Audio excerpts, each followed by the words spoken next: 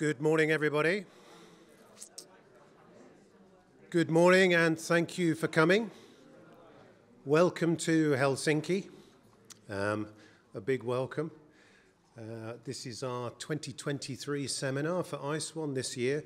We're very pleased to be here, and the reason we are in Helsinki is because of this gentleman here, Sampsa, Sihvola, who is the Chief Executive of Finnish Seamen Service. Last year we had our seminar in Rotterdam, and I think it was about the day after he rang me and he said, "Where are you going next year?" And I said, "Well, we're not sure yet." And he said, "Well, come to Helsinki. It's our 50th anniversary and we would like to celebrate it with you." So that's why we're here in Helsinki. And a welcome to everybody that's joining us online as well. Thank you very much for joining us. There's a few boring bits and pieces that I need to go through. If there is a fire alarm, we're not expecting a fire drill today, so it will be real. Just follow the green signs, the exit signs, and the assembly point is out the front in front of the hotel, unless that's on fire as well, in which case we're all in trouble. There are some goodie bags on the table from courtesy of Finnish Seamen Service. If there's anything in there you don't want, there are some vases out on the tables outside. Please put them back in there and they will recycle them. And you'll know that we're trying to cut down on the use of paper as well. That's why you can use the QR code, and everything that you need for the seminar is there. When it comes to lunchtime, the food will be served along where the breakfast has been served this morning. And you can use the tables that are outside there, or you can go to the far end and there's a restaurant and you can go in there as well to eat. There are numerous members of the ISWAN team and the Finnish Seamen Service team here as well today, so I'm just going to introduce those. So we've got over in the far corner, we've got Georgia, who's Projects and Relationships Manager, who's taken the main responsibility for doing this seminar today. Next to that, we've got Amy, who is our communications person. Next to that is Katie, policy and research. We've got Chirag sat over on the table there. He runs our international operations. Marville, where's Marville? Oh, he's on the registration desk. He runs our Philippines office. And we've got Alan out there, who's our business development person, and Chester, who runs the helplines. If you have any questions, ask them. Or you can ask me, and probably I'll ask them. So that's the team. And we've got Laura, who has been brilliant for us, who is based here in Finland and has been doing all the work locally. So thank you very much indeed, Laura. And of course, Sampsa and his team as well. So today, our seminar is about addressing the maritime recruitment crisis. Where's our future workforce going to come from? How are we going to treat them? How are we going to encourage them to come into maritime? And actually this morning I was just thinking about my first experience in the workforce. And at the age of 18 I joined the police service. And I was very proud of this career that I was going to take. And I did my training, did 6 weeks training. And then I was sent out to a police station, and I was to meet the commander, who gave me a pep talk, and he told me all about, "You're joining the finest and oldest police service in the world, and you should be very proud of what we're going to do." And he said, "But let me give you a tip," he said. "Criminals are clever." He said, "We have to be cleverer than they are. I expect great things of you." So I said, "Thank you very much," saluted and left his office. I went out through the door, closed the door behind me, took a deep breath, and I could smell disinfectant. And I realised I'd taken the wrong door. I was in his toilet. And I thought, well, perhaps he won't notice. Perhaps if I just stay here, I might be able to sneak out later. And then the door opened, and there he was. And he said, "This is the door you want, idiot." So that was the start of my career. That was 45 years ago. A lot has changed since then. The people that are coming into the workforce are very different to what they were. And the pace of change is accelerating. Even people in their 20s feel that actually the people who are coming behind them are different. And it is something that we as an industry have to be concerned about, as every industry is. So we're going to be talking about the issue of recruitment and retention. Karin, our chair, will come up and she will talk a little bit about that to give us some context. We're then going to get some perspectives from seafarers, their thoughts. Then we're going to look at what can and should be done in terms of fair working conditions, inclusive culture, and well-being and technology, the human element in a very technical world. It's about raising awareness, and it's about hearing from you. What and where are the solutions? How are we going to do this together? We will be taking questions throughout the day. We're not going to have handheld mics. We've got Slido, which the details are here, so you can just use the QR code. Or if you go to slido.com and just put in the event code, and you can put your questions there, and then we will put them to the panels. I'm now going to hand over to Sampsa just to say a few words about FSS. Thank you, Simon, and thank you, ISWAN, and thank you all you kind folks who really care about welfare of seafarers. I'm so happy to see so many familiar faces and lots of faces I haven't recognized before, so this is really great honor to be here. In the afternoon, we could go a little bit deeper the history of Finnish Seamen service, where it came from. So I don't have any words for that, but we are having our jubileum year 50 anniversary this year. My background is from the sea, so I used to be a seafarer myself. So I have some knowledge about being out there. Now I'm very happy to introduce and ask our guest of honor, Finnish Shipowners Association's Chief Executive Officer, Tiina Tuurnala, to have his opening words for the seminar. Please, Tiina.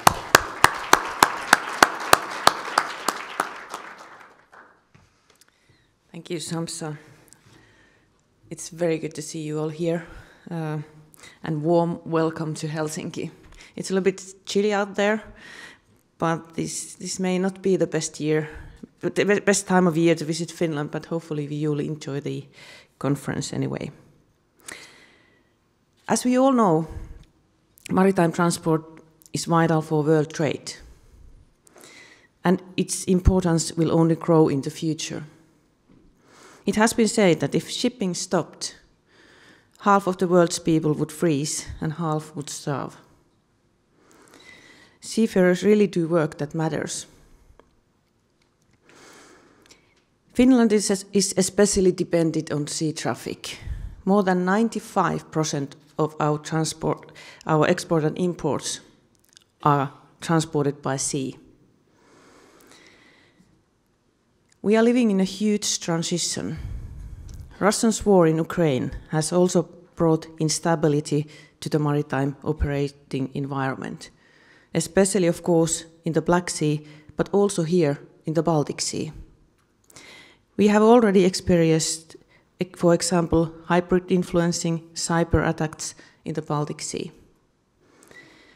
At the same time, technological development and green transition are changing ways of working and requiring new skills. In addition, the maritime sector faces a growing requirement crisis.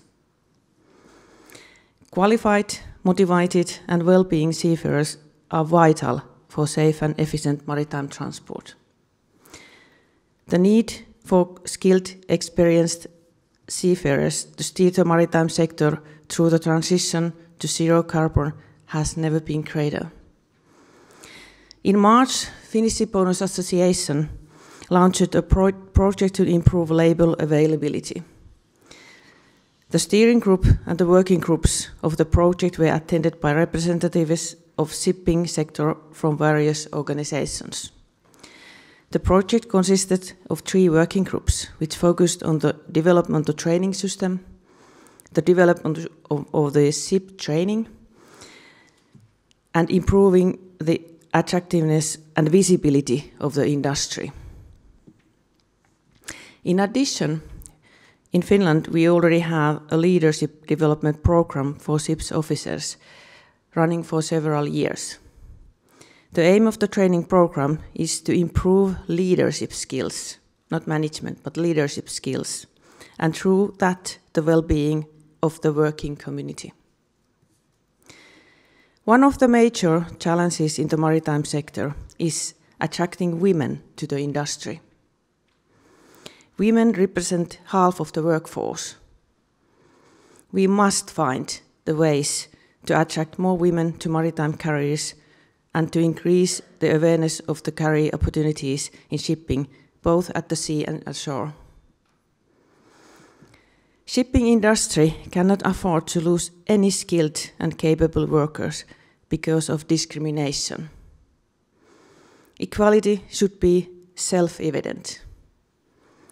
We have a lot to work to do to ensure that everyone, every individual on board, feels valued and safe at work.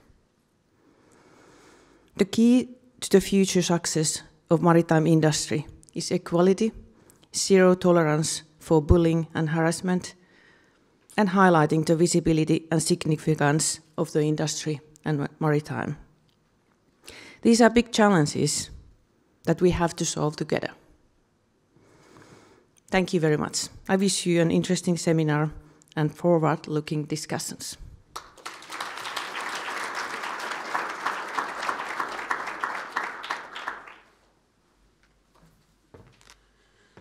Thank you very much, Tiina.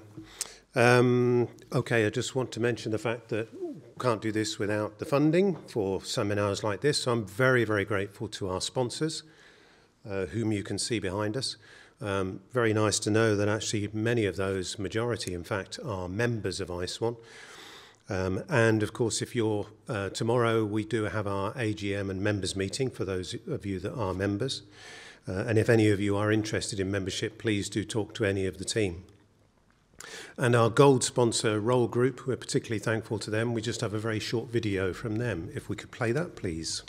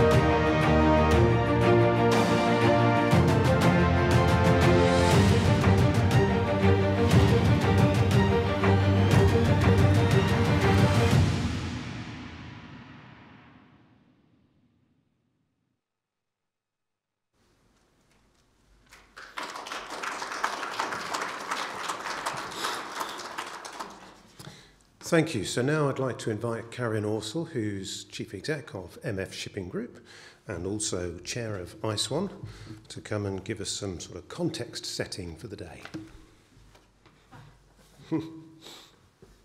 We hope. Yeah, exactly. The latter was the best what you said, Simon, because I've been traveling quite a bit, and they prepared a nice speech of 3 pages for me with very small letters, which I'm thinking, oh, okay, this is going to be interesting. Besides that, I think, Tiina, thank you for your words, because I think they're spot on. And what I really, really like here is, compared to a couple of years ago when we hosted an ISWAN seminar, or actually any welfare, it would be a little bit in the back of the corner of many big conferences. And I think what we see today is that there is a big recognition by the industry, by the Shipowners Association, but also by all our members, that there is an urgent need. I think the pandemic stretched it as well. So you see there is a change of young people entering our industry who don't take everything for granted, which I think is really good, but also means we need to adjust. So today what I really like is the 4 sessions where we can actually go into a little bit deeper to what are solutions, but what I think is even more important, that we need your feedback and your input. It should not be an, how do you call it, a static, 4 people sitting on stage and that's it. Really try to interact a little bit. Decarbonization, as you said, I'm not sure. I think the Finnish shipowners are also part of the Just in Transition UN work for a group where we state 800,000 people need to be retrained and reskilled as a part of the decarbonization, which we all know. And for some parts in our industry, it will be a little bit easier because we're used to being more thinking and working in process and safety. But I think especially with the uncertainty what the fuel of the future will be, there will be a need for a lot of training, and so much training that we also know that we need to train the trainer and that we need to do it together. I think that is an industry recognition which has not been there for quite some time. And well-being, I think, for everybody here in the audience is top number 1. So let that not be misunderstood. And that's why I'm really proud that there is more of a mix of ship owners, the Shipowners Association, but the whole industry actually present here today.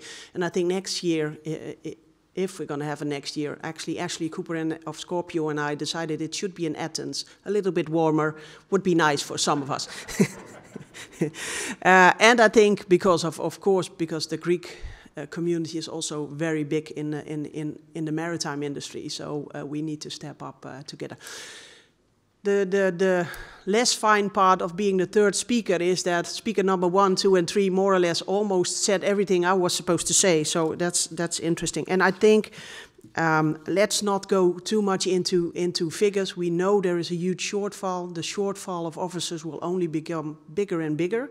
And it's up to us to make sure we welcome everybody, that we recognize the needs. If there is a need for, let's say, a talk because you don't feel comfortable, I think 10 years ago that would have been a no-brainer. People would have looked at you and think, what's going on with that individual? And I think, and I'm really proud about that, because I think we underestimate what we are doing as an industry. We look after for each other, and we really want to make a difference. And that's something we're not very good in communicating either. And I think being visible, communication is been on our list for a long time. So working together, cooperation is key. Some people to me who spoke today said, oh, I'm a little bit nervous. And I said, we're amongst friends. Even if your English is not good, say a fun word in Dutch, it doesn't matter, or in German, or whatever the language is. I always, if I get nervous, I say my Engelands is not that well. I was in London yesterday, and we were not allowed to take a cup of coffee into the IMO building, and I just said, I can't read English, I'm sorry for that. So, the joke of Simon, I was thinking, can I overdo it? But no, I mean, but I will remember this one, so be aware. So I really look forward to today. The sessions, I for sure am going to ask some questions, and I hope everyone does as well. And let's leave it here, because I look forward to the panels. That's the most important part. Thank you.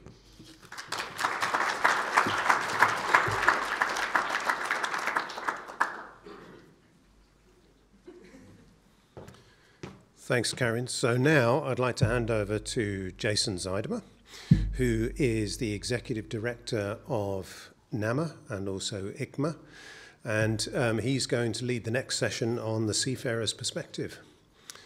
And of course, Jason is also a trustee of ISWAN. I'll invite my fellow panelists up to the front, please.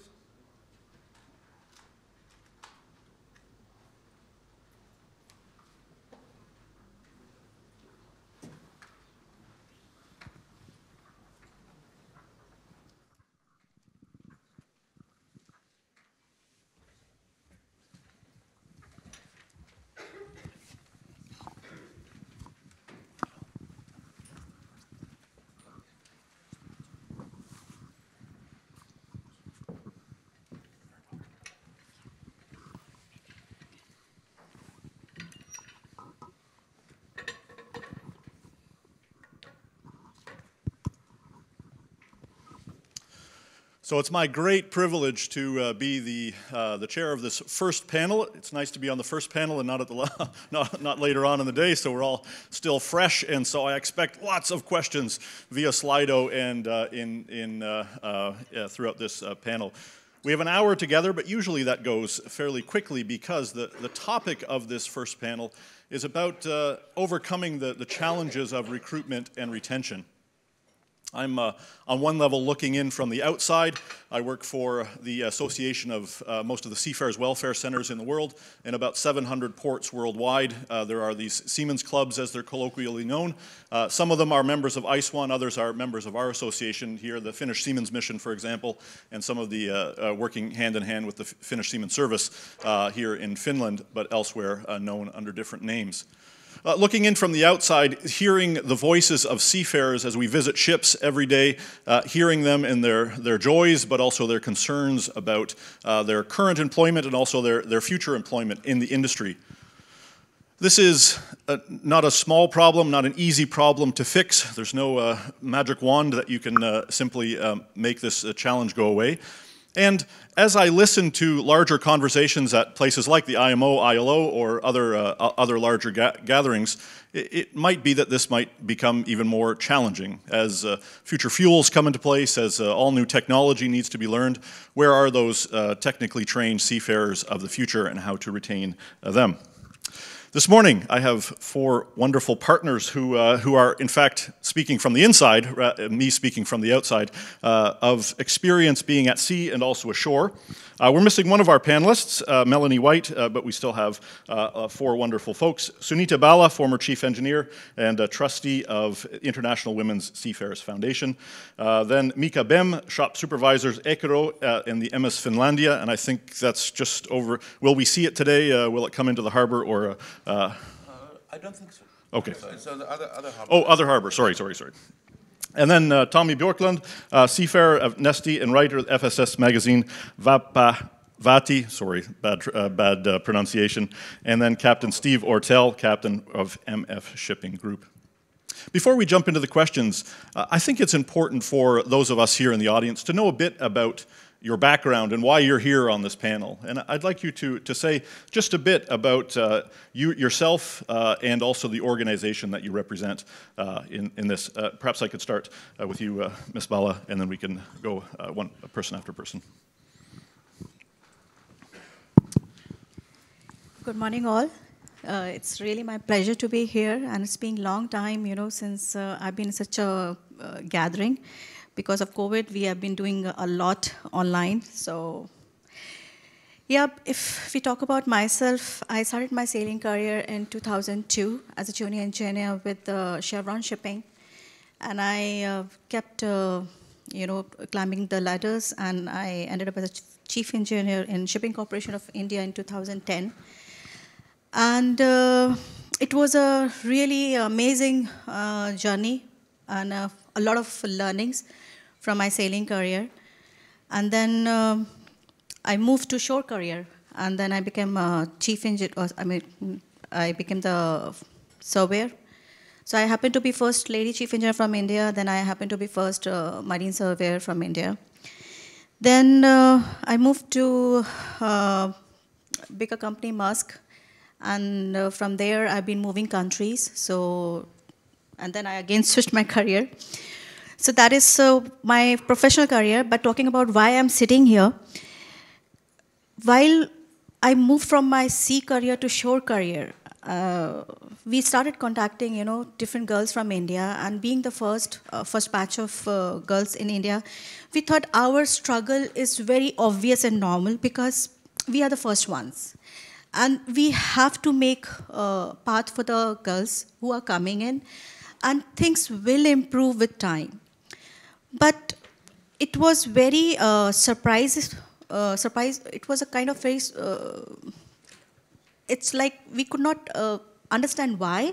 And it came as a shock for us that even after 10 years, the girls who are entering now or who have sailed even 3 to 4 years, they are exactly facing the same challenges we faced. And there is something really wrong, and in such a long time, 10 years is a good time for industry to learn. But it wasn't the case. And slowly, that was the time when WhatsApp launched, and we actually formed a WhatsApp group. And I think in a week's time, we had 100, WhatsApp group members.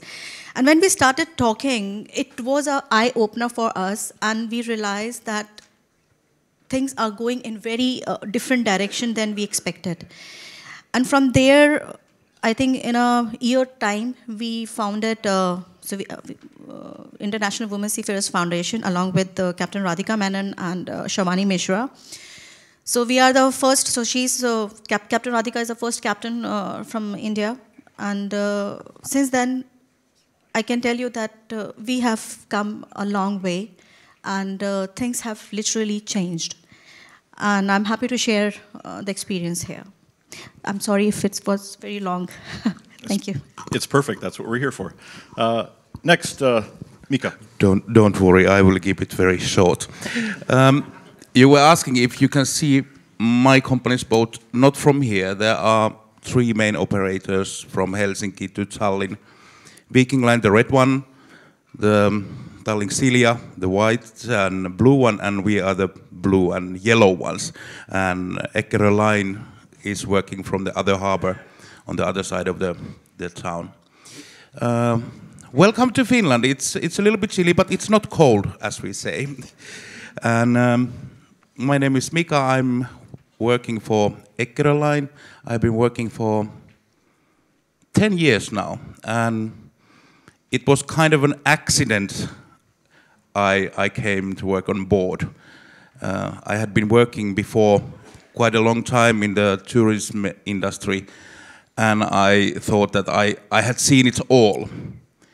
And I was trying all the other things, working on the restaurants and other things.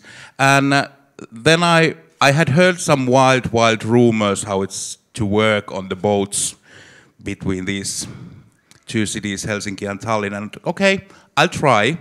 I go for a few months and that's it. Well, 10 years has passed, and it's still fun. The rumors were not true. It's really hard work, but fun. I started as a cruise host, and now I'm currently working as a shop supervisor, leading 10 persons team, which are all great, super people. And also, I substitute our ship's intendant sometimes. And now the past year, I have been doing recruiting for the economy departments. And why I've stayed so long? Because my work is fun. It's hard, but it's fun and it's meaningful. Thank you. Next, Tommy. Yes. Good morning, everyone, and very nice to be here and see you all folks here. So you definitely not see my boat here on this area. I'm working on the quite big Aframax size crude oil tanker, which is never luckily visit this town anyway. Quite near here, Porvoo is our main harbor, or there is some refinery, Neste's refinery where we visit quite often. But anyway, my name is Tommy Björklund. I have started my career on seas 1988. First, like Mika, this passenger ferries between Finland and Sweden and Estonia as well. First I was there on the restaurant side as waiter and bartender, and then after 17 years I decided that, okay, I like to work on seas, but I don't like work with these, okay, how can I say it nicely, drunken people, which was not so very nice. So anyway, so I started to thinking something else, but something that I can still continue on the sea work, and then I took a little more education and switched to the deck side, where I have been now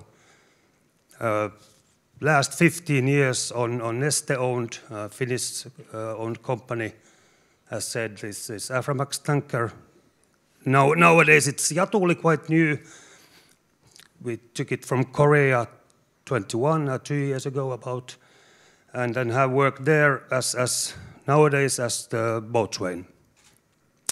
And I have quite wide experience from the restaurant side to the deck side, and I have we have this discussion of this how we spend our free time on the ships, and luckily we get our message through, and nowadays we have I have to say that this best gym on this area. So it's very important, of course. Not that's because that we will be strong, but that's because that we have to have something to do after work. We have anyway only 8 hours working days, and after that we have 16 hours. We are there. We can't go anywhere. So gym, and then MEPAS, for example, these films what they are delivering us. Books, everything like that is very important, and gym is one most important. And when you have good gym, you have more people there than it is poor gym. So yeah, okay, and yeah, that was pretty much all. I want to circle back to the comment about the gym in a few moments. I think it's really important to discuss some of these "what can we do" type questions. We'll come back to that. Last, Captain Steve Ortel. Yeah, welcome everybody. I'm very happy to take part here on the local panel this time. My name is Steve Ortel, and I'm sailing for about 10 years now for MF Shipping Group, and since 5 years on several different vessels in our fleet as a captain.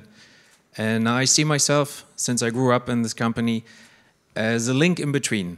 As a captain, I'm the head of the vessel itself, managing the people and subordinates to their need, what they would like to have, and still being the link and the stretched out arm from the office to say, okay, what does the office want, and where can we get the best compromise for all parties involved?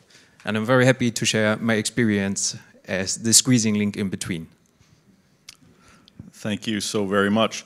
I want to recognize, if you listen to the stories, that we have most of the shipping careers here on the panel, and I think that's really important as we understand the questions of recruitment and retention, just understanding that it can be different for different positions on board ships, whether it's in the engine room or in catering or with serving guests when there's guests on board, or in the galley or on deck, or in the other officers on board. I think it's really interesting, therefore, to have this really diversity of opinions.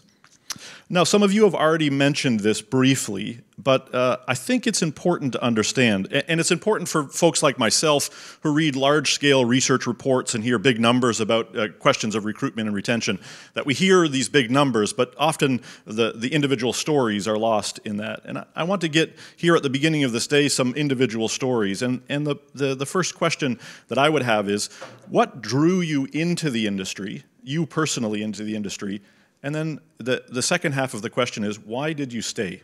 So how did you get through those, you know, perhaps the challenges, but what were the sort of the joys that drove you forward? So how did you get into the industry, or why did you get into the industry? And then really, almost my bigger question is, why did you stay in the industry?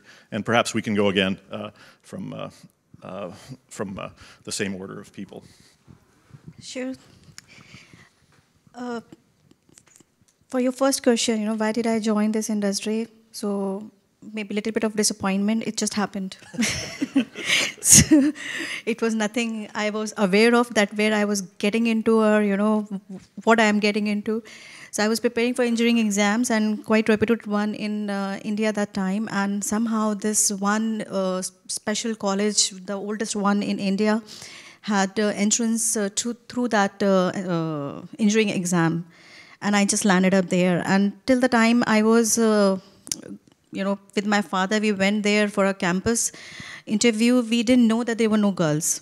So it came as a shocker when, you know, people started seeing me, and all other parents coming to my father that, what are you doing, you know, like alarming thing, you know, something is very wrong. Why are you here with your daughter?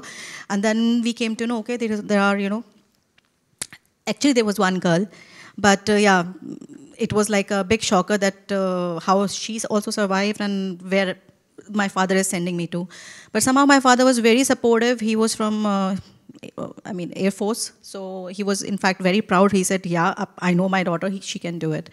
And that's how I kept his faith and trust, and I did do it. And joining the sea, I mean, I can tell you the first day I joined and got on board, I fell in love with the ship and sea. And it was an amazing journey. Of course, it a lot of troubles being the woman there. But it also, you know, actually brought my passion towards problems, challenges, and the attitude I got even today that I can do it is from the sea. And the best thing, I think, which I tell all my, juniors, or you can say, you know, who want to join this career, the one thing which sea tells us how to survive, be it any hassle in life or a practical situation of emergency when you have to, you know, really deal with it, or usually because we know as a human being, we know with a fear we fight or flight, but I think sea gives you the whole tendency to fight and get out of it. So this is something kept me going, and I still miss the fresh breeze, the sunrise and the sunset and the bright moon and the waves. So yeah, that's what me, and I still miss it. Thanks. Thank you. I'm so fascinated about this story. So, one thing you said about fighting, it reminds me when I started working on board. As I told you before, I didn't know anything about how is it to work on board. And think when you go to a completely new environment to work, and even if the people were speaking Finnish, I didn't understand that, because there are kind of slang words which you just, what did you tell me? I understand what you say, but I don't understand what you're telling me. So the first months were like that you start to create some kind of atmosphere that you know I'm here. But then earlier in my career, I noticed that there are lots of things which you can improve in your work in a company, and my ideas luckily were taking well. And after a while, we started to create a bit new management style, and I noticed, okay, I have something to give here. So I've been lucky one to being able to develop me and my career further, and maybe that's the one reason that I have been staying so long. I don't know if 10 years is long or not, but for me it's quite a long time. And I see that there's still more work to do, and that keeps me going on. Thank you. Yeah, good question why I started on the show. I think that there is no very romantic reason. It's the only reason was, I think, that money. That's because I worked in my home city Turku in the restaurant, and it was nice job, but not so good salary. And I have some friends who worked on these ferries, Viking line, which still operating between Turku, Helsinki, and Stockholm, and to Tallinn as well. So I heard that salary is much better there. Okay, why not? I need money. I'm young and have plenty of to do with that money. And then I stayed there. I recognized that nice environment to work. Okay, hard job. It was in restaurant. It was very hard, but good paid. And in that time, Swedish customers tipped very well. It was extra, almost 50% on salary. So that was the first reason. But then I recognized that it's very nice to work in. Environment is good, and people are okay, and very nice, exactly. And I stay here. Why not? And then I like that I can, when I am at home, I am at home. I'm not have to. You don't know yet, but if you look at this every now and then in the winter time, this Finnish weather, we can have 30 centimeters snow here, and every morning you dig your car from the snow and then start your take 1 hour to go your working place and 1 hour back, and such a unpleasant thing. So and I avoid it on the ships. There is not such a problem. Okay, there's other problems maybe, but anyway, that's one good reason.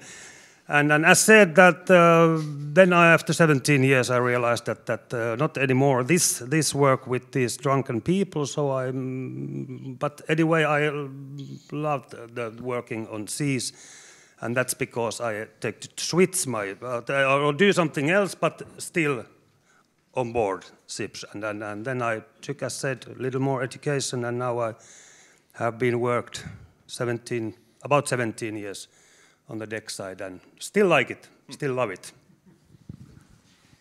It is interesting to hear that I'm not the only one who just accidentally dropped into the nautical and maritime sector.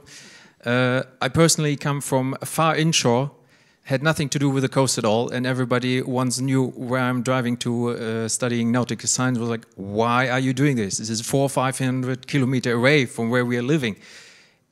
Yes, but I accidentally really jumped into it and thought, okay, well, maybe let's try.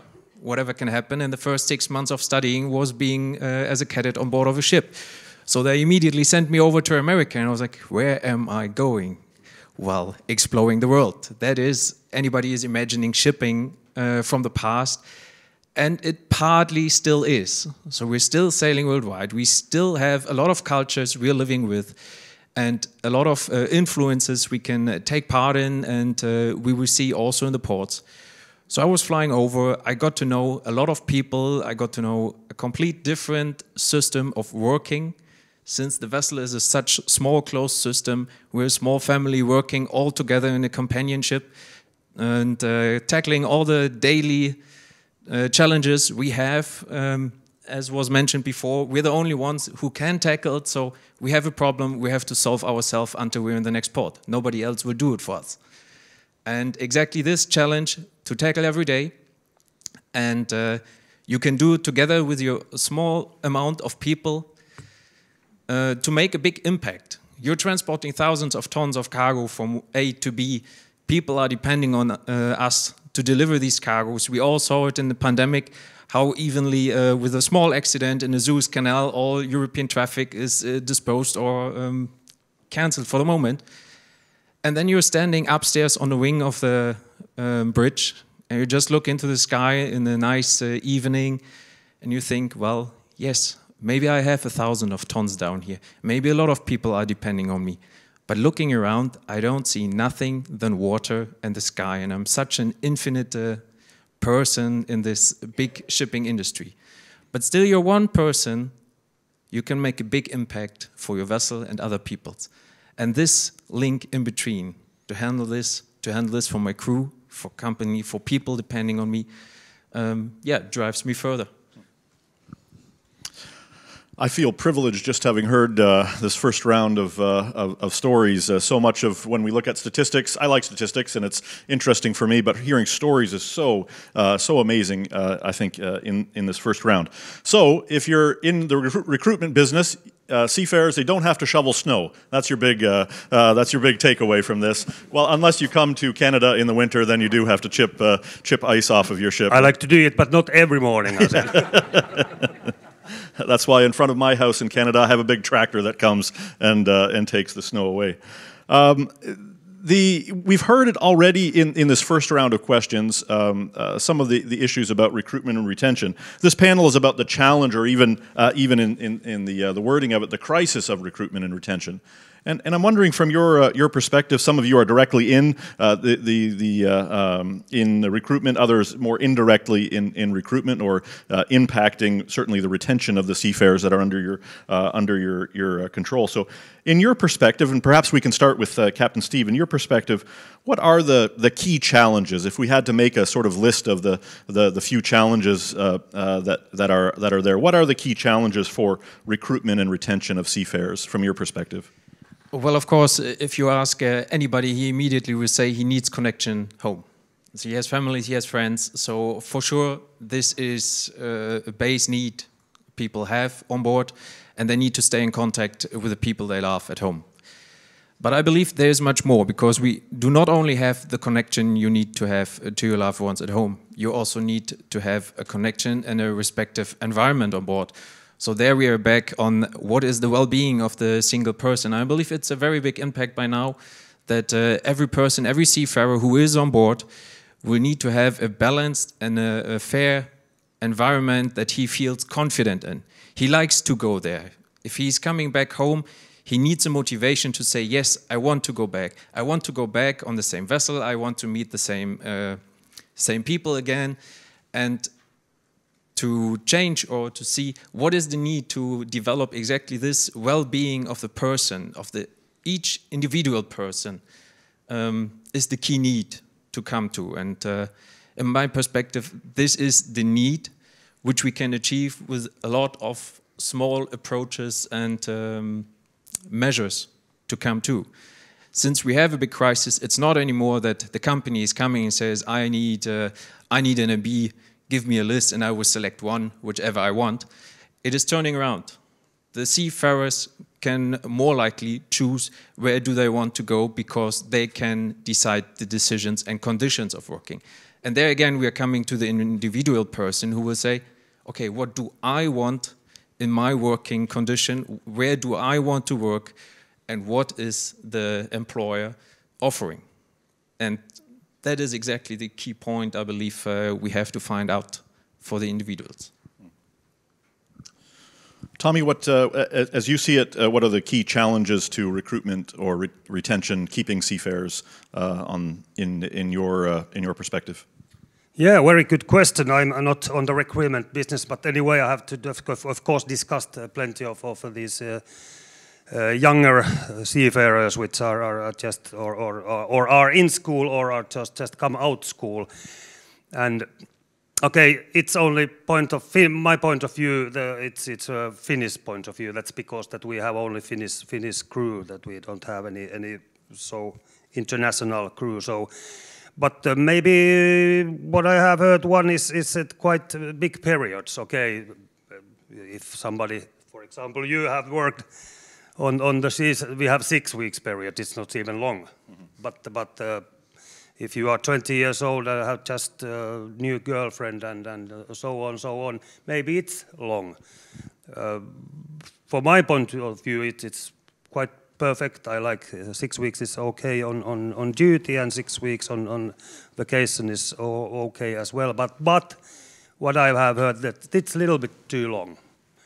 But then we have such other these cargo ships which have about 4 weeks, and they have better internet there, better TV connection there, and so on, and such things maybe do that they are heading to those boats and maybe these passenger ferries as well. But as said, I have been 15 years old on the tanker, so I don't have a clear view why, for example, if we have some recruitment crisis on these cargo ships or passengers ferries. But one is this too long periods. It sounds ridiculous from those people who are working on 6 months. But anyway, that's one reason. Maybe we Finnish are spoiled or something like that. Sometimes 7 days is too long. My point of view is, because I'm recruiting people for the economy side, I don't have anything to do with the deck side, is that the image of working on board, it's quite masculine, and the people generally don't know that there are lots of different tasks. And when I'm going to talk in schools and recruiting people from there, many people are quite surprised at what kind of different jobs you can do on vessels. And that's the one thing. And then the people are quite scared when you give the list what kind of papers you should have before you can start to work. And what I have noticed that getting the medical certificates nowadays, it's becoming more and more strict. And I personally have been fighting with one doctor if I can get it or not. And I had to teach him that yes, I'm allowed to work on board. So if the person who gets the first medical certificate doesn't know these things, he won't be getting the paper. So that's the one thing. And I was talking with one of the bowmans on our vessel, and he told me that nowadays it's really difficult to get the ordinary seamen to work, because the education system is that it's aiming for the masters and officers. So kind of the ordinary seaman job is, they don't want to stay there. They want to have, of course, the jobs which they have been educated. Yeah, these are kind of the things I had in mind. Yeah, if I see, discussion here, definitely this internet and family thing is very common to all in fact, both genders in this case. But if I talk about all seafarers in general, I can see that from the time I started my sailing career, the pay difference compared to the general mass, I was earning almost 8 to 9 times higher than any one of my schoolmates who was not in this career. But in today's time, if you see, that gap has slowly closed. Mm-hmm. So people now can choose career with the almost same salary, with a better life. So the very fascinating career of earning very high is no more applicable with the changed time. So this is one thing definitely common to all seafarers. Second thing I see for the recruitment, at least, the awareness, at least I can talk about in India, the awareness is lacking a lot. People do not know about this career. We have such a big coastline, but still people around the coast only knows about it. People from 200, 300, 500 kilometer far, they have no clue about this career. So we as an organization also try to get more and more awareness about this career, because if they do not know about it, they will not join. So recruitment is the, two things I definitely see for in general. Now talking about girls, I think I should definitely include here. Again, the awareness, because first of all, people do not know that there is a career in there, and then even girls can join. It's such a big, lacking measure, which we all, I think, not only India, but everywhere needs to be improved, that it is a career and a good career, flourishing career with a good growth. And maybe that is something we need to, set by examples. And that brings me to the question of retention. So, like it's mentioned already for the general, I will not talk much, especially this internet. I know my days I used to write email to my family. So I'm from that time. We didn't have that internet, but we still survived. But when we talk about girls, there is not much known what is a life on board as a woman. And if it is not at all known to the, your colleagues on board or your colleagues on shore, it becomes very difficult to even, cross that challenges and just pass through your normal sea life or time on board. So this is something which needs to be spoken more, that what are the challenges faced by women, so that people can contribute there. If it is not known, no one can even solve it. Usually girls ending up, solving themselves, or they talk to their peers, or, because they think if they talk about these things, maybe they will be judged, and which is so true, actually. I have faced myself, and that's the thing I was talking about. I thought maybe this is the case because we are the first ones, but still today is the same scenario. So for example, every rank I have been there, or every ship I have joined, initial 15 days, I'm on, everyone's radar. How I am performing, everyone is talking how she is. She is good at work or not. And definitely, that's a success mantra I had, that I need to be really good at my work. So I flourished. But being as a chief engineer also, first chief engineer, no one has seen, what it means. So it is very difficult. It's like a girl has to work twice hard and prove maybe 4 times more than a, counterpart, just to make them understand that we are just a rank, not a gender. So this is something which has been troubling a lot, but this is what it can come only from the gender, and maybe people are not aware that they are treating that way. And that brings me to the next point, how we can have a retention. Maybe we need, like Karin talked about the training, that we need to, bring up the training. But what about this gender sensitization training? Talking about numbers, like Jason, you mentioned, you like the numbers. If we talk about girls' participation or women participation in the maritime, it's only 1.2%. And that if we leave the hospitality separate, then actual women participation only 0.5%. So it's not a surprise that when a woman joins on board, most of the colleagues on board have none of the experience to, how to deal with her. Forget about them. What about the shore staff who's sitting, in the shore? How much experience they have in dealing any scenario, any conflict on board? I remember that, whenever there is a conflict, people have a standard approach.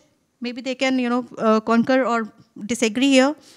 Just keep them apart, Get the 2 parties or leave one on board and get the other party to another ship or home, some different ship.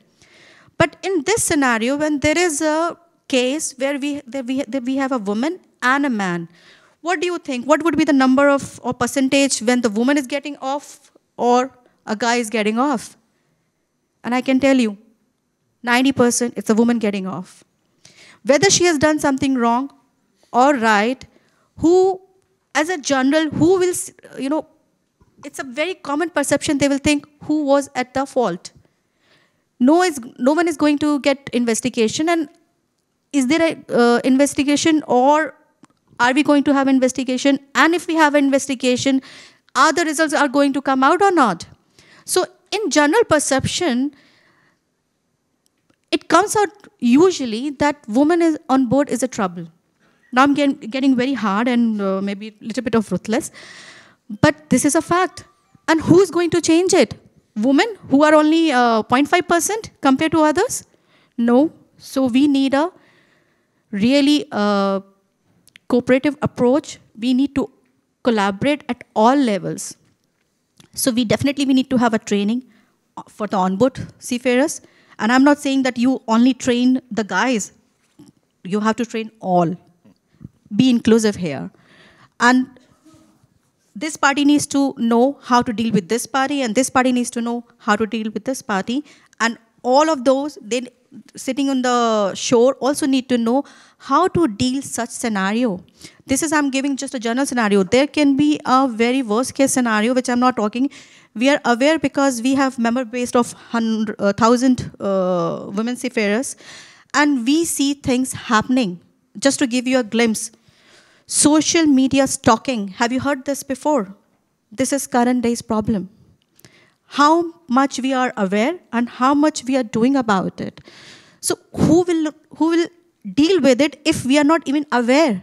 So retention, if you're talking about, maybe talking or listening from the horse's mouth would be very good approach to begin with. And just to give you an example here, challenges faced. I don't know how many companies have a, coming back to work policy for women seafarers. And if I talk about in general, I'm head of sustainability right now in my company. I know this is a challenge in a normal work culture. Then can we imagine in seafaring, a woman coming back to work after maternity? What it means? Anyone has thought about it? And how many, if thought about it, how many have implemented it? So there is a lot to do, and I will be happy to help. Thank you. If I might. Yeah, I just wanted to remind everyone, we do have Slido if you want to post some questions on Slido. I think we have till 10:30. Can someone, how much more time we have? 5. We have 5 minutes more, so we're coming near the end. Yeah, okay, yeah. 5 minutes more for, I did have one more question.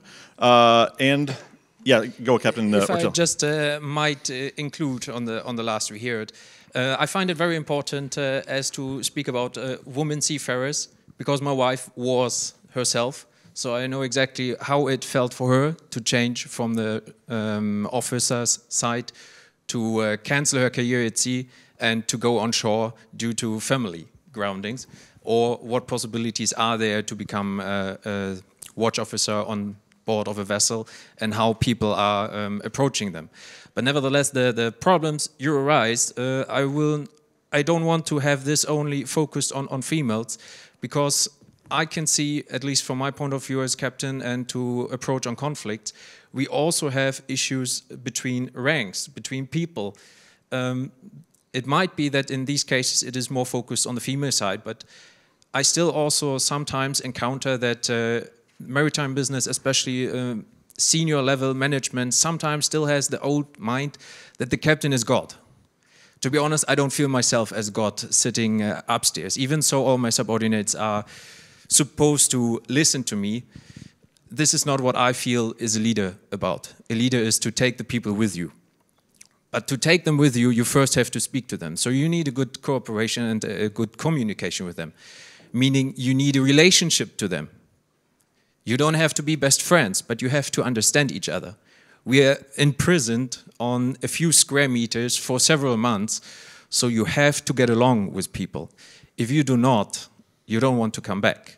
And there we are again on the coming back system to the job.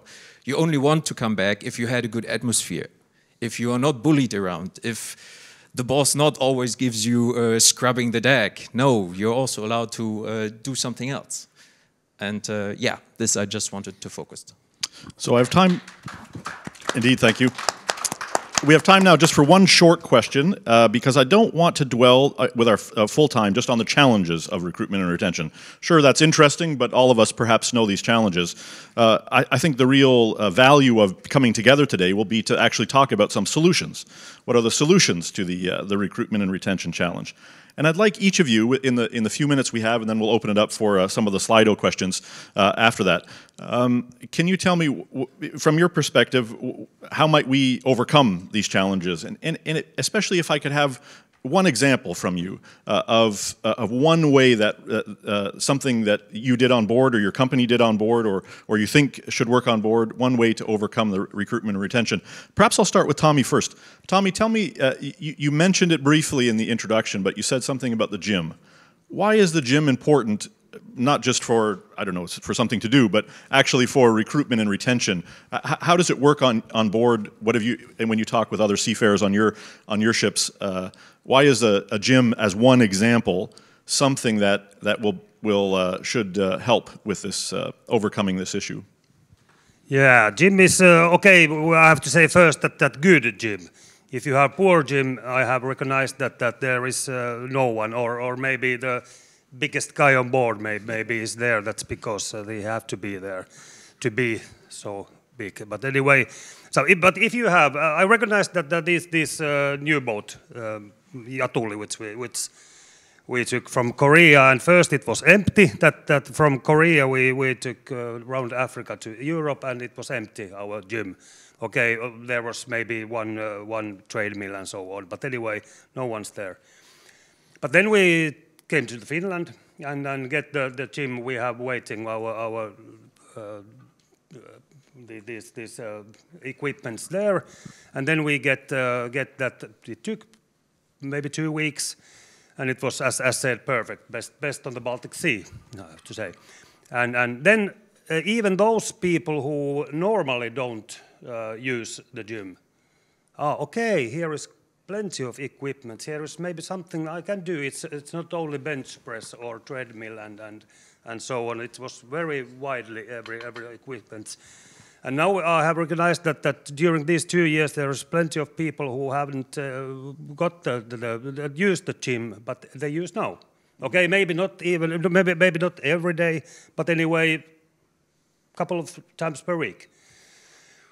And if I think the company's point of view, what is better than invest maybe about our gym was 30,000 euros.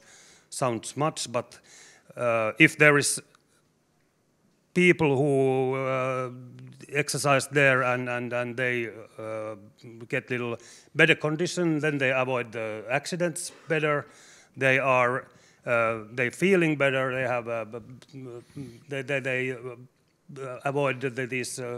If you exercise, of course, you are in better condition. So sick leaves and so on, it's less. So that 30,000 is a very small amount to put this kind of investment, and that was what I started I think to say that if you have good these facilities, so people use those. I know that there is some boats where it's space to that, but they don't want to invest. That's because it's a treadmill. It's 2,000 euros. Okay, it's 2,000 euros, but you spend 5,000 euros if people use it during, for example, 5 years, or what period you think you want. So that's because gym is important. It's one important thing. Of course, there's plenty of other important things but it was that what I recognized during these 2 years with perfect gym. Captain Ortel, last year we were hoping to hear from you on the ISWAN Social Interaction Matters project. I think you participated in that, if I'm not mistaken. Yes, I did. Can you briefly tell us why is having someone on board who can coordinate some of that social interaction, why can that be one answer to this recruitment retention challenge? Because the people feel good and they want to come back. I feel it myself because as a captain, I feel myself as this person to take care for recreation and the well-being of the people. And I see I have a lot of possibilities since I'm the head of the vessel to realize this, to invest into the gym. On our ship, it's a cargo ship. We only have some space on deck. We put a basketball field there. Filipinos are well known to play basketball whenever they like. So I just put a few nets and they were happy like hell. We made a barbecue, and these are the small things to search community. As you said, some people are going in the gym, they have a good facility, maybe they didn't even did this before, because they're looking for community together, to exchange each other. We're not supposed to be lonely. On my vessel, we are 9 persons sailing around for minimum 2 months, if not even 6 or 8 months on board. So we have to get to know each other, and I don't want to sit there 2 months lonely. So I need people around. I need to feel well around it. And that's what I meant earlier when I said there can be small things to be invested that people are feeling well again. A barbecue, having some movies, sitting together, and to spend the time. Either Mika or Suneeti, any specific suggestions that you've had for best practices for overcoming this challenge? A lot. Can you give us one? Yeah, sure. I can share the success story from the IWSF, the International Women Seafarers Foundation. And like Captain Steve mentioned, that we need a lively atmosphere on board, and I think it's very important. But we also have to remember we all are very different. We all behave in different situations very differently, same person. So it means a lot when you actually have different people from different background on one place. So what is the solution here? What we can do here? And now I have not started yet talking about women. I'm talking general. But here at least I can say that, let me share the success story of women seafarer, but it is also applicable in general scenario. So what we did, we could see what are the challenges faced, and we actually categorized in different categories, and we released a policy guideline for the employment of women seafarers from the IWSF. So that policy guideline talked about various features, for example, definitely training, gender sensitization. It also talked about, how to deal the sexual harassment cases, like forming internal complaint committee and how to deal sensitively and, closing the loop of communication. We also talked about, how to have a, basic need fulfilled on board, for example, availability of medicines during periods or having a sanitary napkin on board. So these are the guidelines which we prepared, and then we actually reached out to the Government of India, or you can say government administration, as a proposal that can we have this implemented within India. There was a lot of deliberation and engagement with the industry, and finally, with those few amendments, that policy guideline was implemented. So we actually released in 2018, and then it was implemented in 2019 from the Government of India. And I still remember, till 2018, the first seminar we did as IWSF, we had like these goodie bags. One goodie bag had almost 30 CVs of women seafarers, so that at least a message can be passed, and if anyone is willing to take a woman seafarer, they can, choose from there. That was the rate of unemployment of women seafarers. And I can tell you, 2 weeks back, I had call directly from the MD of 2 big companies, and they were saying, Suneeti, we need girls, and somehow we are not getting girls, Can you arrange some? So that was a difference, in 3 years, where no one was ready to employ a girl. Now, after 3 years, there is shortage of, girls, because people are willing to employ them, but they are still under training, and all those who were available, they are already employed. So what made a difference? I think it's a fear. When company wanted to hire a woman, they didn't know what to do because they were inexperienced. This guidelines or policy guidelines actually gave them a kind of guiding document that what can be done when they are hiring. So that definitely this is also applicable to any other seafarer when we talk about. People are different on board, and how we can see or try to at least guide their behavior in a limited space. have guidelines on board. We know that MLC talks about bullying and harassment, how effective it can be without a policy or a standard approach from a company.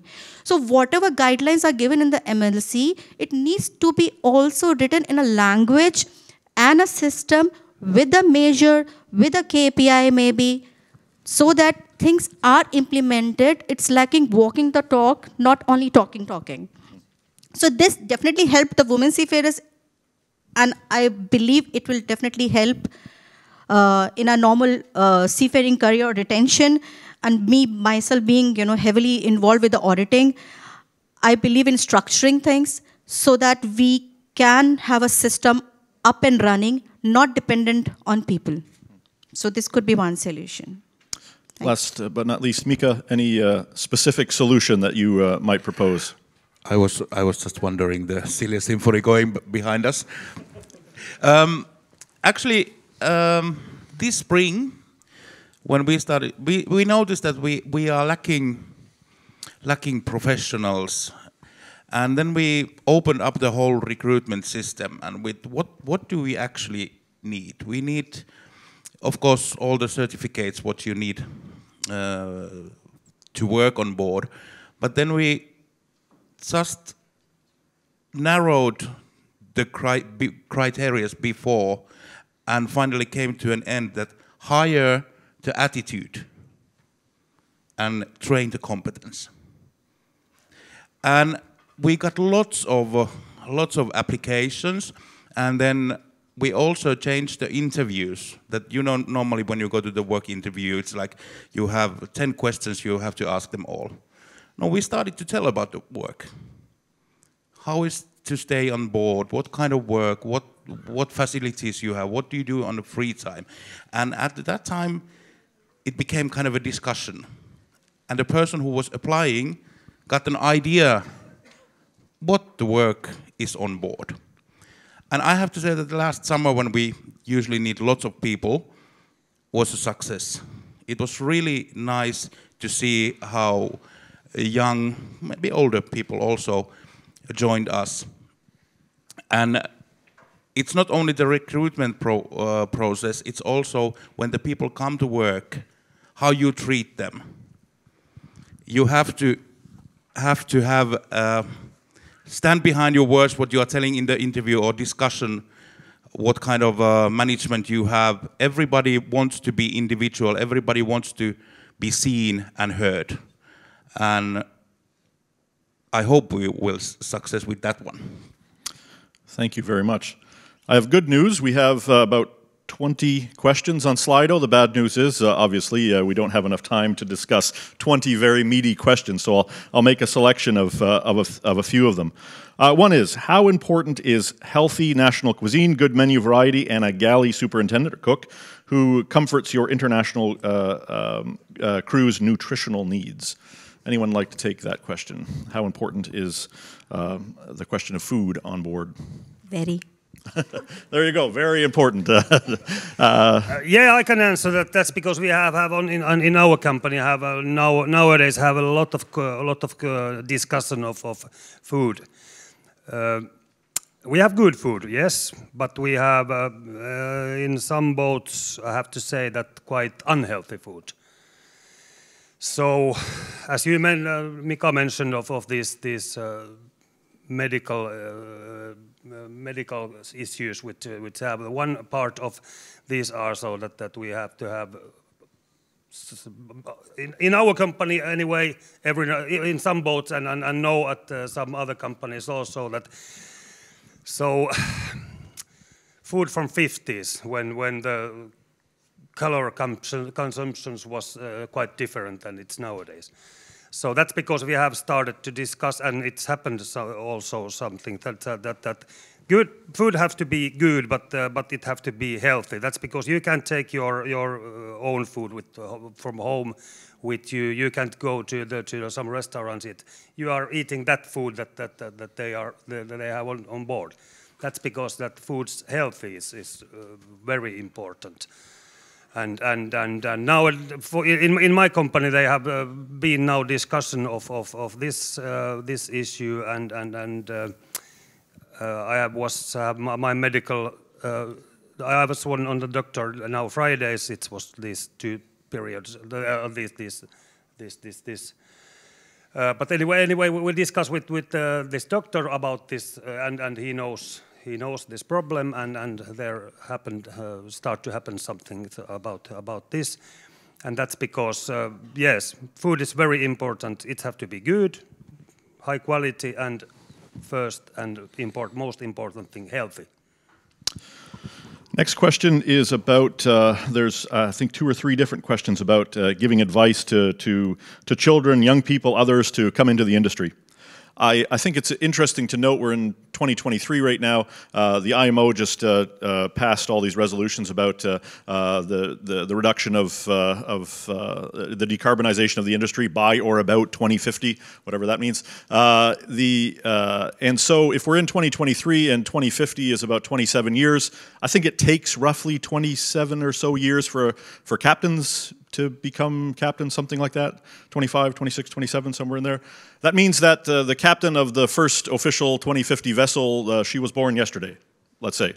So wherever she is in the world, she is now alive. What do we have to do for her to become a captain in 2050? Why? What are the key steps that will draw that person who needs to be in the industry in 2050? How will she get into the industry? Any thoughts? Well, to make it more public, as it was addressed before, that a lot of people even still know what does it mean to go at sea? What is the possibilities? Is it only to be on deck or in the engine? No, there's more departments to work on. You can split in from the sideway. You never had something to do with the maritime? You're welcome to try. Give it a try. Come on board, have a look. How is it for yourself? Even we as seamen sailing on different vessels, between a ferry and between a cement self-discharger or maybe a passenger vessel or a tanker, there are worlds in between. Yes, they are all this boat, swimming, going from A to B. But how is the life on board? How is the operation? How long are you sailing? These are all different conditions which you can try to have a look. Not everything is the same. And to know this, to make it public, to speak with people, to make them know about it is one of the key points, I believe.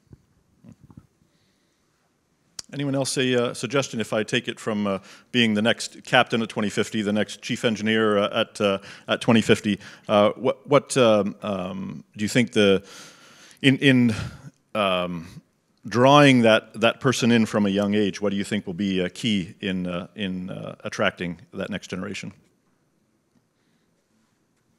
Any thoughts? Actually, it's a difficult question because I find that it is very individualistic, choices when someone wants to join the career. So, if you talk about me, what I like the adventure part of it. So, people who are adventurous, would like to have this career. And similarly, there are many other things which we learned through the sea, and I'm very proud that I have joined that career. But I didn't know when I was joining. So I will come back to the same thing, awareness. And with awareness, maybe we can highlight what are the goodies of this career.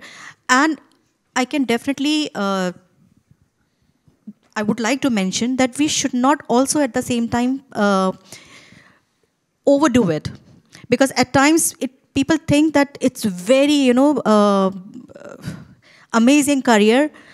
And the hard reality, it is also a very, hard career. Not only staying apart from your family, but also if you talk about engine room, it's a really hard work done in the engine room. So if people think that it's only goody, and when they come and join ship and they see, that no, what they thought was not true, and then they get disappointed and they leave and the retention rate goes down. So we definitely should highlight what are really good things, and people who are really inspired should be joining it. And at the same time, we should also give the ground realities that this is the real fact. You have to stay away from your family. Another thing which I think as a company or, at Shore, what we can do, family has become more and more important. And with this internet, we can see that it's very important for people to get connected. And the more family values have gone up, more companies have reduced their policy of family carriage.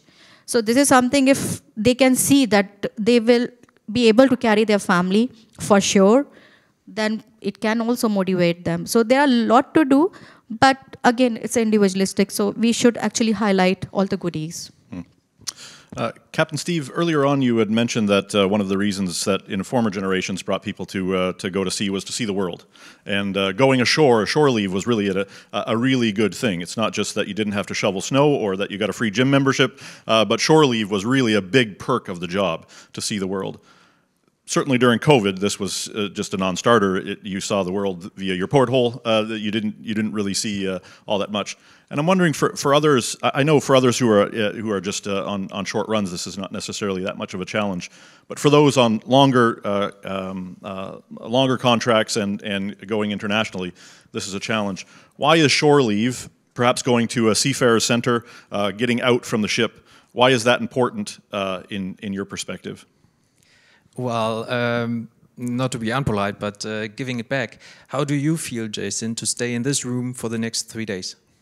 You get food, you get a shower, a bathroom, everything you want, but you stay here for 5 days. I'm with 150 of my best friends. What can go wrong? Okay, maybe then with 150 of your friends, let's make it 150 days.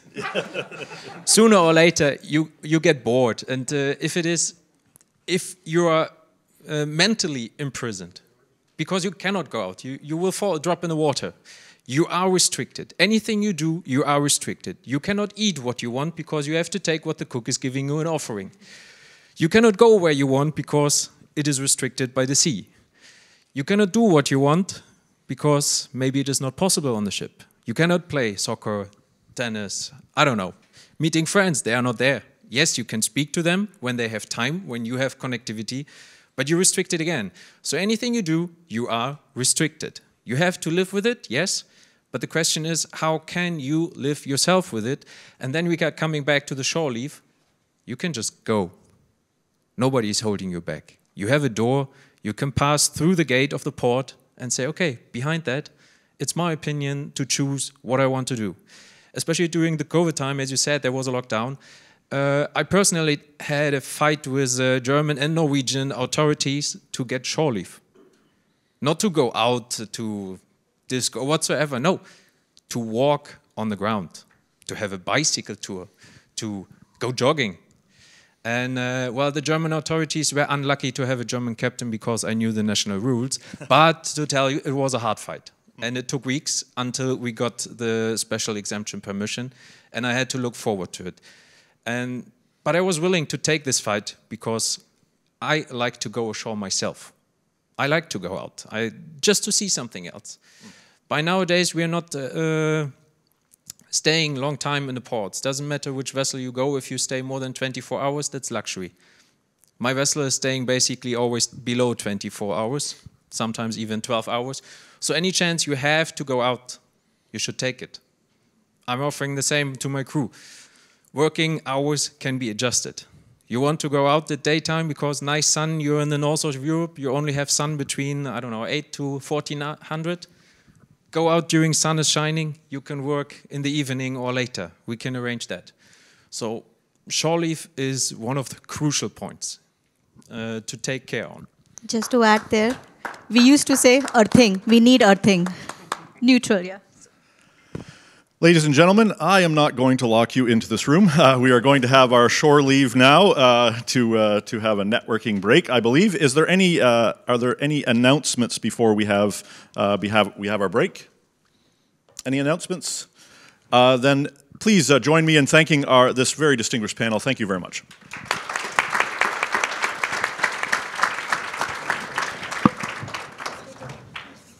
So this next session is about fair working conditions. So the way that this is going to run is we're going to have 4 different people are going to come up and give presentations. And then there will be a panel discussion which will be led by Charles Boyle, who's Director of Legal Services at Nautilus International and also a trustee of ISWAN. So the first person I'd like to call to the stage, there's Wi-Fi available for those of you in case you haven't found it. It's Scandic_easy, and that's provided for you. Merchant Navy Welfare Board have sponsored that for us. Thank you very much. So now I'd like to call to the stage Andrew Stevens, who is Executive Director of the Sustainable Shipping Initiative. Andrew.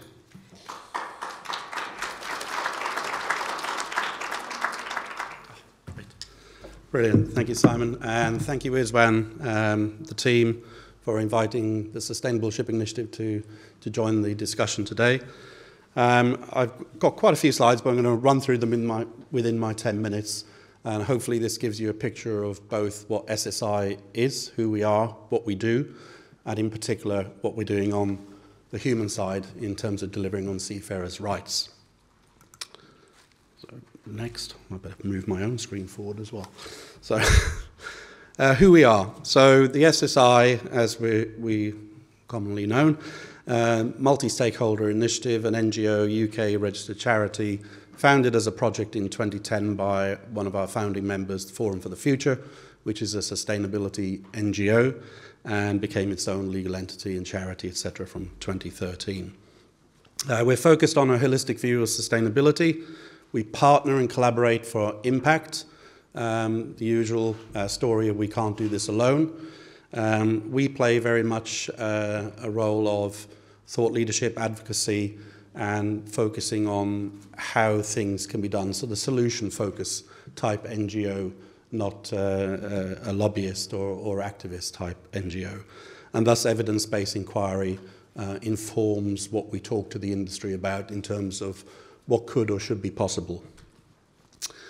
Our members, we're 17 members today. The members are across the value chain, which fits very much with our systemic and holistic focus.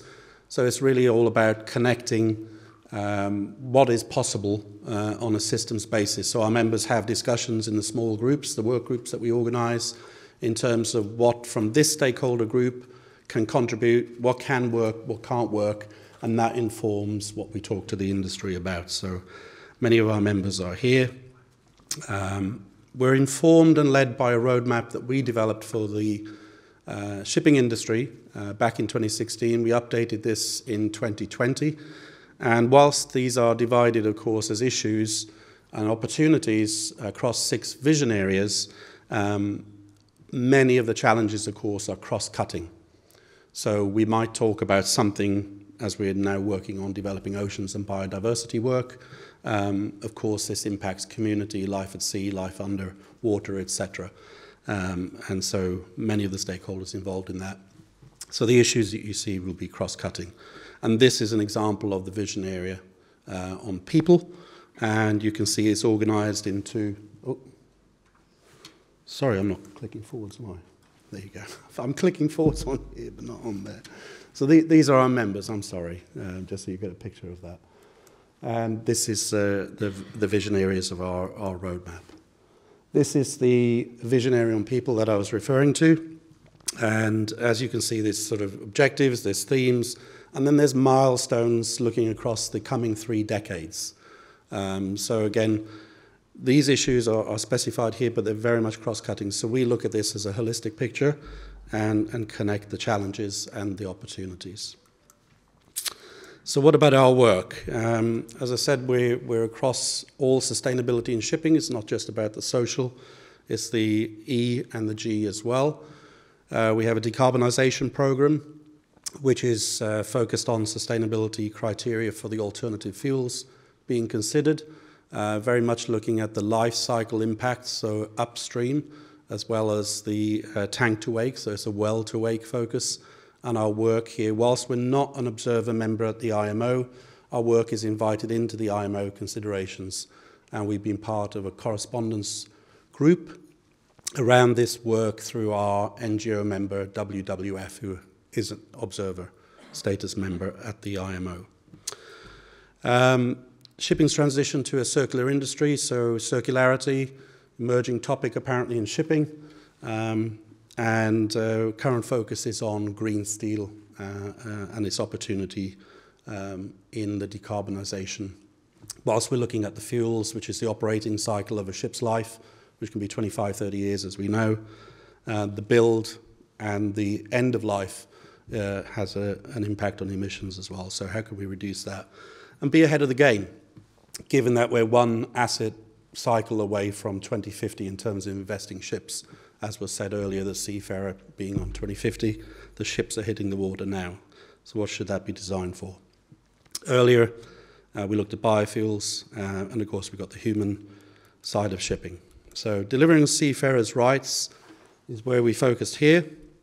We commenced the work in 2020, and the intended impact is that the seafarers' rights, labour and human rights are protected and upheld, and the objective is that this is a focus over and above the MLC.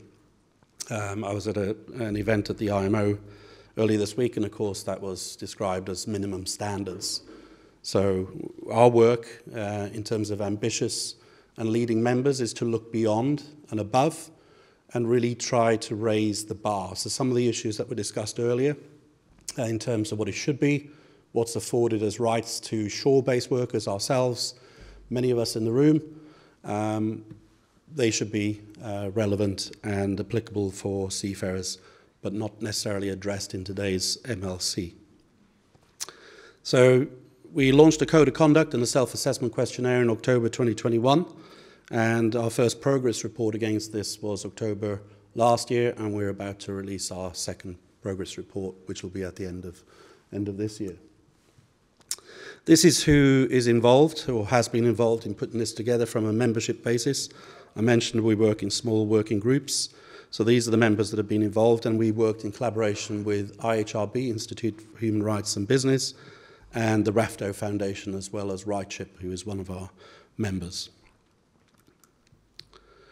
So seafarers' rights, challenges and opportunities. As we all know, it's a very complex scenario, landscape, and has left many seafarers recognised as workers but not as employees. And again, this was mentioned earlier this week, interestingly enough, as possibly of the way forward is to consider seafarers as employees, so that their rights and protections that are lacking can be addressed and made equal to their onshore colleagues.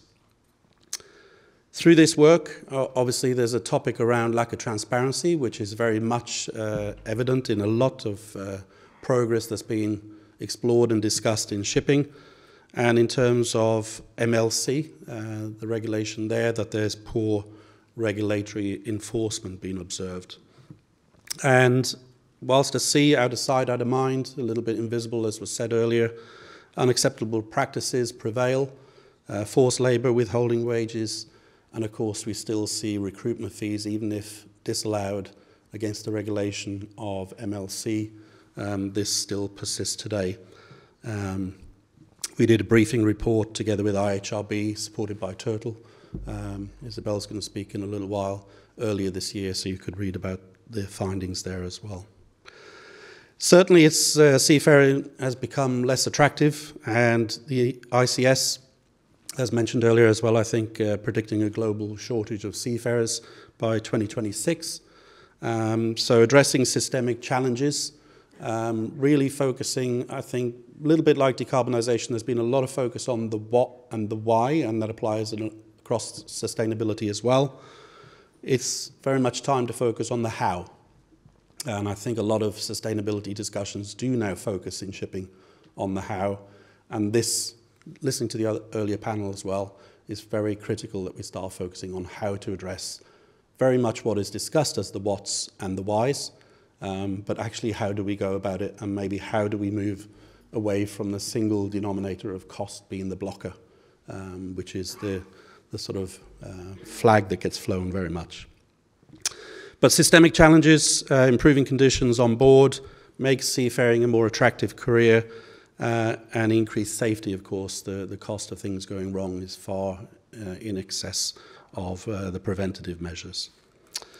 So the code of conduct, we believe, will reduce risks, improve compliance, help ship owners and operators understand the extent to which their current operations meet these rights and responsibilities, again, that is afforded to workers ashore, but not necessarily to seafarers at sea. And it helps charterers and cargo owners strengthen their own due diligence and inform their chartering-related decisions. So like-minded partners, cargo owners, charterers, ship owners, managers, can help raise that bar and create the new norms that we expect to see. Topics covered. There are 8 chapters, 7 of which apply to DOC holders, so the ship owners, operators and managers that are holding DOCs, document of compliance and responsible for the safety of the ship. And the last chapter at the bottom here is related to charterers and cargo owners requirements. So the bulk you can see here is on the ship owner, operator and manager to assess where their baseline is today and the progress that they can make in these different chapters.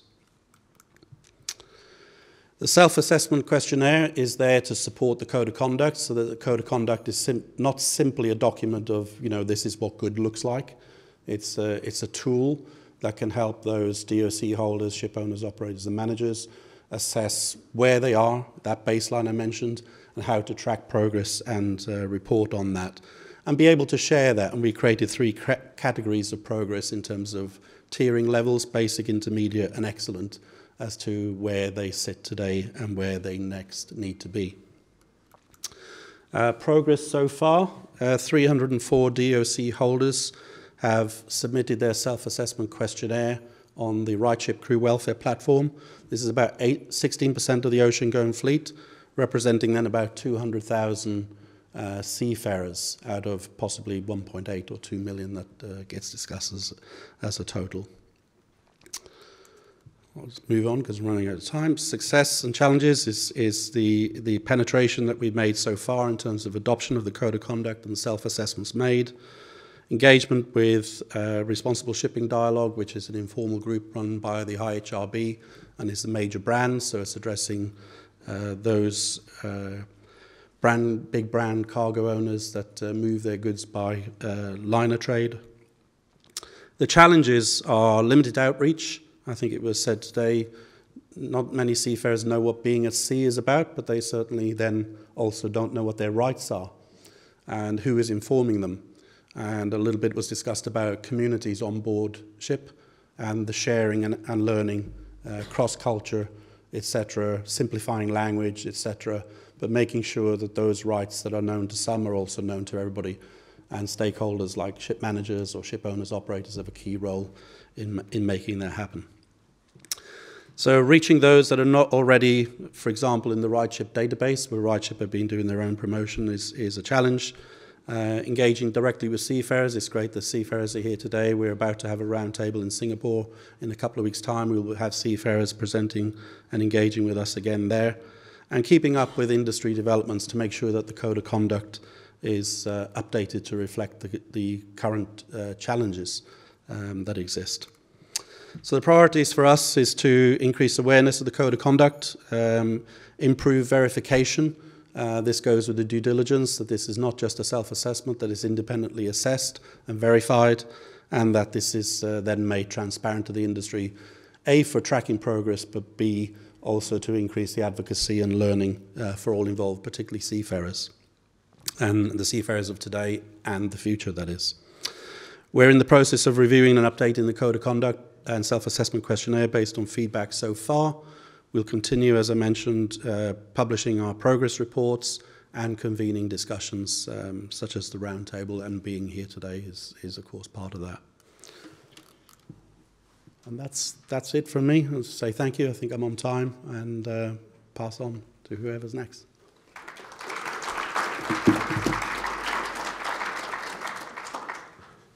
Thank you, Andrew. So now I'd like to call up Sadie Saunders, a Maritime Policy Advisor at the International Transport Workers Federation. Sadie.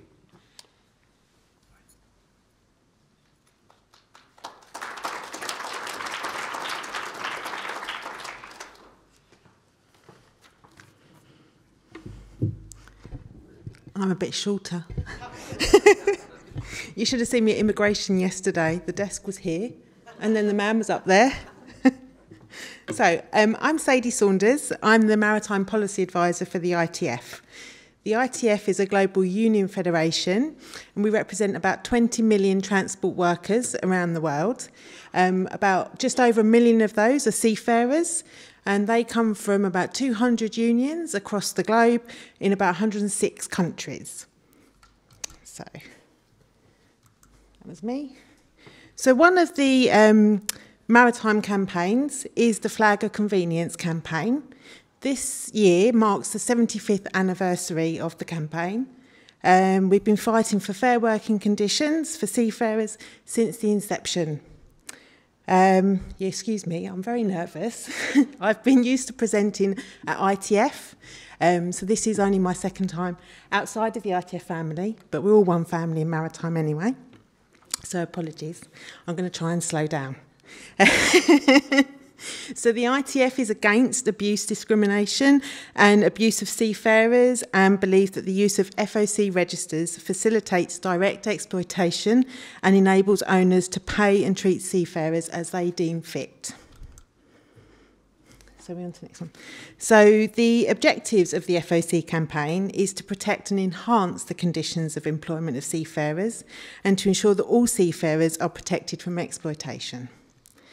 We aim to eliminate the FOC system. Obviously, the campaign's been going 75 years, and that hasn't been the main achievement, but we have tried to establish a regulatory framework for the shipping industry based on the concept of a genuine link between the flag a ship flies and the place where it is beneficially owned and controlled.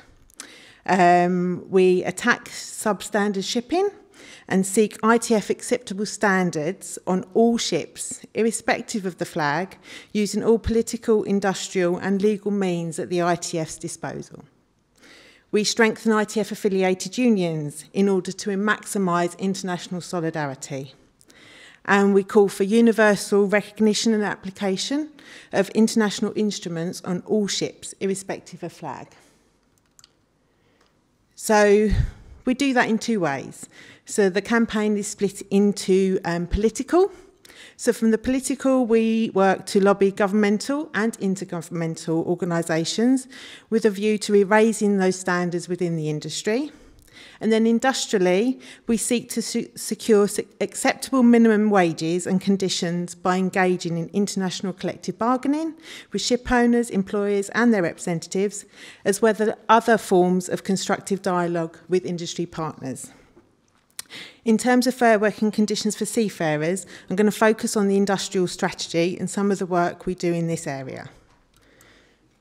So one of the ways we try and ensure fair working conditions is to have ITF agreements designated, so that's for vessels that are designated as flying the flag of convenience, and we cover these with agreements. So we have over 13,000 agreements, which covers at any one time around 300 seafarers at any one time on those vessels, which is approximately about a density of 42% of the FOC ships that are out there.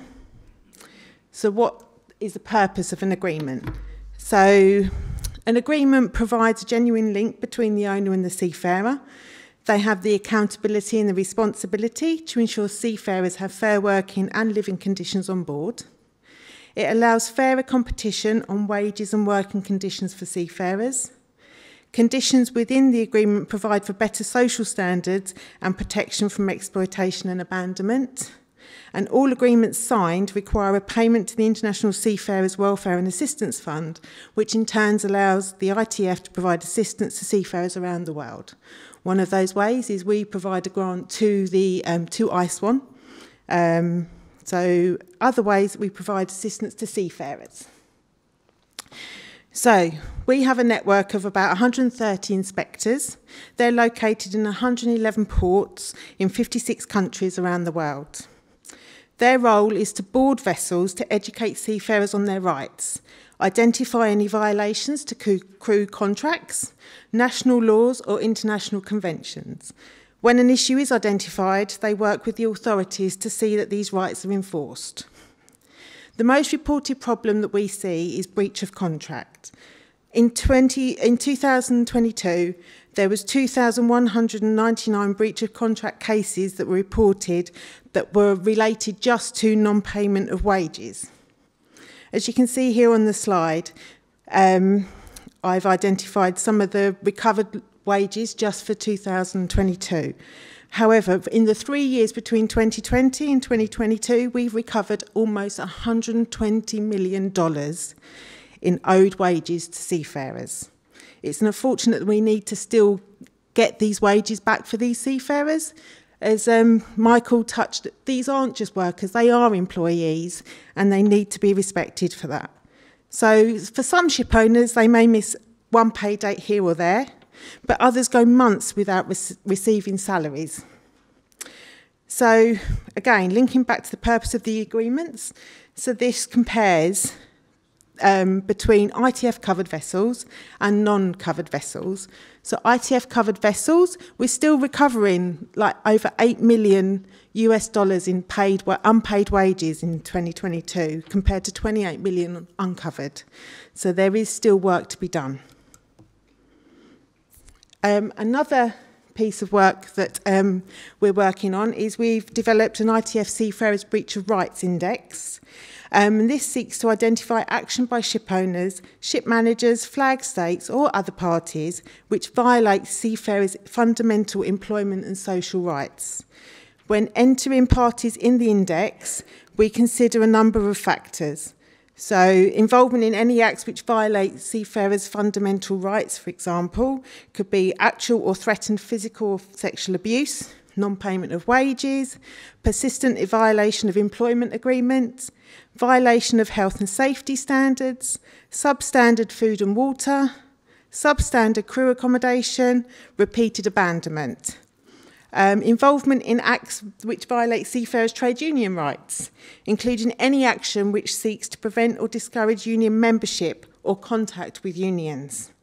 There could also be persistent attempts, whether successful or not, to dishonestly or unfairly withhold from seafarers their entitlements under their laws, collective agreements, or individual employment contracts. It could be that there's persistent disregard of international standards relating to such things as maritime safety or crew accommodation. Any proposal on this index is put to a panel, and then the panel will review all of the evidence collected. The latest list of those on the index can be found on the ITF Seafarers website. So, other things that the ITF does to improve fair working conditions. We work in many ways on this, so we look at continuous improvement to the ILO MLC, as well as other international instruments. As Michael mentioned, that is the minimum standard, and we need to be driving for continually improving this convention. We also look at improvements to collective bargaining agreements, and part of that is we do this through an international bargaining, such as the International Bargaining Forum, or as many people may know it as the IBF, which brings unions and employers together to internationally bargain for conditions on agreements that are then applied internationally.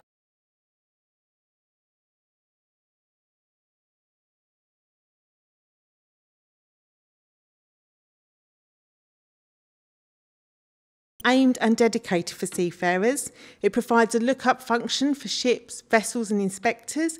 It explains their rights. We also have ITF Ship Be Sure website and app, and that provides advice on finding a manning agent or avoiding recruitment scams and ensuring seafarers have the right contract. And then we also have an ITF Wellbeing app, which provides health and wellbeing advice and support for seafarers. I think that is it. Thank you. Oh, one last thing I meant to mention. Sorry, on improving our working conditions. In June this year, we had a Seafarers Expo in Manila, which brought over 5,000 seafarers to learn about the ITF, about trade unions over a 3-day period, which was absolutely amazing. We weren't expecting that many seafarers, so that's great. Thank you.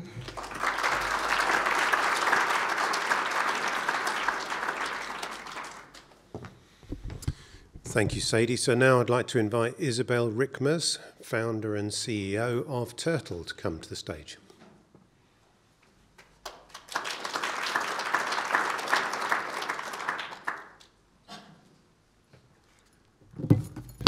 put it a bit higher. Thank you. Okay, so it's funny, I'm a startup and I'm actually the only one with the printouts. I just realized. So, yeah, I was invited to talk about my startup, Turtle. So, very happy to do that. So, about the why, the what, and also solution or possible solution for seafarers. So, first of all, to introduce myself, I'm Isabel, I'm 41 years old. I'm the mother of a 9-month-old daughter. I work in shipping since 2010. So my family's in shipping since 1834. Hence, you know, there's a big tradition, and that's also the reason why I came into shipping. My background is actually business administration, so a bit of coincidence as well that I came into shipping because it's not my father, but my uncle who works in shipping now, but that's the background for me. So, I thought to guide you a bit through why I came up with Turtle. So in 2019, when I resigned from my job, I was managing director at Seaborne Ship Management at that time. I thought, like, why is there no innovation in crewing? Because first of all, I really enjoyed always going on board and seeing, you know, my colleagues on board. That's how I'd like to call them. Secondly, 60% of the OPEX is crew costs, so it's you know, very relevant for companies. And also thirdly, I think that the people on board, so our colleagues, actually had the biggest impact on the whole company. So I thought, you know, quite important, but no innovation, so what's going on there? And I wanted to do something about it. So I looked at the recruitment market. So, you know, as I told you, I was working in ship management, so I was aware of, you know, how to find seafarers. So we worked with local manning agencies, and I thought, just from my perspective now, you can call it a bit spaghetti-like. So you have many different agencies, and then you have many the seafarers that look for a job, and the agencies who actually find them a job. And I thought maybe there's a more easy and efficient way actually to connect these both parts. That was actually my initial idea. And then I also found that the seafarers actually want to connect directly, so what we call direct hiring. So with us at ER Schifffahrt and Seaborne Ship Management, we had many CVs in our info at our career at ER Schifffahrt and our Seaborne Ship Management inboxes, but we couldn't actually handle all of these. So it was, you know, we mainly went through our manning agencies as kind of a clearinghouse for verification. So I thought, okay, maybe we can do something about it. But before I go to the solution, there's also another part which Andrew just mentioned, which actually I discovered a bit later, is that still many seafarers are paying something within their career. So when I first came across this, we started a survey together with SSI and IHRB. And the main question is, did you experience any form of corruption in connection to recruitment process or while working? And we had 5,000 answers, and 39% said yes. So we didn't expect that. And when we asked in which situations did you experience the corruption, it was 70% said in recruitment. So it seems to be, I just see the nodding, yeah. I also talked with some of you here in the room about it. So there seems to be still an issue, even though we all know it's not allowed, it's illegal. So going a bit deeper, so 60% actually of those who said that it happened in recruitment said that it happened from manning agencies, from local land manning agencies. So despite the fact that it's probably more efficient and transparent and, you know, a digital tool for seafarers, this also is a big driver for our solution. Quickly putting some seafarer voices that were also in the survey is, you know, from corruption is everywhere in terms of shipping. The way is just to mitigate by digitalization. Recruitment should be transparent. So we have hundreds of these comments, but you can really see that there's an issue, and it's across ranks, it's across countries. But very worthwhile reading, and again, very worthwhile also reading the report from SSI. Now coming to the solution, probably you already anticipated. So what we do is actually we consolidate on a global level. So I'm always trying to say, like, for seafarers, we give them like the window to actually all the jobs that are out there. It's obviously compliant, so it's employer pays principle. So the shipping companies are charged. The process is that the seafarers register, and then they run through a verification process. Then we activate them after, making sure that all the documents are complete and also authentic. We do a quick video call with them to explain them the system. And then we activate them. And then the shipping companies can tap onto this pool and actually contact the seafarers that they find suitable. And then the seafarers can say whether they're interested or not in this. So also the seafarers' data is only revealed once the seafarer said, yes, I'm interested. So before, and it's all anonymized, because also my belief, from the shore side, it basically should be relevant what your qualifications are rather than, maybe a picture or some more personal information. So it should foster self-determination for the seafarers. It's a digital tool, kind of a digital wallet also for them. So for now, we have 40 companies and 140,000 seafarers that have registered since 2.5 years. And it also pays in at what we call ethical recruitment and the ESG, so the S. So S, also for me, a big part is diversity. So we just won, actually last week, the Diversity and Inclusion Award from Career for Sea, because obviously we try to inspire companies to look across not only gender, but also nationalities to really look for the most suitable candidates that they can find. I can agree that females are in high demand, so once a female registers, I think she's gone within very, very short. We just had a Polish chief engineer who was gone, I think, within 2 days finding a job. So that's high in demand. So how the seafarers actually benefit from digital solutions, I think one thing with us, it's a global opportunity. We have a network effect, so we try also to build a mentorship program between the juniors and the senior seafarers, not from the same nationalities, but from different nationalities, to help them to connect with each other and maybe learn also from more senior officers. We protect the privacy. We can help them to make informed choices because the shipping companies present themselves there. We also do a vetting process for the shipping companies. So far, I have to say that they are mostly quite known, but I'm also, we're working on that going forward. And the idea is that we have kind of 3 stages. One is like the stats of the companies, on which organizations do they take part, and how well they actually take care of seafarers on paper. The second part is how they behave in the recruitment process. And the third part is actually what the seafarers say about them after sailing with them. But it should be all in a positive way. So I don't want to blame, but I will also talk about this in the podium discussion. It should be really about showcasing the companies who are doing a very good job, because I think this is the best way to motivate and move the industry to an even better stage. And lastly, some reflections on actually what we can do on fair recruitment. So I think one point that was also said before is really raising awareness. That's also one of the reasons why we participated in the report on the recruitment fees, because I think it was not even clear on the number side whether that's a problem or that it is a problem. Then secondly, also reporting systems. One shocking part of the report was that the seafarers were saying that 71% of the cases were actually not reported. And the reason why they were not reported is that 50% they said they did not know where. So, and they also said, maybe if I report, what happens then? So I think that's also one of the reasons why we joined ISWAN, because we want to help them to find, trustable companies or trustable people where they can, direct themselves to. And then, as you can read, I think I don't want to go through all of them, but I think in total we need more transparency. I fully agree also what Andrew said, and but I think we're moving into a good direction now, given that we have a shortage also of seafarers, so there's more focus and actually also more power.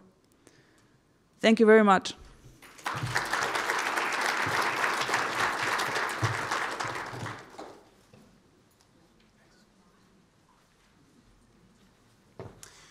Thank you, Isabel. So our last one is Maria Carrera Arte, who is a researcher at the World Maritime University.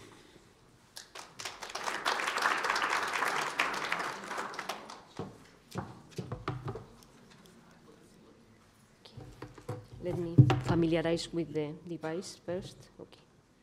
It's quite simple, right? Yes, next. Yes. Yeah. Okay. Good morning, everyone. My name is Maria. I'm a research associate working for the World Maritime University based in Malmö, Sweden. I would like to thank first ISWAN for inviting me to participate in this important seminar. And also I would like to thank ISWAN because they are always very cooperative with us, with the World Maritime University, when we want to research something for the betterment of seafarers. So just for those of you who don't know about the World Maritime University, it's a postgraduate maritime university that was established by the International Maritime Organization to reinforce its mission with capacity building, education and research. Something about myself, I have a background in psychology, in clinical and organizational fields, and I think it's important also to share with you that I am married to a seafarer myself, so I think this is important because it's the main reason, I think, why I ended up working in the maritime industry. So my today's presentation is about, the thing is that I cannot see it's going to be difficult because I have some things I need to identify on the screen, but okay. My today's presentation is about current research we are conducting about the impact of the COVID-19 pandemic on seafarers' well-being and on retention. So in terms of agenda, I will provide some background about seafarers' mental health and well-being. I will provide also some details about what we know so far about retention issues as a consequence of COVID-19 pandemic, and then I will present to you the results of the project DEEP we have conducted, and I will conclude with some conclusions and the way forward. So, it's difficult for me to see the slide. So, the topic of seafarers' mental health or well-being is not new in the maritime industry. It didn't start with COVID-19. There are studies conducted. Use this and then you can turn to look. Okay. Thank you so much. Yeah, it's much better. Yeah. Can I move over there? Yeah, sure. Okay. Probably it's better. So I was telling you that the studies, there were studies conducted before the pandemic, but it's true that during the pandemic, let's say that this topic acquired higher significance. And it's interesting to see how just in 2022, 4 literature reviews have been conducted about seafarers' mental health and well-being. And the important aspect of these literature reviews is that they compile what we already know about seafarers' mental health and well-being during the pandemic and before. And it's interesting to see that we already know what are the factors that impact seafarers' mental health and well-being. This is well known. This is nothing new. And it's compiled in this table I have put in this slide. So the thing is that if we are really addressing these aspects or not, because what I see that the maritime industry is doing in response to the seafarers' mental health crisis during the pandemic is to provide seafarers with training on mental health. And this is, unfortunately, I think, insufficient. We have to do many other things. And, well, what are the main factors that impact on seafarers' mental health and well-being? Well, it's clearly reported that the industry is quite uncaring. Abuse, bullying, discrimination, lack of support and poor management on board is reported frequently. This idea of hierarchical approach is also seen on board, as one of our seafarers mentioned this morning. There is blame. And, well, we have a big issue with fatigue. We still have a big issue with this, with lack of sleep of seafarers as a consequence of mainly an imbalance between the work and rest hours, and because they work long hours, and the number of people on board is decreasing importantly. So we have other issues, of course, the separation from families. Families is the big support of any individual, and they are separated from them, and they suffer from isolation on board, lack of social support on board, etc. And of course, another big aspect is the kind of contract, the stability of contracts, contractual matters, how long they stay on board. So, okay, so what do we know about COVID-19 pandemic? This is also well known and has been documented. We all know that seafarers, many of them have been on board for over 11 months. We know that they have not enjoyed repatriation rights, right? We know that as our seafarers were mentioning this morning, they didn't have time to rest, to go on shore, to refresh their minds, right? And they have worked for long hours. Workload is becoming a very, very important issue. So as a consequence, we see fatigue. They have already had problems to access to medical care. And we have also seen that many of them have faced financial problems. So can we expect that this will not impact on seafarers' mental health or well-being? Definitely not. There is a big impact, and is demonstrated in the studies. So what's the situation after the pandemic? Has been any change? Unfortunately, we don't witness a real change, practical change. Of course, COVID-19 restrictions have eased, and this has brought some sense of stability, but we have recent reports, industry reports, that confirm that we have not addressed the main issues. Our seafarers are exposed to prolonged stays on board.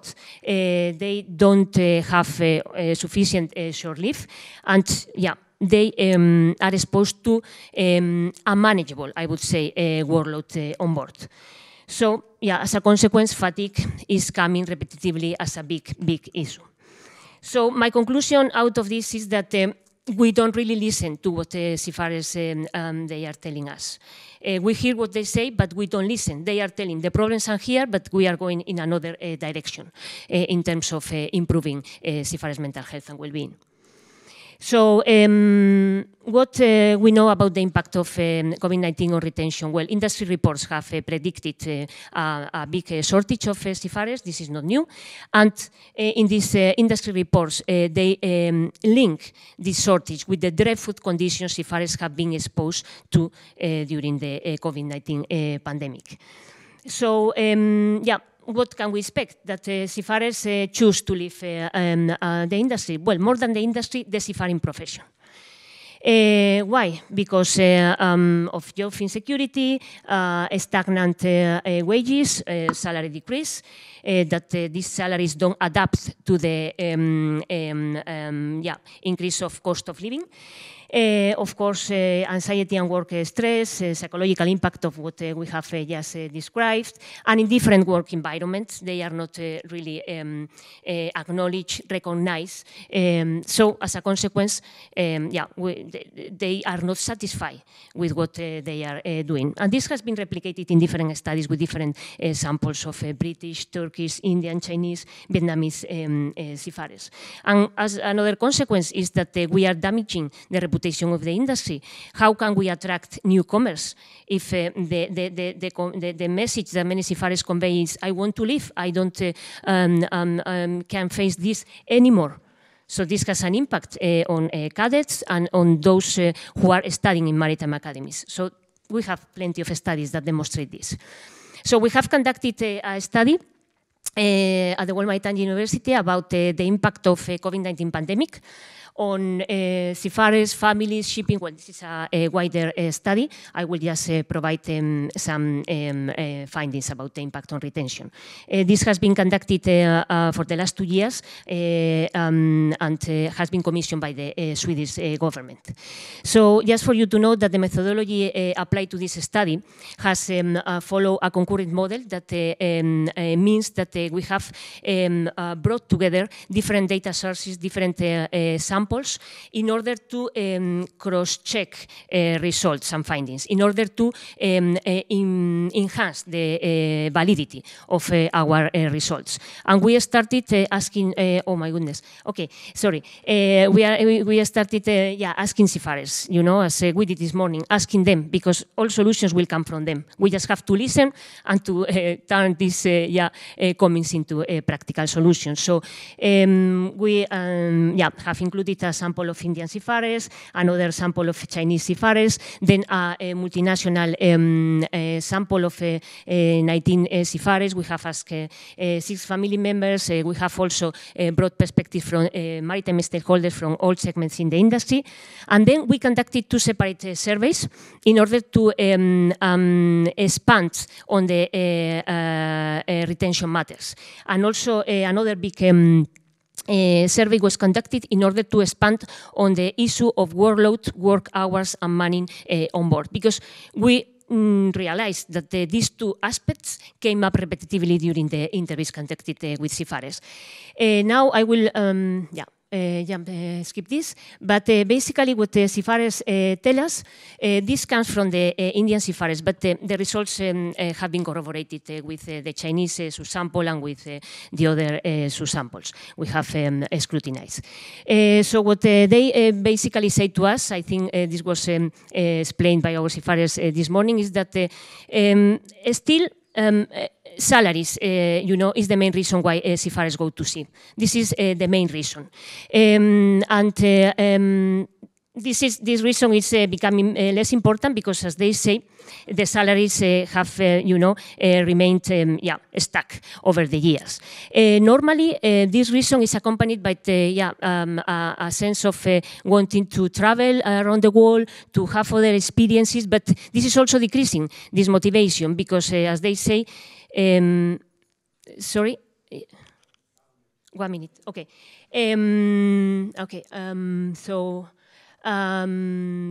I can go directly,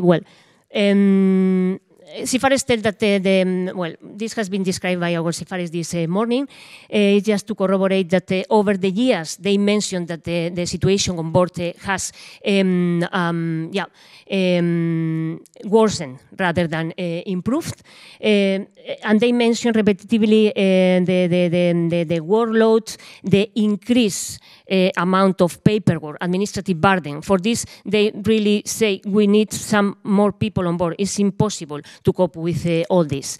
They don't feel respected by what they are doing, and so on. So does COVID-19 have an impact on retention? Definitely, yes. In many, many cases, this has been like the most influential aspect for the current workforce to decide to quit. So these are just testimonials from them to demonstrate, how impactful this period has been for them. They mention even trauma in many occasions. And this is recognized by families who motivate, who encourage even them to quit in many cases for their satisfaction. And other maritime stakeholders. So the survey we conducted corroborated the previous results.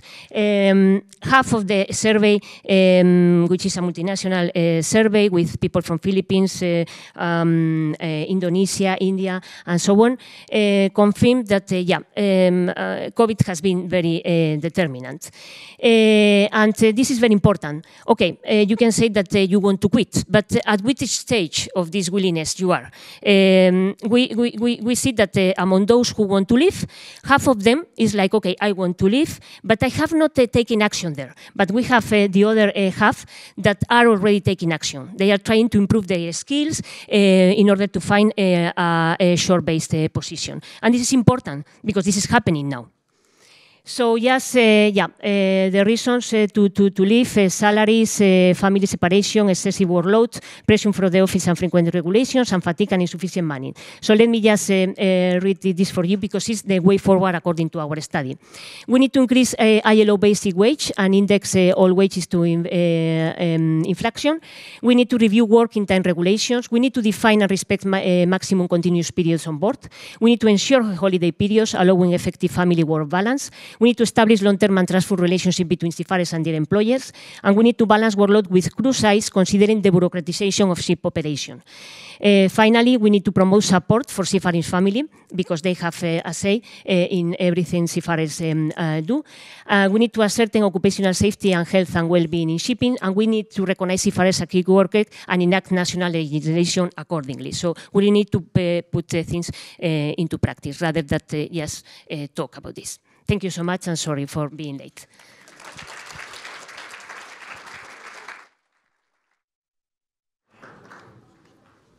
Thank you, Maria.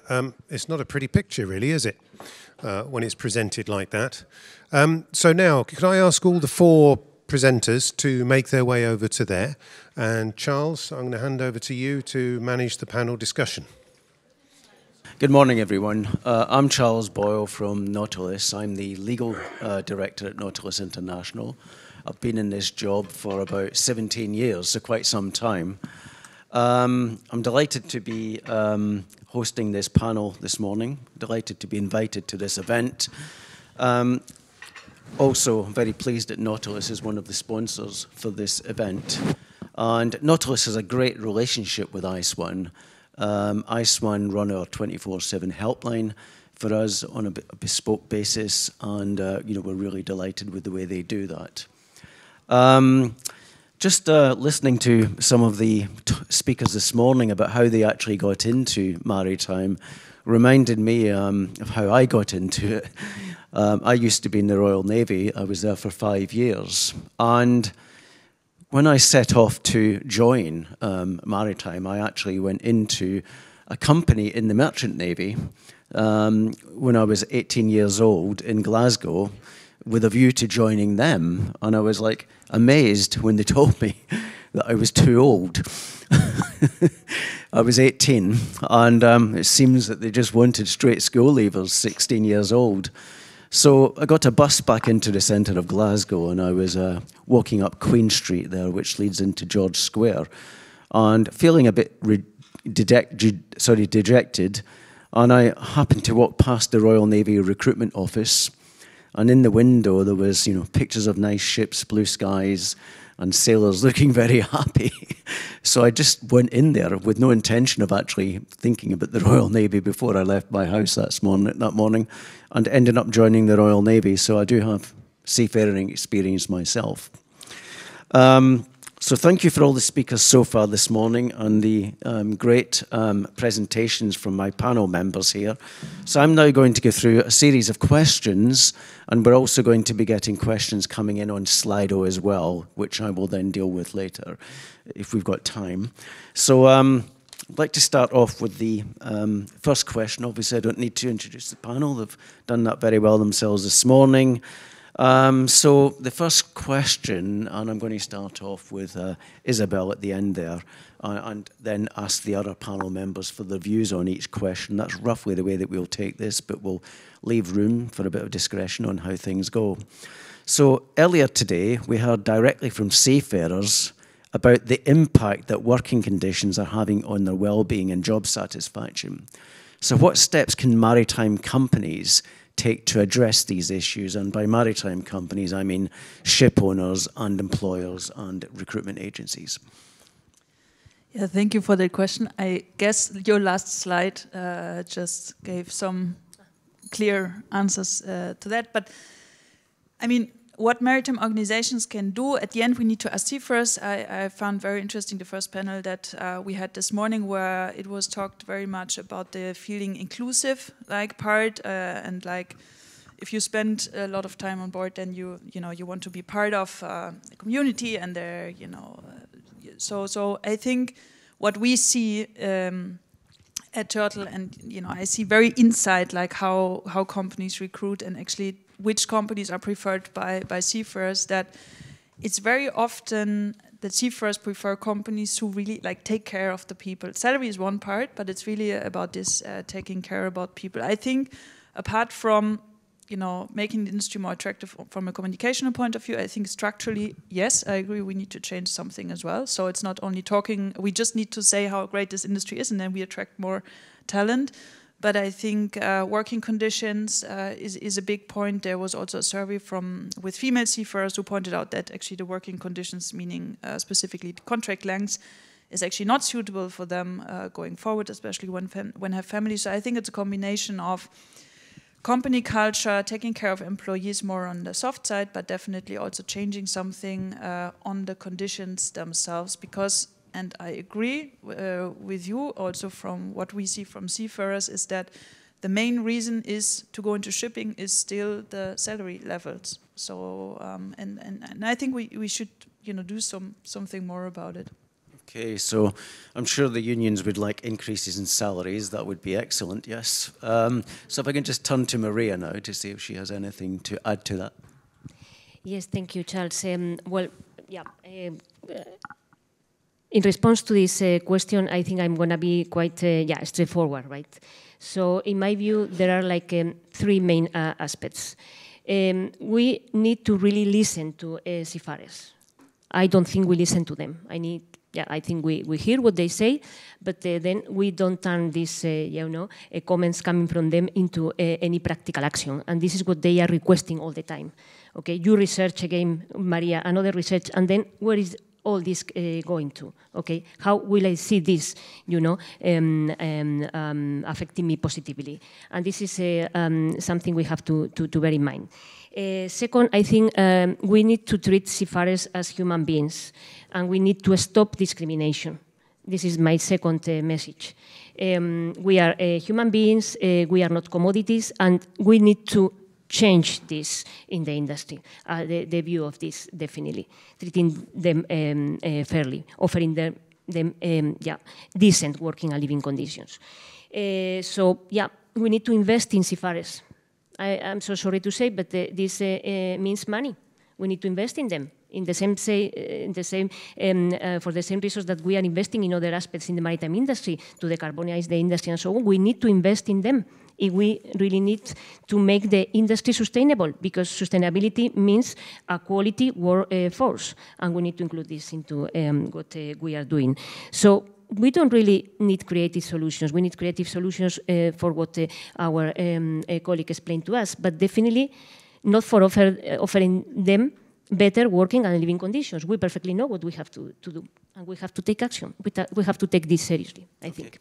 Thank you, Maria. I'll turn to Andrew in a minute. I was particularly interested to see that you have a code of conduct on your website, and I'll certainly make sure I read that when I get back. And be interesting to see if there's anything within that code that might touch on this question or any other thoughts you have. Yeah, I think that I'll just refer back to Maria's very strong point, I think, in terms of seafarers being listened to as well as just being heard and paid lip service to.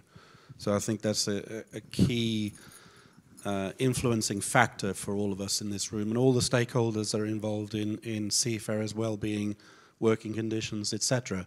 And as you say, Maria, they're not commodities. And I think I've been at several conferences where the question sometimes gets asked from the floor, would you go to sea today? And that can get answered, and yes, I've been there, or maybe I could or should. But would you want your children, or your grandchildren going to school in the current situation, which, as we've heard from the surveys, etc., is deteriorating and so on? And I think we can draw parallels. What we try to do is learn from other sectors. And I think you can draw clear parallels here of how ship's crew are treated, not just by who they're engaged by as workers or contractors and not employees, as we've all mentioned, but perhaps by civil society as well. And the COVID pandemic shone a light on this.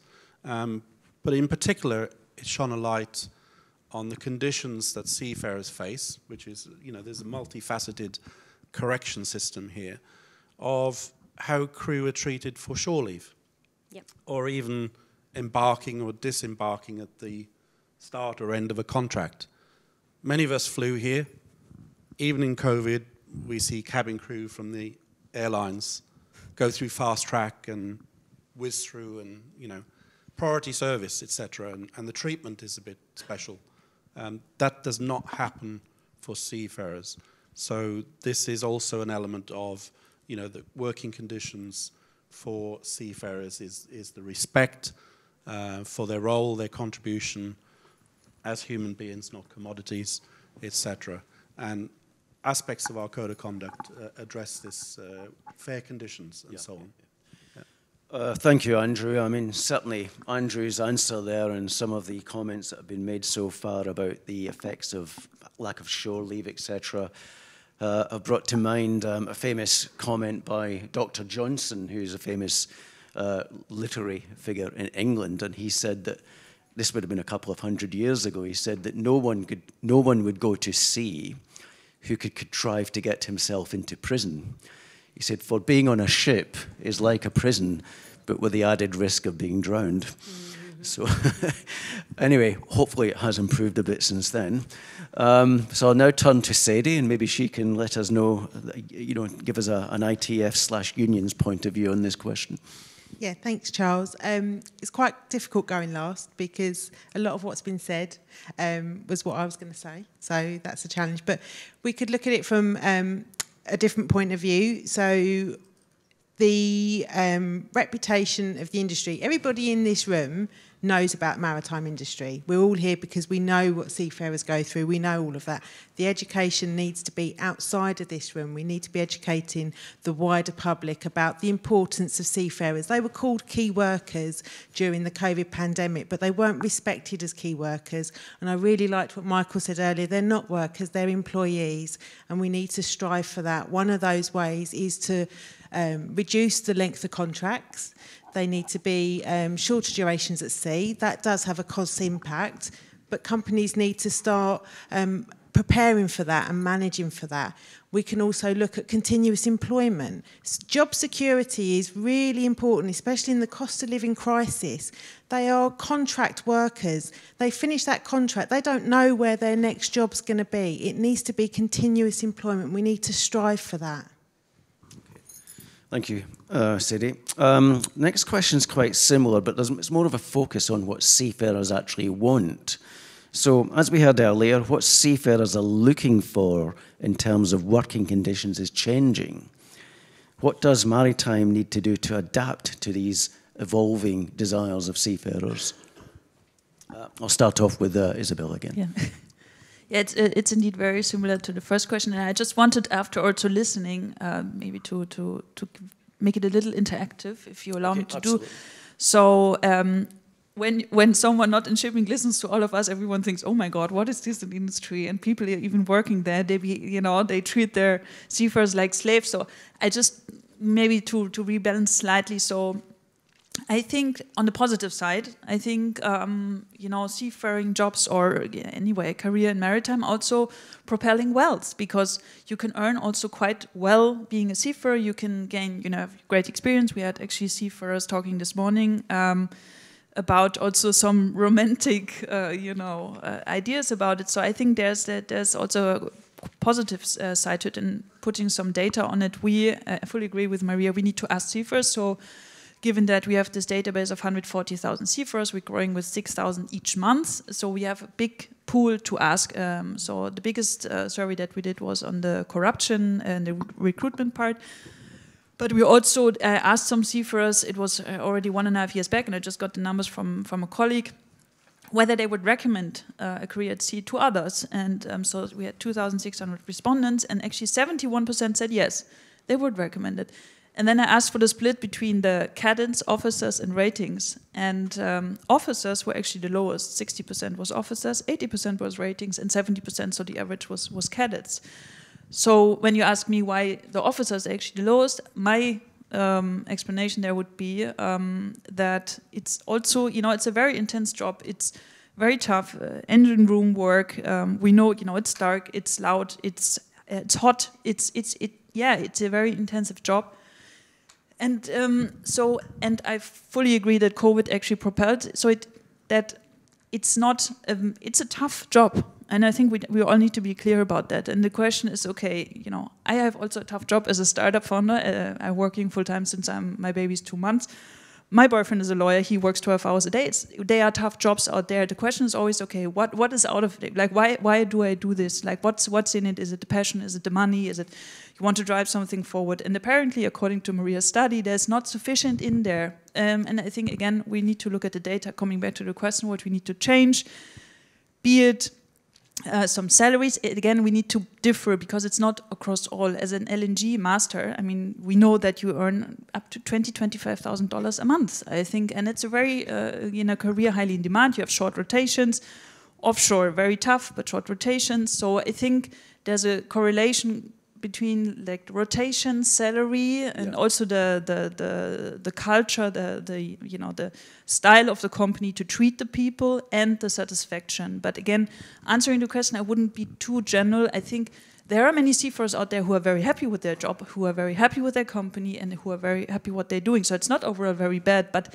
when thinking what to improve, and again, I'm very happy to ask seafarers and be data-driven, there's a correlation between contract lengths, salaries, and the company culture and like how you feel treated. Okay, thank you, Isabel.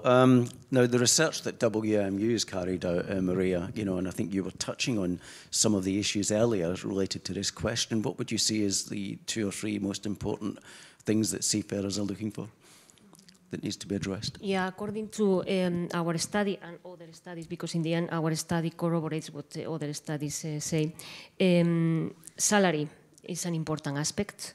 Seafarers say that before it was worth being on board and being exposed to this tough job, because at least they could bring good salaries home for their families. But now salaries got stuck and they have not increased according to the cost of living. And this is one of the reasons why they say, then why am I here for? I still enjoy my job, but I can find another job position shore-based and be close to my family and to other support I can have. So this is one of the aspects. As Elizabeth mentioned, contract stability, the kind of contracts seafarers still have. Length of stay on board. This stay on board is being prolonged and prolonged. Family separation is another aspect, but this has always been there, of course. I am married to a seafarer and I understand that.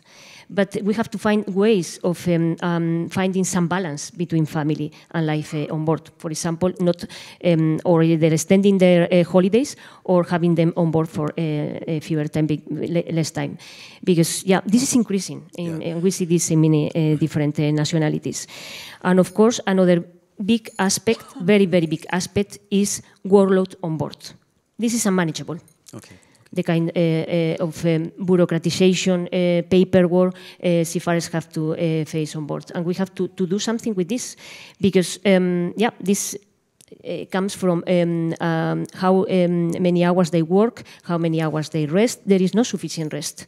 And now adding that in most of the cases, because of the workload, they can even go ashore because of the workload. These are the aspects I would say. Did your research touch on anything like the extent to which they feel protected by unions and, the role that unions can play in this? The role that the unions can play. It's been something interesting because I have interviewed people from unions as well, and the role of some stakeholders during the COVID has changed a little bit. In the case of unions, it was interesting to see how people from unions became kind of psychologists even for those on board. Because those on board came to them asking for support, and in the end they ended up, sharing their psychological, aspects, psychological, issues. So it's interesting, but unions have a role, and definitely we need a more participatory approach in the maritime industry. We need to include all these messages from seafarers into what in the end happens in practice, and unions in this sense, protect them and give them voice also. Thank you. I'm going to move to a different question now. Maybe it's more technical, and I think Andrew would be good at this. But technical in terms of engineering. But so we tend to hear. Thinking of the future then, what will work look like in a more technically complex maritime environment, and what steps should maritime companies take to prepare? Yeah, I think this goes a little bit to the adaptation because, the future is coming to shipping, right? So you touch on there, digitalization, automation, electronics, etc. It's a very different landscape, and what are the skills and experiences required by a future seafarer. So whereas there's a lot of investment in time and piloting and first movers experiments through pilot programs on different fuels and technologies. Similar exploration has to be around the future seafarers' skills and experiences. And one of the earlier panelists from the Seafarers said, hire for attitude, train for skills, etc. And exploring what life at sea from a career perspective would look like. So I think the adaptation aspects there, and shipping realizing, which it does for fuels and technologies, that it will be competing with other sectors for the first time for these resources, will also be competing with other sectors for the human resources. And I think many have said earlier as well, choices are moving more in the hands of what we know to be more limited resources and potential seafarers going to sea. So that adaptation element, working with universities, what are the skills, colleges, etc., and what is the landscape in terms of expectations of these future seafarers, that we look at the other sectors and say, well, with my skills on electronics or digital or data or etc., I can work in this sector or that sector for this kind of lifestyle or work-life balance. And shipping needs to grapple that before it's even further behind the expected curve of shortages of the seafarers of today, but in the future 4 or 5 years. Yeah. There's a lot of work going on at the IMO at the moment about automation, mass, etc. Do you think the industry is responding quickly enough, in terms of what that will mean for, what will a job look like for seafarers once that starts to take on a more significant effect? Yeah, possibly not fast enough. I think shipping sort of, from a transaction level, it's extremely fast moving, but it's slow to change. So, and I think understanding that and then working actively towards it, similar to those first mover pilot programs on fuels and technologies, must be very similar on shipping. Yeah. And of course, mass or otherwise is seen perhaps to be short sea and not deep sea. So there's challenges to balance. Interesting point. Thank you, Andrew. I'm going to ask Sadie to put her MLC hat on as a union person. And so, Sadie, what future amendments to the MLC would further improve seafarers' working and living conditions to help towards recruitment and retention? I think it goes back to what I said earlier. The MLC currently, the requirement is 11 plus minus 1 as a contract length. Within the IBF forum that we negotiate, we've got that as, we've just got that reduced to 8 plus minus 1 month. I mean, 11 plus minus 1, during the pandemic, there were seafarers on board for 14, 15 months. Part of that was for the repatriation, so that is one big change that I think we should strive for, is to try and reduce the contract length minimum requirement or maximum requirement that seafarers should serve on board. I think without that, future seafarers aren't going to want to go to sea. I think other changes that we should see on board, and we can do that through the MLC, is the provisions on board. So we did try at the recent STC, Special Tripartite Committee, to get internet on board free of charge for seafarers, at no cost to seafarers. Technology is changing day by day. So it's there, it's available. And when you are here in this meeting room, you're not paying for that internet. When you go to your office, you're not paying for that internet. So why should seafarers have to pay for that internet? So that's one of the changes that us as the workers' representatives at the ILO are striving for to change in the MLC. Thank you, Sadie. I mean, certainly seafarers have suffered over the last few years. I think the three major issues, in my experience at Nautilus, have, made things worse.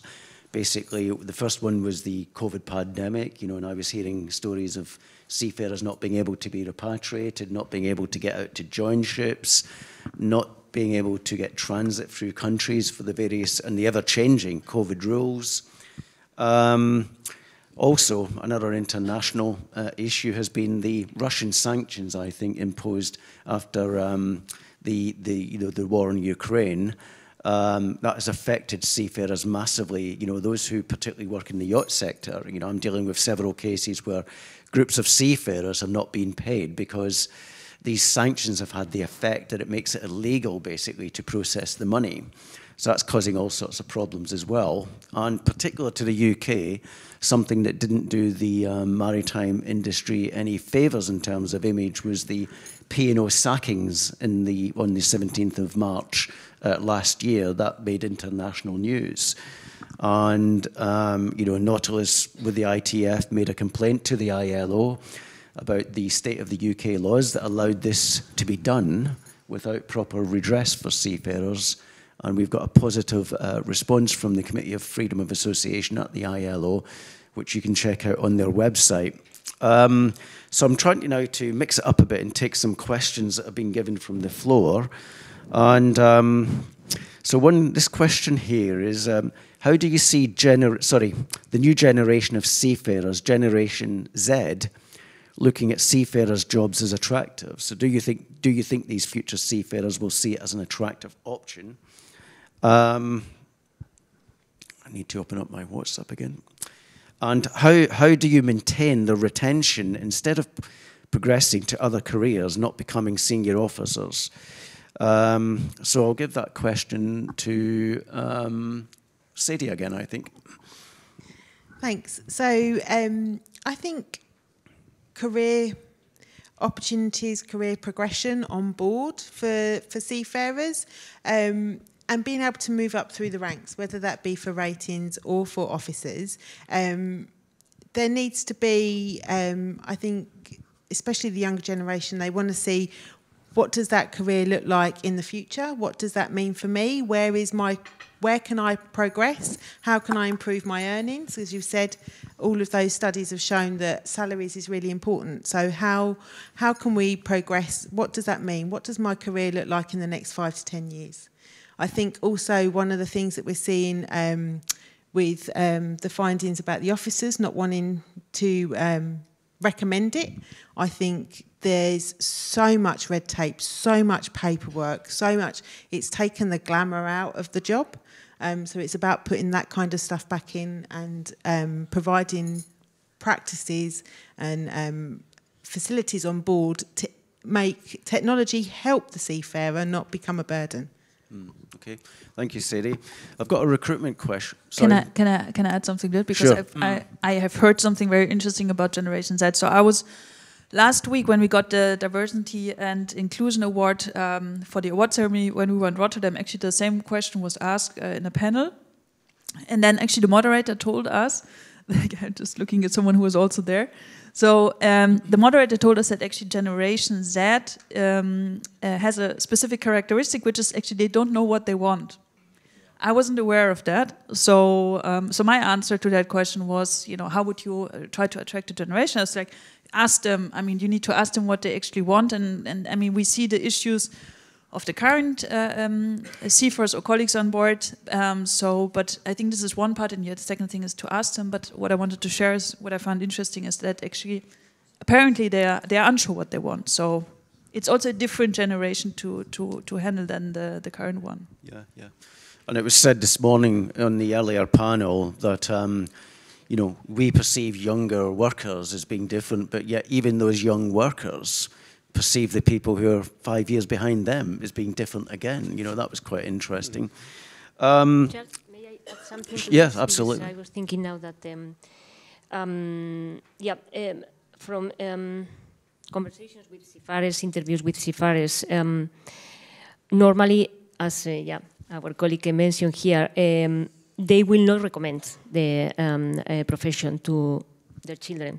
To other youngsters, well, it could be, you know, in the end they will decide. I will explain pros and cons, because there are many pros. And seafarers normally enjoy life on board. Or more than life on board, they enjoy what the profession means in terms of facing challenges, as our seafarers mentioned this morning, and this sense of pride, of professionalism, that we are doing something meaningful. So, but if current seafarers are telling to the society, I don't recommend, this will have an impact on those who want to go on board.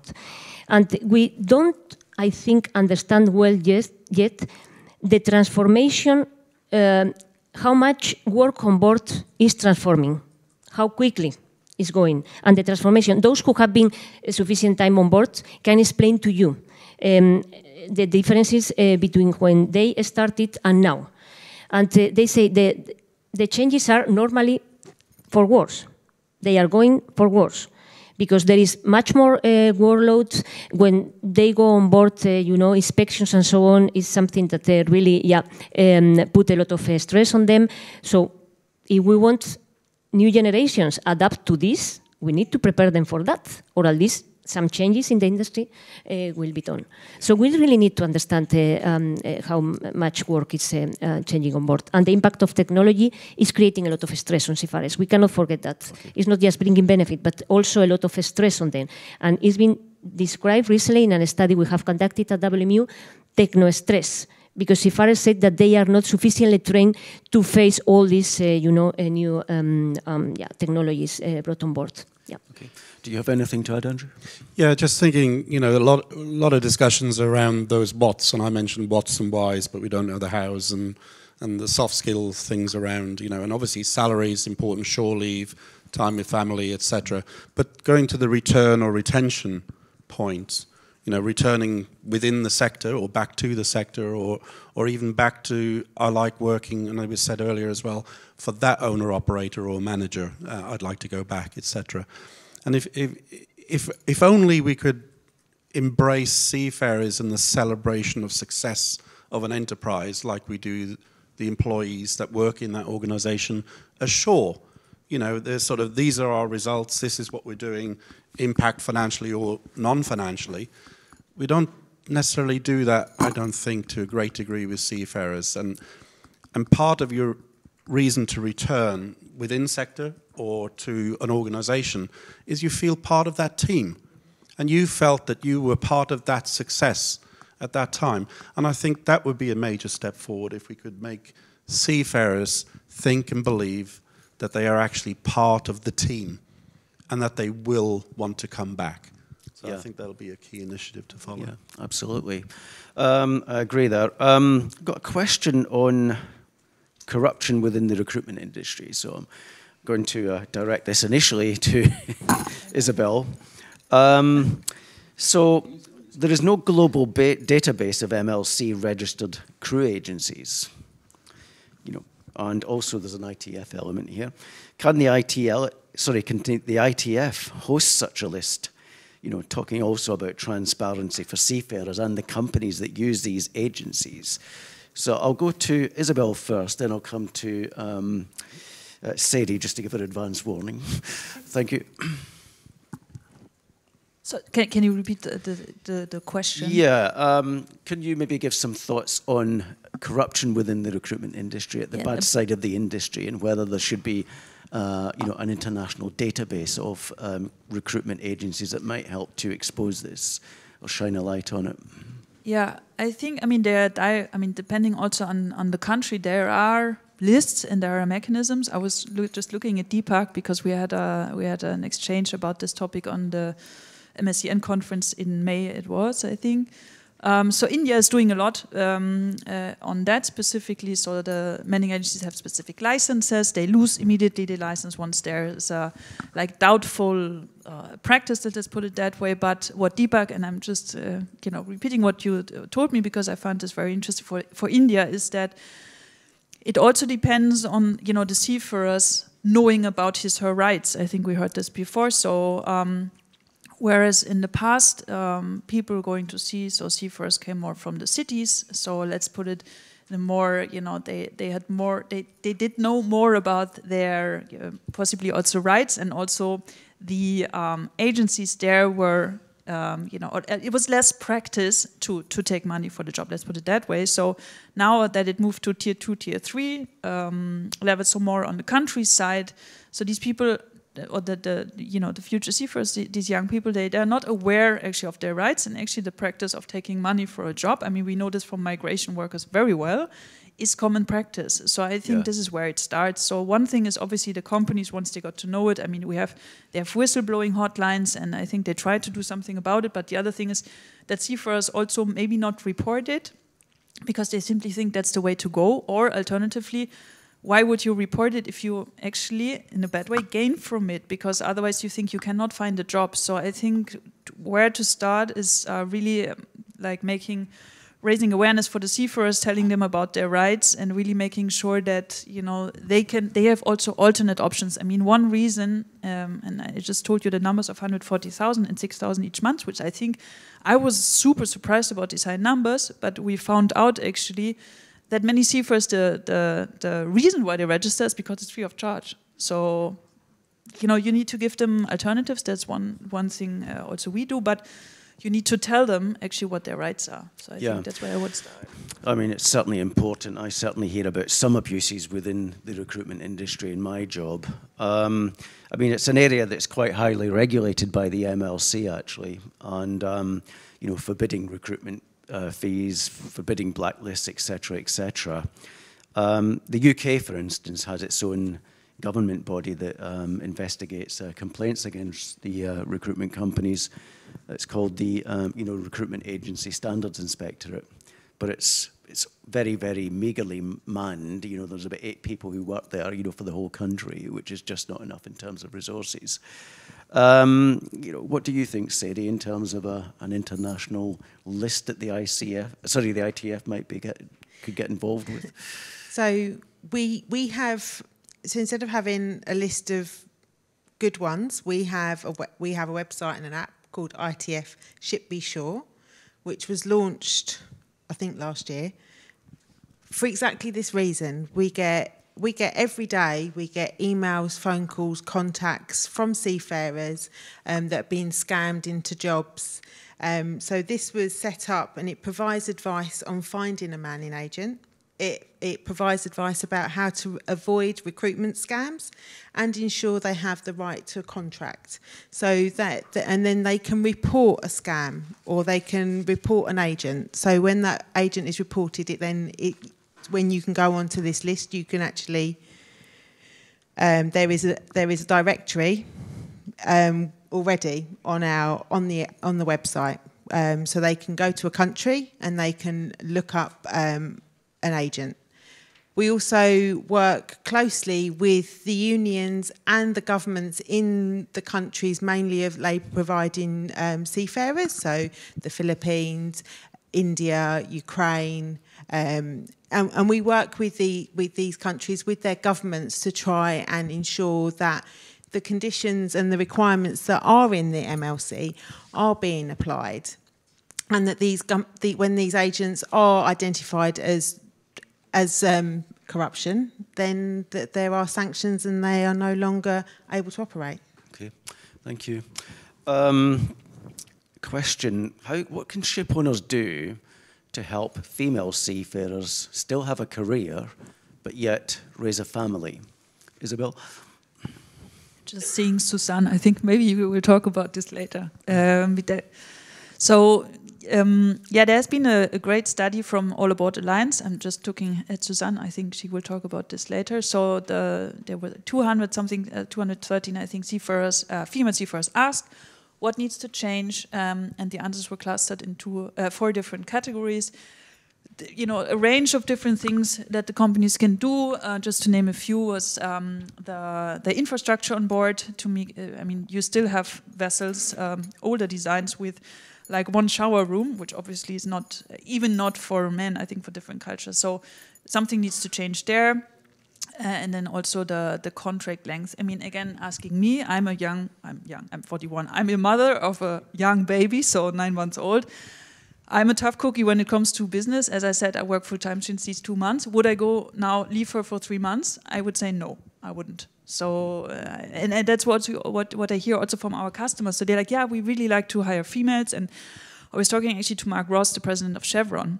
So I think you started with Chevron. So he said, I think they have 30 own vessels, which they have a diverse range of nationalities, many females. And he said, they like to hire females, and they do it actually for longer. But what they also see is that after a certain period, when they're young officers still, then they look for something ashore. I mean, what they can do, given their big cooperation and job opportunities, they can offer them opportunities ashore. But this is the issue that most companies have, that we hired a female seafarer, Bojo. She's the 3rd officer container vessel. She was actually matched for us, and at some point she said, I want to work ashore. So I don't have the right answer to that. I would again say ask them, but we need more structural change there.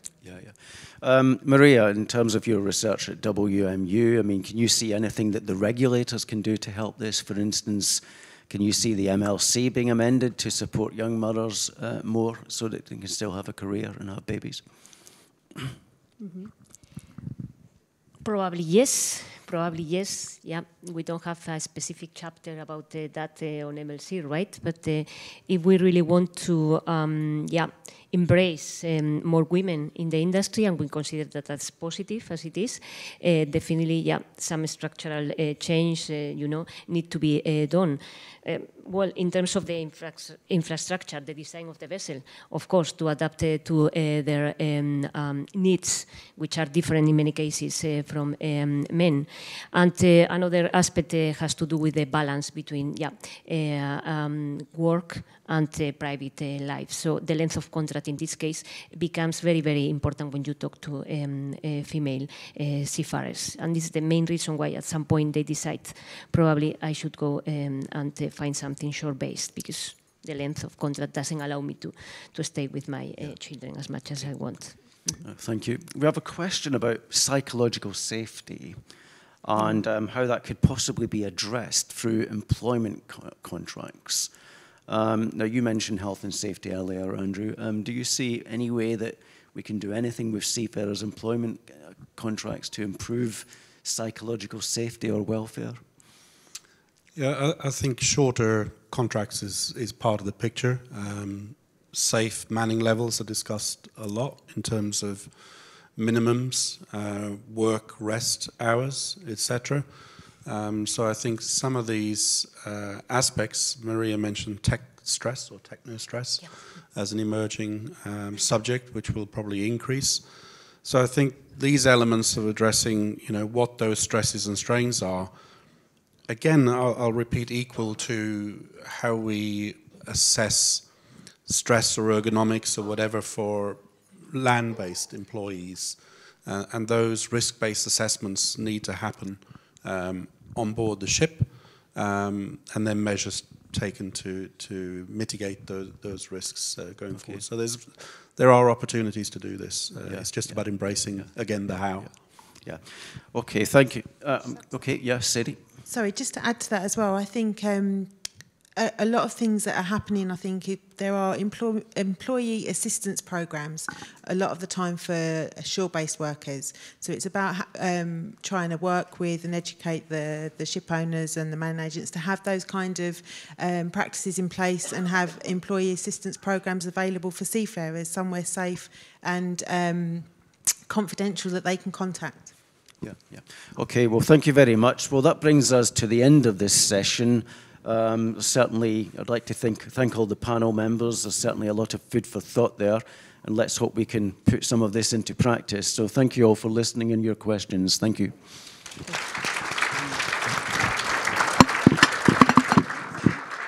All right. Good afternoon, all beautiful ladies and gentlemen. Simon said that I don't need to be introduced. So I'm still Sampsa Sihvola, head of Finnish Seamen service.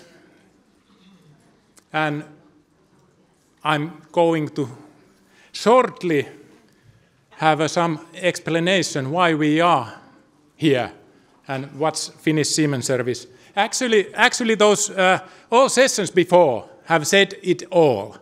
But I would love to put everything in a Finnish timeline on a period over than 150 years.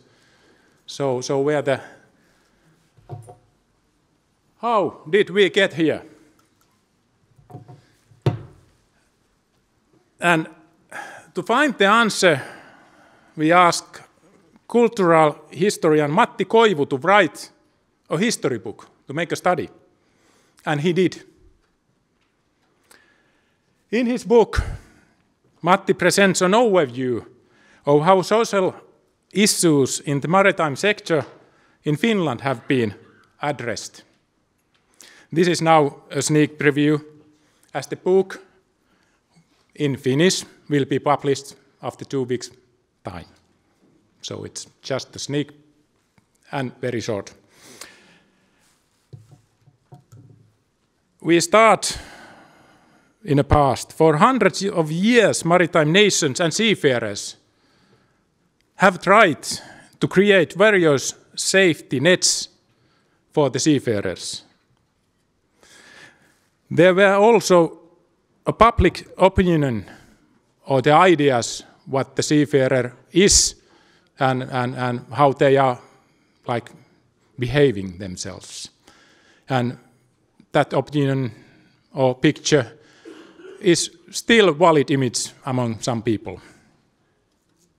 In the late 19th century, autonomous Finland began to consider the possibilities for the state to provide protection for seafarers.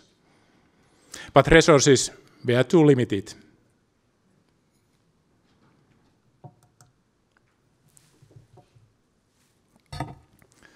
Luckily, charitable associations took on the tasks all over the world and also in Finland. The Seamen mission was the first for the seafarers, and the set of practices were developed: seafarers' assistance, ship visits, libraries, reading rooms, sports, evening and weekend activities. In the context of Christian social education and service and the public opinion, seafarers were seen as a group with problems like alcoholism and a loose sexual morale. The work of the helpers was based on a moralistic approach and a top-to-down attitude.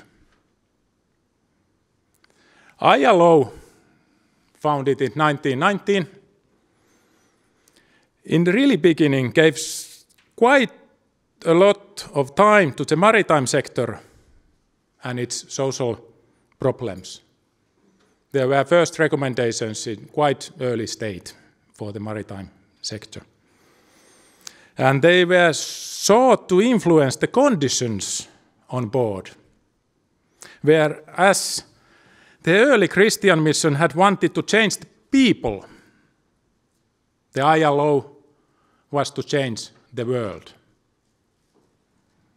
The development of national social insurance and social security legislation progressed very slowly in the early decades of the 20th century in Finland, as we were quite poor rural country that time.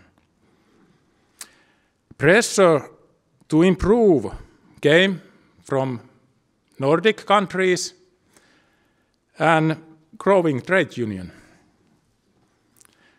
Several committees were sent to think about and have a discussion, but always the answer was no, we don't afford it, we don't have money. It was not until the 1960s, that negotiations between the labor market organizations and the state led to establishment of the Merchant Navy Service Council, which were founded by the ship owners and seafarers associations, unions, and the Seamen's mission in Finland. But lack of funding with this organization, the results was quite poor. Mostly successful results were about seamen sport, and that's like quite in a hand-to-hand in a workers' sport activities. Of course, this everything happens in Finland a little bit later than everywhere else in Europe and Nordic countries, so we are in many times quite late. But there were lots of sport activities, and actual activities were carried mostly by Finnish Seamen Mission and trade union representatives.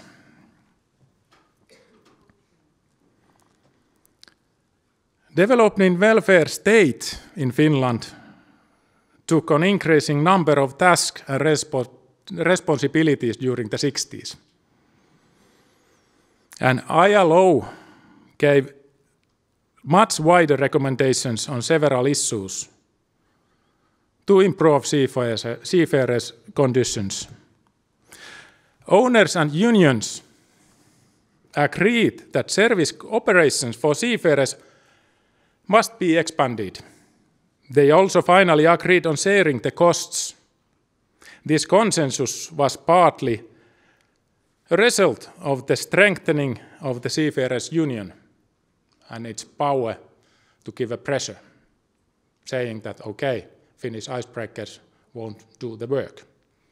Quite efficient. The new Seamen service was to be an auxiliary administrative body with elements of public law. Supreme decision-making power was given to delegate board, whose membership consisted of representatives of the state and industry and both sides of the labor market. The financing was arranged also so that the seafarers pay 1,000th of the salary, shipowners pay the same, and the state much for those both. And still financing, the main financing is the same. And this comes from the ILO recommendations. I think it was recommendations in 50s or late 30s. So it's been quite long. In a Nordic country, other Nordic countries had at the same time, they made everything almost 20 years before us. So it was 1937, 50 years ago, in an age of idealism, both in a state level and in a seaman service level. Okay, 70s was really golden decade for Finnish maritime sector. It was flourishing. Shipping was very profitable. Jobs were plentiful and productivity soared. Favorable economic conditions allowed the expansion of the social security and well-being, both on state level and on seafarer level. The Finnish Seamen service started additional agencies in Finnish ports as well as in Europe, as mostly of Finnish vessels were in a cross-trade traffic there all over the world. Recreational and educational activities were developed, for which ship clubs were set up and liaison officers trained on board ships. So, however, the services, especially cultural activities, were not so popular.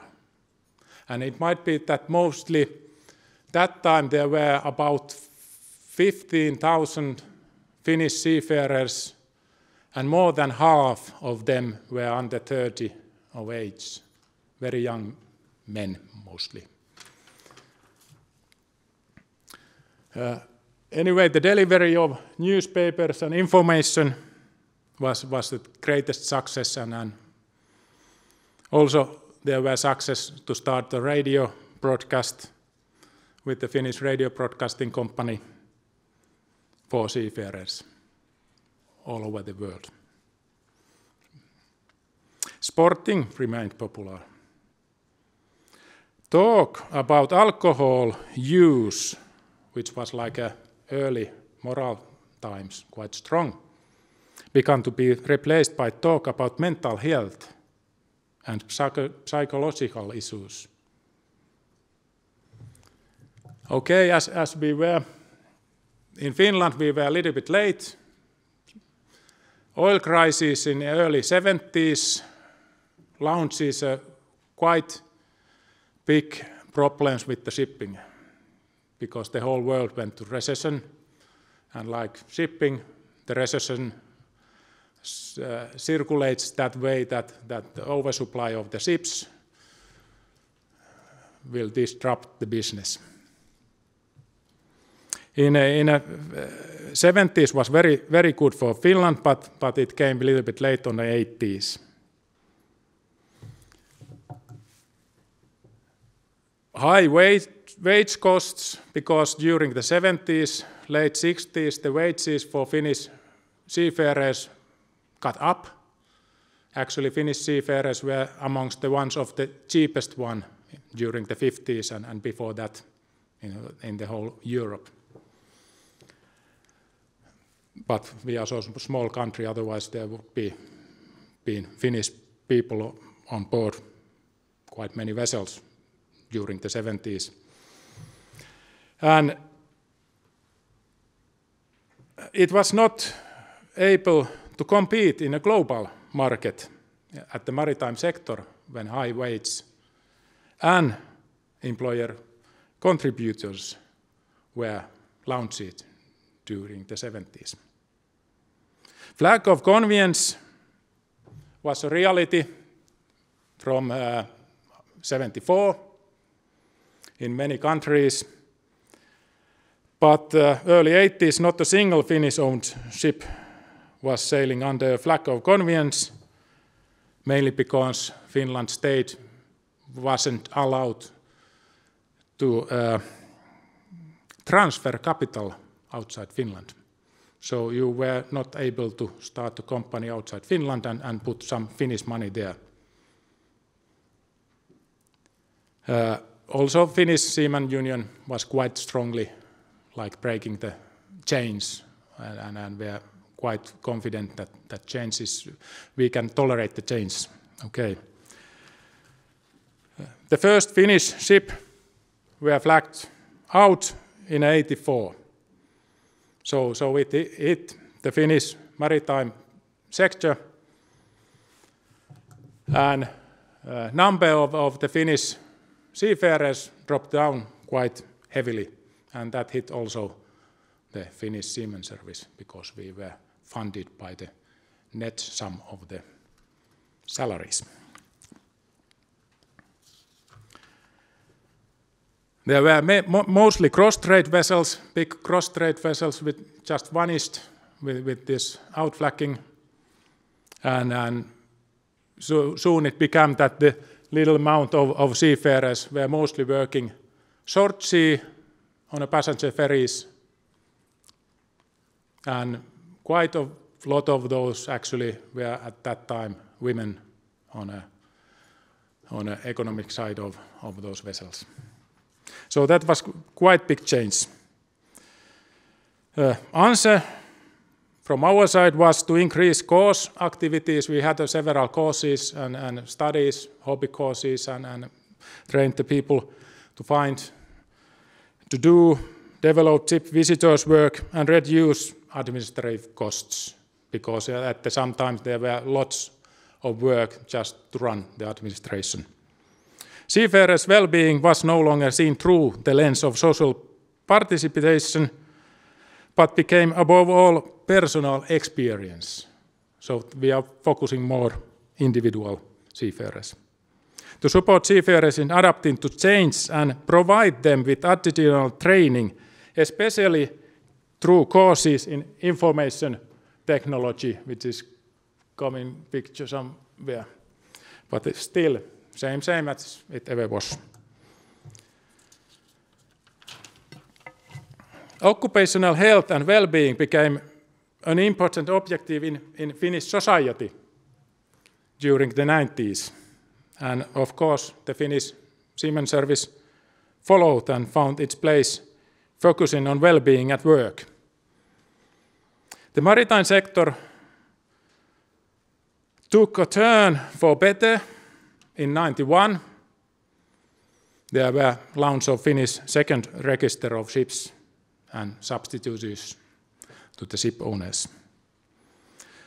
So seafarers find out that they are excluded from the services provided by society, and they have a limited opportunities to participate in social and family life, same as we have been talking here this morning. And in response, communication, cultural services, and adult education was identified as the most important services during the late 90s and early 2000s. Digitalization was one of the major change, and there were lots of people working on board which really needed knowledge about IT technology. The new era. The Finnish welfare state began to turn into competition state. Everything has to be efficient, more efficient. And objectives of welfare state were related earlier to equality and well-being of the citizens. And for my opinion, we should really go back to that. But it's still that nowadays we are on the same boat. Everybody, ship owners, seafarers, unions, everybody needs that shipping is working. Actually, every people in the world needs shipping to be working. It's only 1.5 or some million people working on board vessels, and if they stop working, it's within few days, it's a catastrophe in most world. But work has to be together. So we are strengthening position of seafarers by working together, by improving, taking care that it's a fair working condition, fair trade, and good for all. And we have our strategy saying that seafarers, or vision, seafarers are physically and mentally well. The shipboard working environment is comfortable and enjoyable. Seafaring as a professional is interesting and attractive. And same as it ever was, people are people, human are human, we need each other, like my fellow captain just perfectly told that we have to take care everyone. It doesn't matter which nation or which whatever you come from. We are here together. Thank you.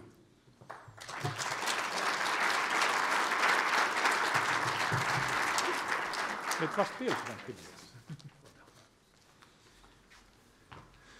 Thank you, Sampsa. So now then, we are going to go on to the next subject, which is inclusive culture.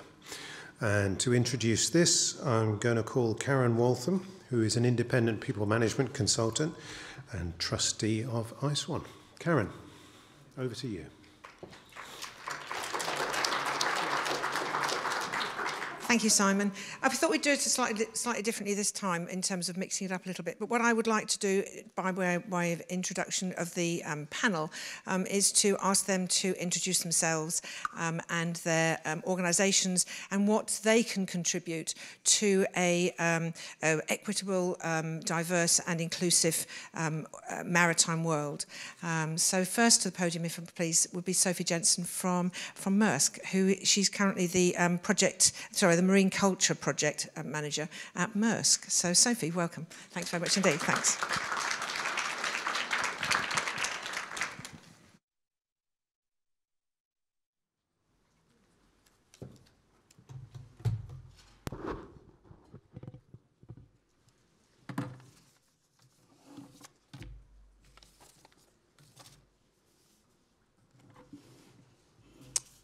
Okay, so hi everyone. I'm so happy to be here today to talk about inclusive culture in the industry and specifically about inclusive culture, how we work with that in Maersk. I'm going to give you just sneak peek into what we are working on currently. Yeah. So to start from the beginning, at least the beginning for us, in September 2021, an anonymous seafarer referred to as the Midshipman X went public with a personal account of sexual assault. Yeah. And as a result, we decided to do an internal investigation across all Maersk-owned fleets to determine the magnitude and the nature of this challenge. We looked into sexual harassment, discrimination, and bullying. And it turned out that this was not a standalone case. Full pause, this was not a standalone case.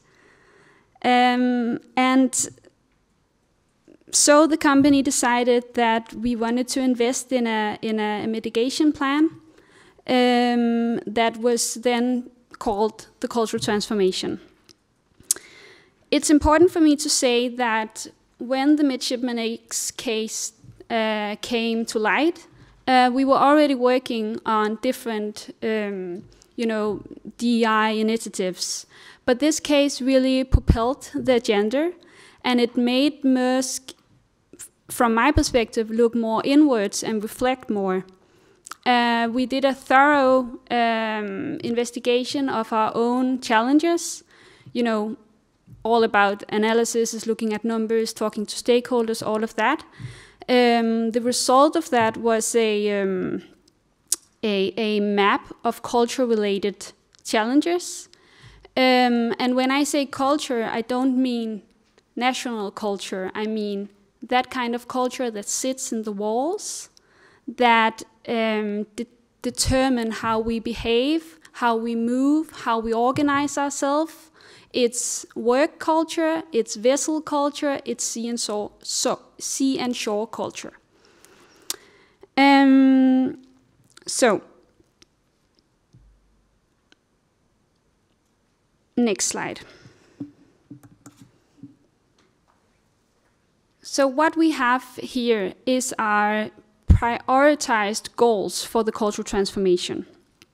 So all the initiatives that we have put in place, they are responding to one or more of these goals. And, it's not like all of them can be achieved within a certain amount of time. For many of them, it's like an ongoing new way of perceiving what do we consider a good work environment. So we want to create a psychological safe work environment where everyone can and do speak up if they experience or see something that is not quite right. We want a zero tolerance towards sexual harassment. And that's not as if we will immediately fire everyone that is accused of sexual assault or harassment. It's more that nothing is being swept under the carpet. Everything will be investigated thoroughly. Our procedures will be clear and transparent, and our case handling will be the same. We want to strive all the time to have a work environment that is free from harassment, bullying, and discrimination. And then we want a fleet with the strongest leaders of the industry, really putting emphasis of how important it is that we have leaders that are equipped to enter the future and to lead the way for a psychological safe work environment, and that we have also executive management support all the way. We want a gender-balanced fleet, and we want a strong collaboration between sea and shore with trust and uprightness at the core of it. And then we want a strong talent pool across sourcing areas. We want to strengthen our pipelines, and we want to get the most out of our sourcing market, so to say. We want to expand our talent pool. Yeah, so fast forward to solution mode. That's a little bit the name of the game for today's presentations. We have initiated multiple projects, and without going into details, I want to highlight just a few of them. Our comprehensive leadership program called the Leading as One program, where we train leaders in creating a more psychological safe work environment. It's a very comprehensive program where we fly in our leaders and train them face-to-face in a 4-day camp. And on top of that, we have a lot of different engaging training sessions online. Then I want to highlight our health and well-being project. It's just been launched, and it has a very strong focus on mental health. As we speak here today, Maersk are rolling out a telemedicine tool that provides vessel management with new tools to support and treat crew members while they're on board. And then I want to highlight our cadet culture program that is going to focus on creating more psychological safety around the cadets' learning environments. So that will be both while they are at school or while they're on board. And the cadet culture program also at the same time is aiming at creating better leaders for tomorrow. Yeah. So if you haven't already guessed, the red thread in our different initiatives is psychological safety. So I thought it would be appropriate just to let you know how we define that. So to us, psychological safety is the sense among colleagues in a team that you won't be punished or humiliated for speaking up with ideas, questions, concerns, or mistakes. To us, that means that when you feel safe and when you feel valued and like you can be yourself at work, you can more truly engage and you can contribute. And we believe that a positive culture like that rubs off and positively affects the whole team and the whole organization. I brought with me a few results. So we're 1.5 years in, and stuff have happened. We do have a long way to go yet. Yeah. So 100% of our shore-based maritime leaders and 35% of our seagoing leaders have participated in this face-to-face training and are both now in the process of becoming more inclusive leaders. We have seen an increase in numbers of complaint cases being raised over the last 18 months. So that's cases within harassment, sexual harassment, discrimination, and bullying. At the same time, we have seen a small drop in people having experienced these sexual harassment, discrimination, and bullying. And to us, this indicates that the dark number is getting smaller. And that's, it's still early on, but it's positive, and we see it as an indication that our speak up efforts are working and that our new procedures are paying off. Then we have increased our female seagoing pool of colleagues with 30% over the last 18 months. It sounds like a lot. Now we have 500 females and we are 12,000 in total. But I think it's above average in the industry. Then we have this last part, which is not so much figures and numbers, but it's also important. It's about how we create internal support. So here today we talk about how we all want an inclusive environment and how it is something that our seafarers are really longing for. But actually this agenda really divides the waters. So we spend a lot of time in getting internal buy-in. We do that by having a lot of honest sharing sessions, and trying to create a narrative that culture change is something that we do together. We're keeping management on their toes, constantly working on making cultural transformation a top priority. And then we have invested heavily in internal communication to develop a common language and a shared goal and a feeling of inclusion in this movement. And on that note, I want to end my presentation with showing you our internal visual, how we talk about the culture transformation internally. We call it One Team Together. And with this visual also comes a communication strategy that helps us move from a narrative of only focusing on anti-sexual harassment and maybe unintentionally pointing fingers at our seagoing colleagues towards a more inclusive and collective narrative where culture is something that we change together, sea and shore. Thank you. That was all from me.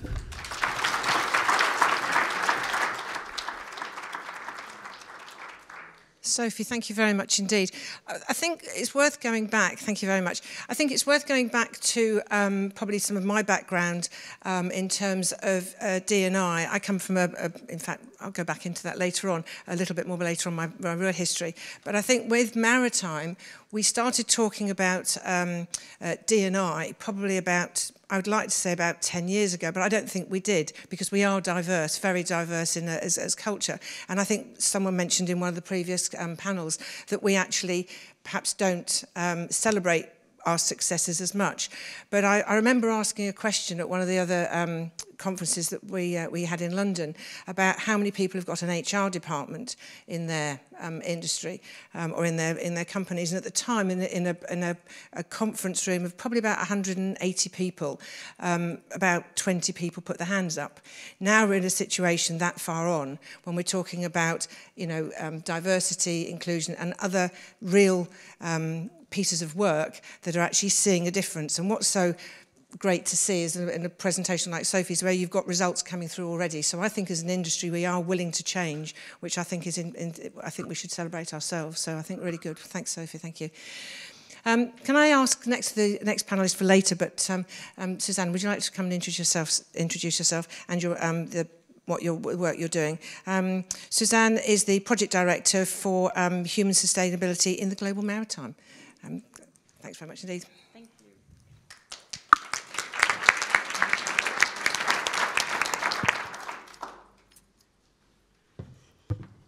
Hello, everyone. I'm incredibly excited being here. Thank you so much already. I've learned so much already. So, and I'm hoping that I can contribute a little bit with maybe a different perspective somehow. I'm from the Global Maritime Forum, and for those of you who might not know who we are, we pride ourselves on being an NGO where we bring together once every year decision makers from across the global maritime industry, decision makers, industry leaders, policy makers, somewhere between 200 and 250 people, and where we sort of work together to identify collective challenges and what might possible solutions be. So what we consider ourselves as being is a platform for sort of multi-stakeholder engagement, where we bring in the whole of the value chain, those that have the biggest stake in driving change. I lead our work on human sustainability. It's a fairly new or recent strategic program that we set up, focused on the sort of the human side of the industry. We've been sort of existing for 5 years, but much of the work initially was focused on decarb. We had our most recent summit in Athens less than a month ago, and next year we'll be going to Tokyo. And the conversation, I've been involved or sort of participating in these summits over the last 3 years, or the last 3 summits, and the conversation is indeed changing. It is shifting somewhat away from the why towards more of the how and what can we possibly do together, and that we have to do it ourselves. With the Human Sustainability Program, what we're aiming to do in our little team is address we focus on providing dignity or ensuring dignity and respect for everyone within the full maritime supply chain. And that's a sort of a big ask, as we've learned today. There's a lot of work for us to do.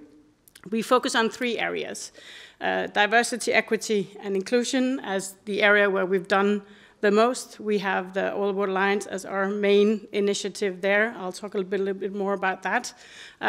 Then we focus on safety and well-being. Our biggest initiative on that was the launch of the Neptune Declaration, which is a work where we focus on bringing transparency, looking at sort of learning from each other by sort of defining indicators that can help us work together on driving transparency on some of the invisibility of the things that happen at sea. We're currently revising the indicators, hoping to be able to set up powerful indicators when it comes to Wi-Fi, shore leave, some of the things that we know matter enormously to the seafarers. And then we sort of focus very much on what are the skills and competences needed for this industry for the going forward, for the future. So we've set up a global network of young maritime professionals where we are engaging with them, giving them a voice among industry leaders to get their perspective and engage them also in building the more sustainable industry of the future. And what we've heard a lot today is this challenge of how on earth do we attract young talent to this industry.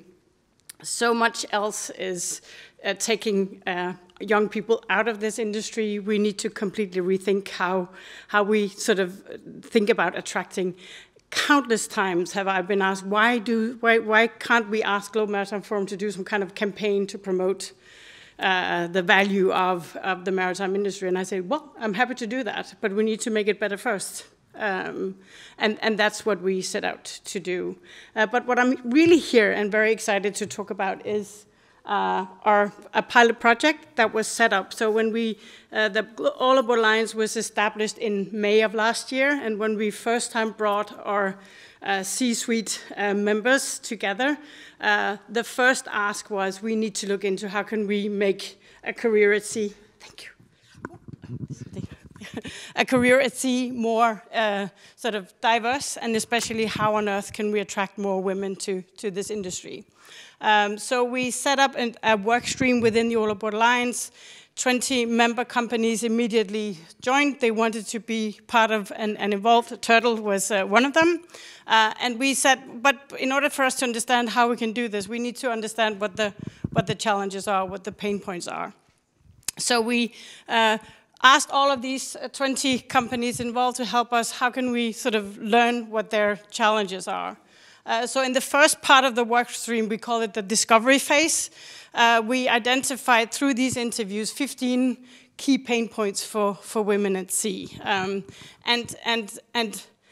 we could sort of fairly easily split these 15 pain points into 4 overall categories. It was very clear that many of the women experienced that it was incredibly difficult for them to succeed professionally. They experienced a culture of getting treated as less competent just because of their gender. They experienced that they had to outperform men to be respected. They reported unequal access to on-the-job training. Many experienced that training officers couldn't really be bothered to work with them because they had this impression that they might quickly or soon leave, so why bother? And then they often also experienced to be assigned different tasks from their male colleagues, either out of consideration or, again, this we didn't ask too much as to why, but this was an experience. Another category, which we've also heard about this morning, are challenging social relations on board. A culture of rumors and gossip. A lot of the women reported that they had to spend an enormous amount of energy in protecting themselves from rumors and gossip. And sometimes the best way to do that was just to isolate in the accommodation area. And that also resulted in many of them feeling isolated, unsupported, or alone on board.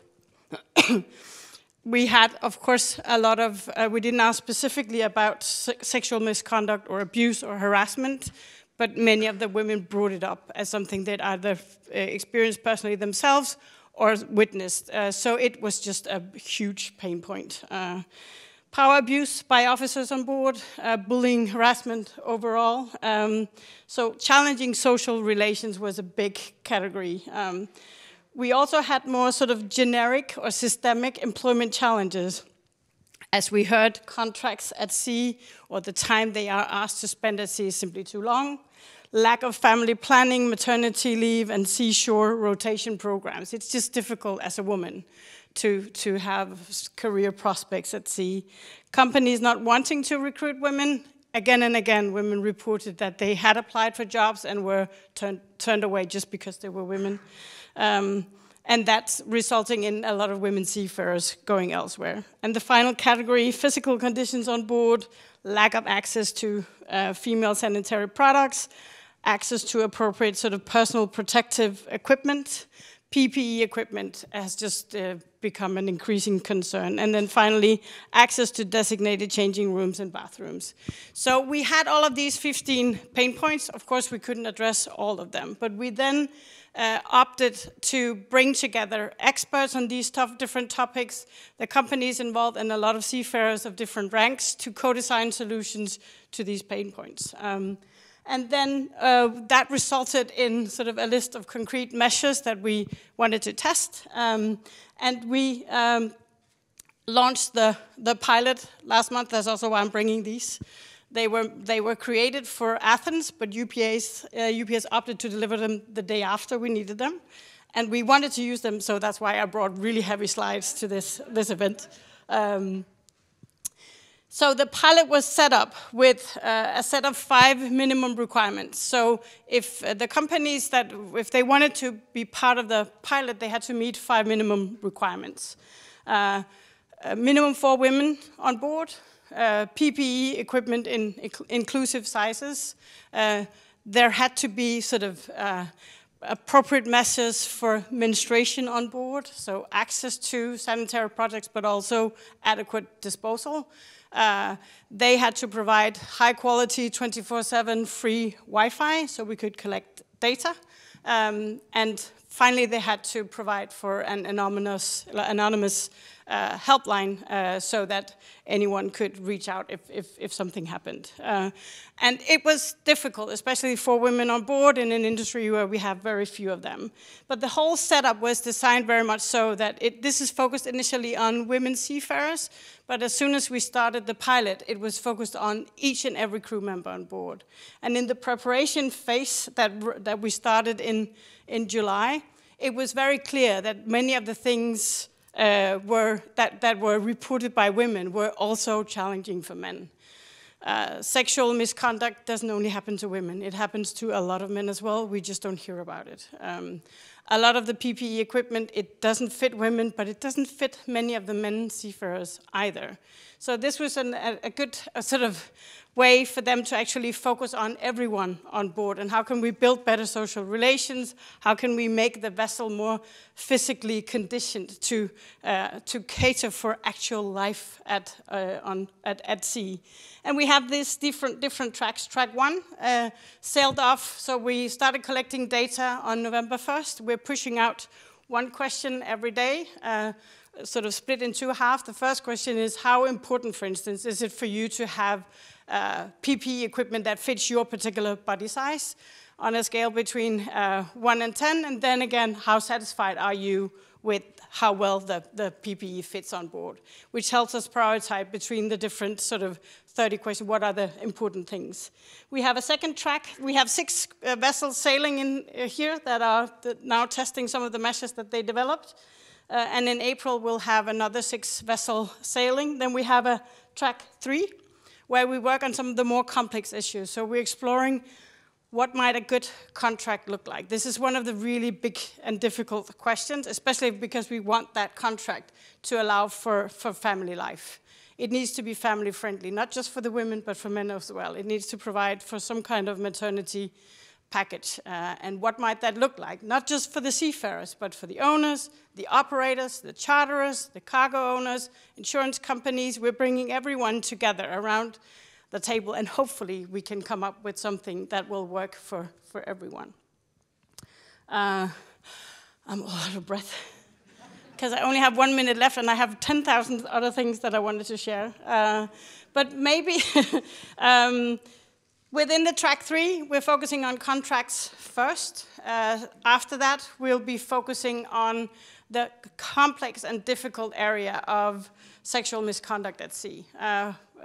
We are aiming at providing very simple guidelines that we know works because we tested them well, that are simple and easy to apply and use. We can't rule out sexual misconduct at sea, but we can definitely do much better in preventing it and responding to it when it happens. Because all of this is basically about how can we make life at sea not just inclusive and welcoming to women, but attractive to women and men and everyone who would and might be interested in pursuing a career at sea, because we need many more and we need to do it better than we do today. Thank you.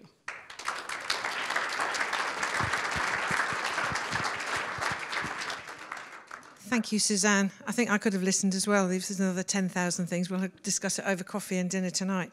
So thank you very much indeed. Can I invite James Stockbridge to the platform, please? Thanks very much indeed. James is the co-founder and trustee of Neurodiversity at Sea, and is joined by Dan as well. So the two of them. Thank you very much. Thanks very much. So Dan and I are going to introduce the ideas of neurodiversity and neurodivergence, and we're going to outline why they're important for seafarers, why they're important for the industry, and I'm going to introduce some pretty exciting new pre-publication evidence from survey work conducted by our charity, Neurodiverse at Sea, and hopefully, in doing so, shed a little bit of light on the theme of this seminar. And in so doing, on our job as a charity, our job as an industry and as ship operators, as welfare organisations, as seafarers and leaders at sea and ashore.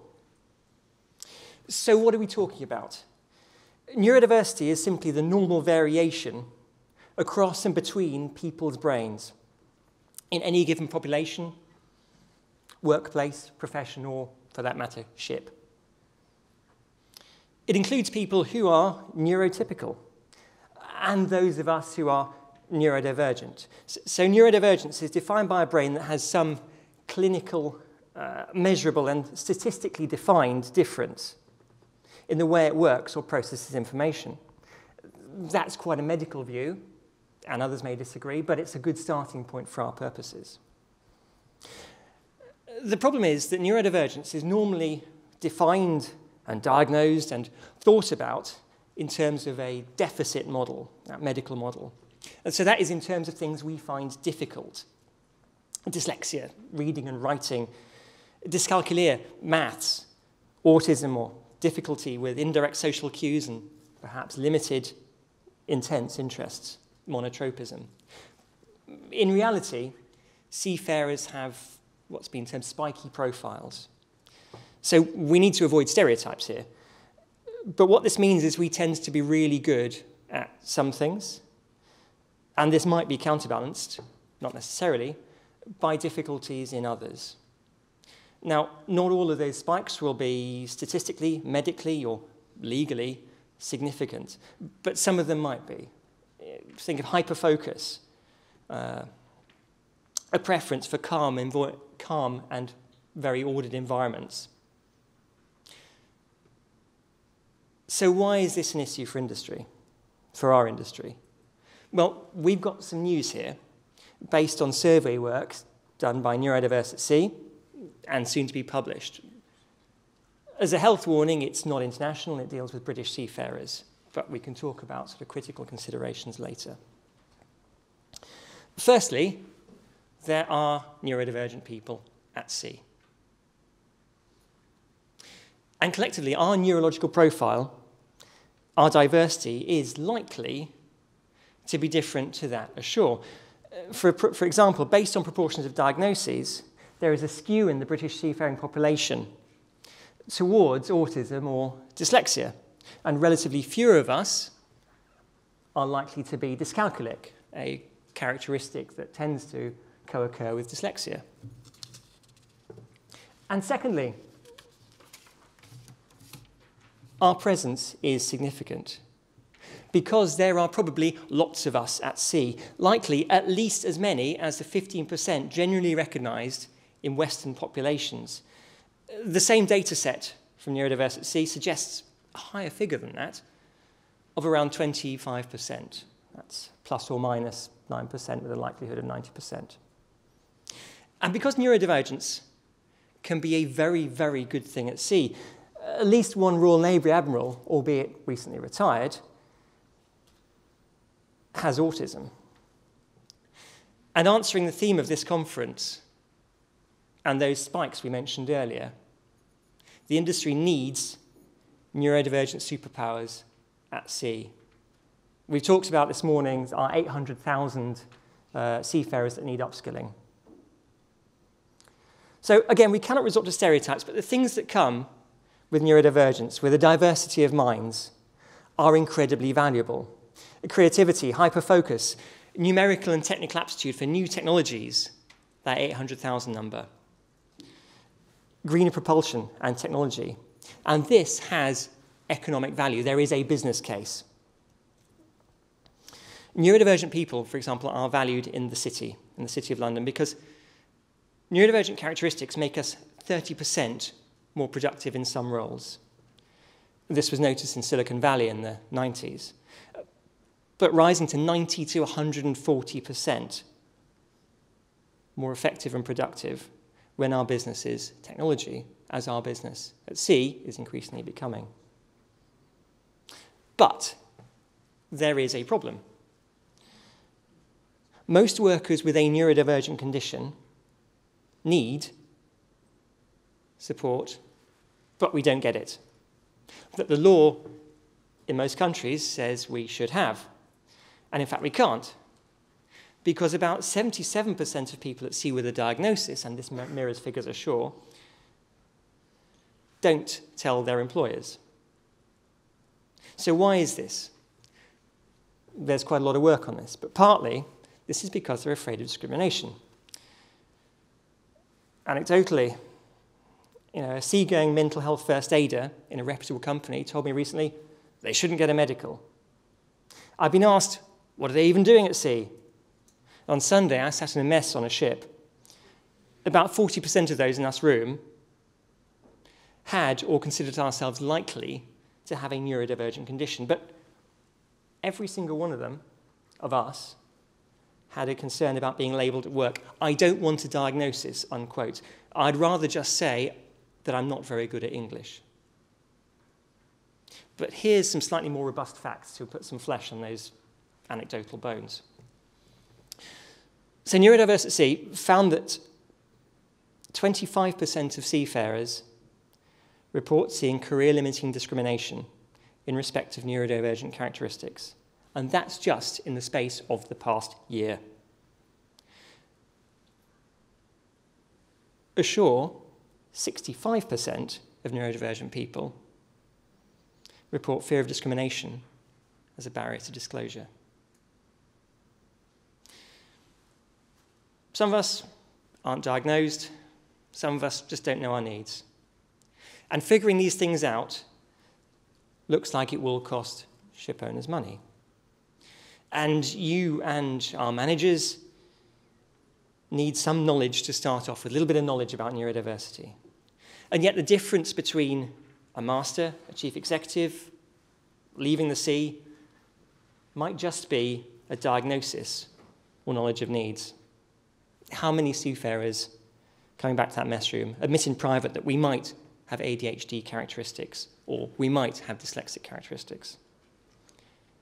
You don't necessarily need a clinical diagnosis to identify what you need to do your job safely and well. But how many companies in this room or in the industry have any means of identifying individual needs and adjustments? So that lack of reasonable adjustments and support is wrong. It's rife. It flagrantly breaks the law in many countries, and it wastes human life and talent that we want to retain. It makes workplaces less safe, and are sure the data show that this contributes to truly terrible outcomes. We've talked about seafarer mental health. If you have a neurodivergent condition, you are statistically more likely to suffer poor mental health outcomes. 80% of people with autism are unemployed in the UK. We are overrepresented, regardless of neurodivergent condition, in the criminal justice system, and it has to stop. But here's what our job is. It can be stopped. We're not investing billions in new, yet-to-be-invented technologies for ammonia fuel and things like that. We're actually pushing at a door that's already open. We've already heard today that seafarers are ready and willing to make changes. Because as seafarers, we know the value of different minds, so we're pushing at a door that's open. If we're competent leaders, we exercise neuro-inclusive management every day. Helm trade leadership considers team, task, and individual, 2/3 of which is essentially a neurodiversity question. So here's some evidence I want to preview for you. An evidence that we have an open door, that seafarers are, as Maersk is finding out, truly ready for inclusion. So we gave our sample of seafarers examples of neurodivergent conditions with a neutral descriptor. We asked them to assess costs and benefits, and we had a spread of opinion, as you'd expect. For example, many people accept that accommodating neurodivergent seafarers will result in aggregate costs in different business areas, notably in HR and management. On the other hand, seafarers identify benefits or significant benefits in terms of compliance, maintenance, and engineering. But what's really interesting is that the greatest proportion, more than half of seafarers, think that the benefits of neurodiverse workplaces, the benefits of those different minds, outweigh the costs. More than half of seafarers think the benefits of a neurodiverse workplace exceed the costs across all business areas. And that's not some jargon or arcane agenda. Despite the fact that we've seen there are truly horrific outcomes for neurodivergent seafarers, we as seafarers are on board with this big picture. Like Maersk, we're ready for change. We are, as I say, pushing at an open door. So how do we get through? How do we fast forward to solution mode? Well, it's a leadership job. And ISM is how as shipowners we do business.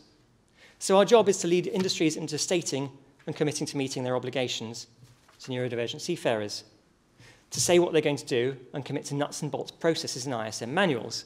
And those processes would be to identify individual needs, to meet those needs with reasonable adjustments accessible to every neurodivergent seafarer, to educate and empower managers to make and manage adjustments, including the informal adjustments that are evidentially supported as being most effective. They don't cost anything. To circumvent discrimination in recruitment and promotion, and to end actual discrimination at work. And to fix problems when things go wrong, when we discriminate, when we fail to make the adjustments that make workplaces actually and psychologically safe, when we break the law, when we leave vulnerable seafarers without adequate care. And we need to identify the detail of those processes. It's a big job, and with technological paradigms changing, with those 800,000 people, those 800,000 individual talents we need, this might be existential. But it's not risky and expensive. We're not throwing money at engines, ammonia, infrastructure, new ships, or yet to be invented technology. Instead, we're adjusting workplaces and processes to enable individual seafarers to use their remarkable talents safely. Neuro-inclusivity should be a straightforward leadership task with measurable, achievable, and worthwhile outcomes. Other industries are already proving it. So let's do it. Thank you.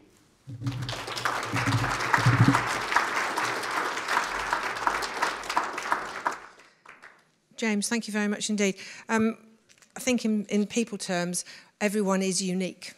I know triplets, I know twins, I don't know if there's a member of, or one of a twin here today, but everybody is unique. And on a presentation like that, it just opens up our thinking to, we think we know about discrimination or equality or diversity, but it's not just what the legislation's all about. It's about expanding our thoughts even further. And I think something like that is fascinating. So thank you very much, James. Last member of the panel, there will be a panel member, is Caitlin. Caitlin Bentley is a lecturer in AI education at King's College in London. So Caitlin, thank you very much indeed.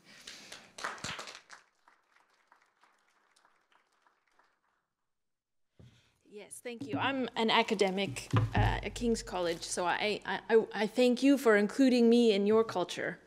My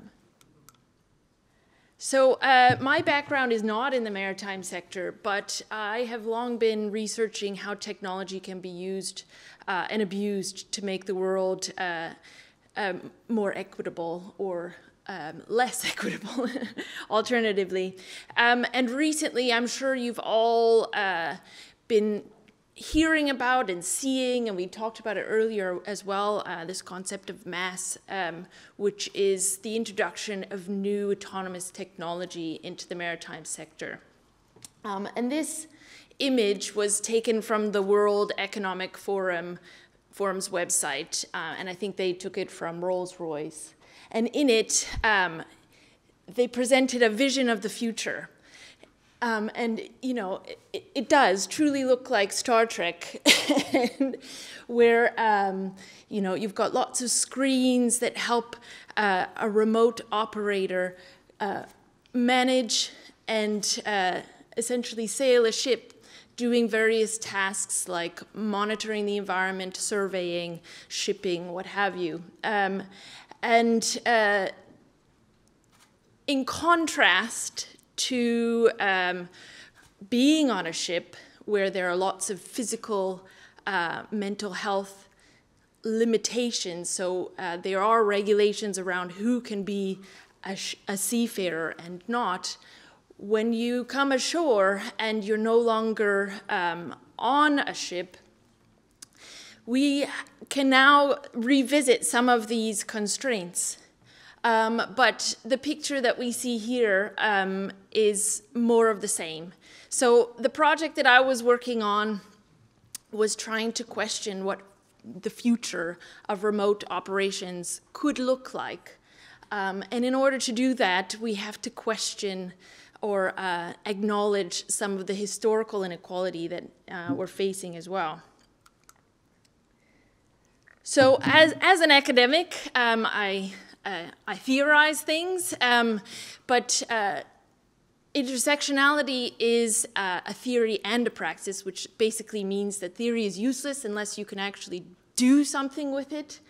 And intersectionality comes from critical black feminists who believe that our experience is shaped by multiple aspects of our identities coming together in a place and time, and how we are shaped and interact with the power structures like institutional racism, sexism, and how this influences people's privilege, advantage or disadvantage, discrimination that they face.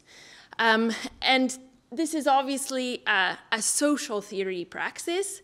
And so my job has really been trying to think about how can we translate this into technology design, and technology design in a context, so in remote operations. And so we argued that it involves 4 different things. The first is that you have to look at the technology itself. We don't have to build the technology set up like this. In terms of neurodiversity, you know, you can imagine that this kind of setup would be overstimulating to some and probably very exciting to others. And likewise, you could build this wheelchair accessibly, or people with different bodies. And you also have various types of AI technologies that can be slotted in and used in different ways to meet different kinds of needs. But as we've been seeing much throughout the day, and my other panelists as well, talking about how you also have to look at the organizational environment and the culture. And intersectionality in particular means that, much like speaking to the women in the previous presentation, you have to put people who have experienced marginalization and underrepresentation, you have to put their lived experience first and include them in discussing and solving some of these issues. But also we need to become activists, and we need to think about these longer term changes that we need to make across the sector. So I'll talk a bit more about how that plays out in this context.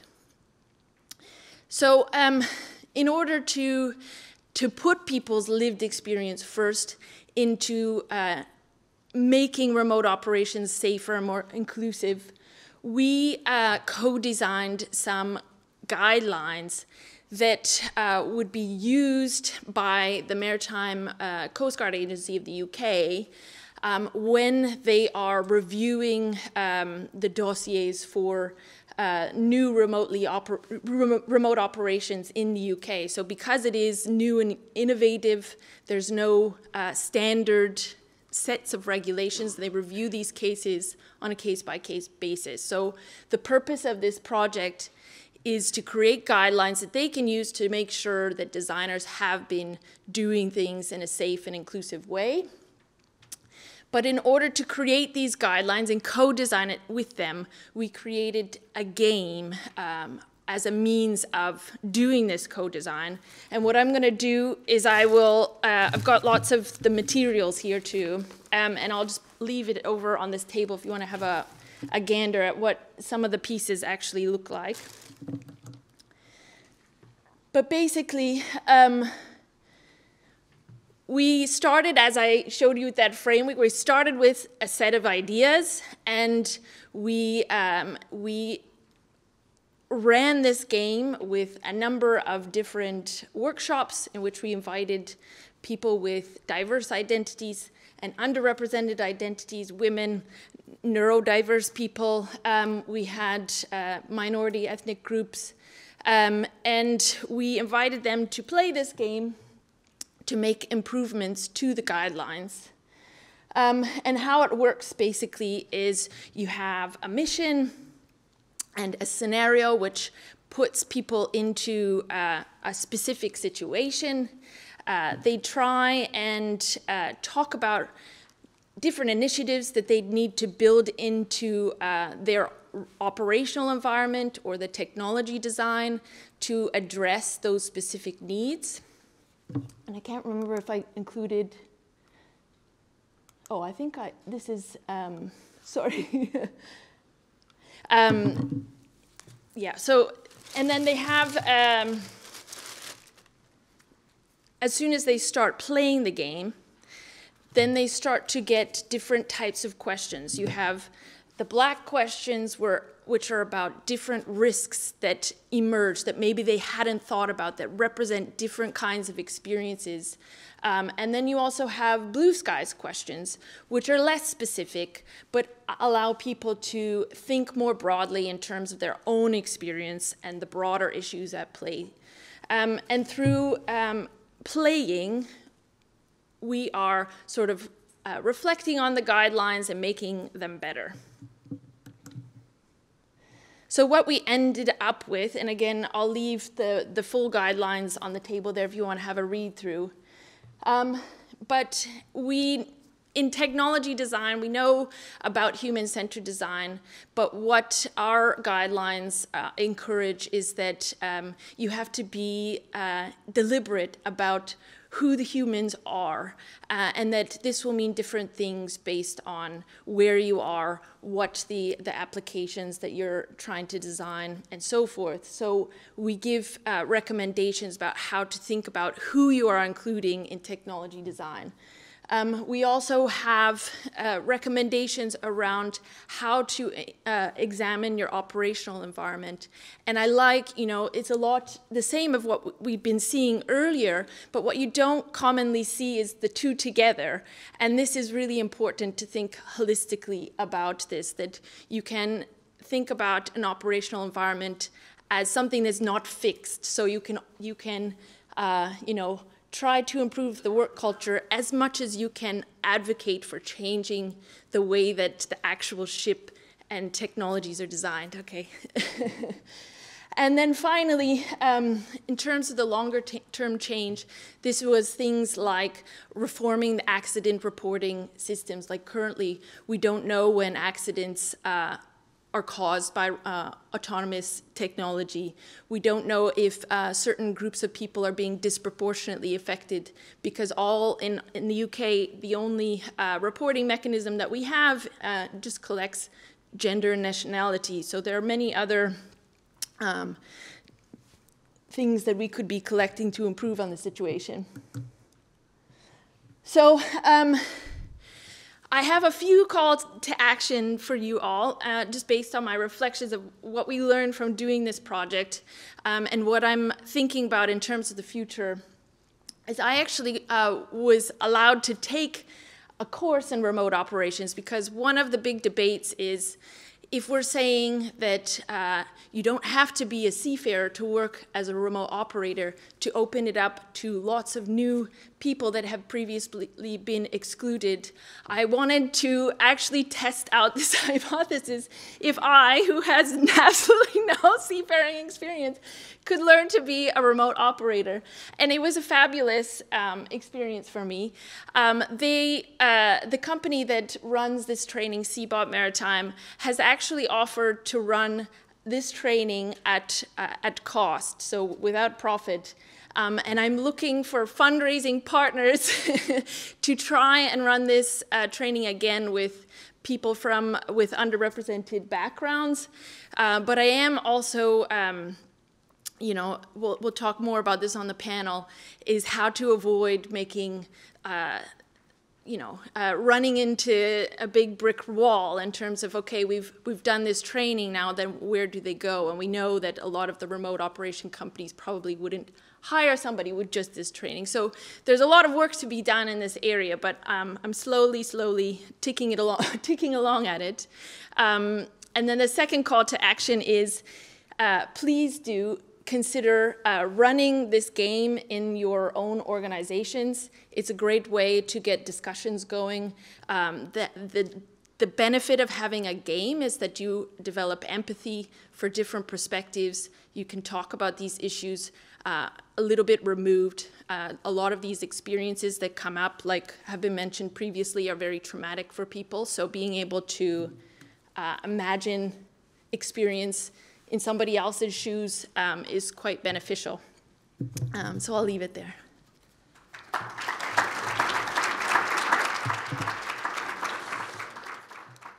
Caitlin, thanks very much indeed.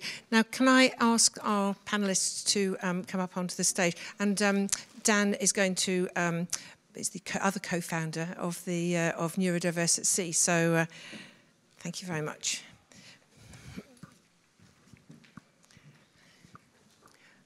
I thought I'd also give a bit of a background on myself. From diversity point of view, I've been in HR, for a long, long time, but I did start my career actually in banking. And interesting, when we were having the session this morning, it made me think about the fact that why am I in people and why am I doing what I'm doing? And it occurred to me that I've never really thought back at the actual my start off, which was that when I joined Lloyd's banking group back in 1979, as an 18-year-old, so I'm 62. But I was the only girl on an all-male shift of 30 men, and I think it was 80. There was 80 people on shift altogether, and there were only 9 women. So going back then, it was one of those situations. But what's interesting is that where we've talked today, or where we're talking this particular session about culture, When I went into HR from there, I set up the Lloyd's TSB Women's Network, etc. And we were talking about gender at that time. So diversity was just coming in that time, in 79, 80. And there was a lot of work going on in the UK government. But where we've really moved to the conversations we're just having by this panel, very, very different. But what was so important in those days was, in fact, gender, but also disability. And to the point that you made, somebody else made on one of the panels this morning about, I think it was Sadie, about going to the desk, immigration, because the banking industry had horrendous issues with disabled people going to their desks because people in wheelchairs couldn't see over the top. So, of course, diversity was very different. So you have to think about it in the industry. When we did start talking about diversity in maritime more recently, what I find very exciting and very positive is that these topics are not necessarily matching legislation. So it's not just the legislation side of things. So I think there is we do need to open up our minds, and everyone is unique, and we need to be treating people uniquely. So, an amazing set of presentations. Thank you very much indeed, all of you. And what we're also going to do is look at if we got any questions from the floor. But I'm going to start off with a couple of questions, if I may. Let's have a look. Suzanne, can I go to you first? For my glasses. Suzanne, why in a DE&I context, why do you think it's important for the welfare of the future and the recruitment and the retention within the industry? So why is it so important welfare-wise?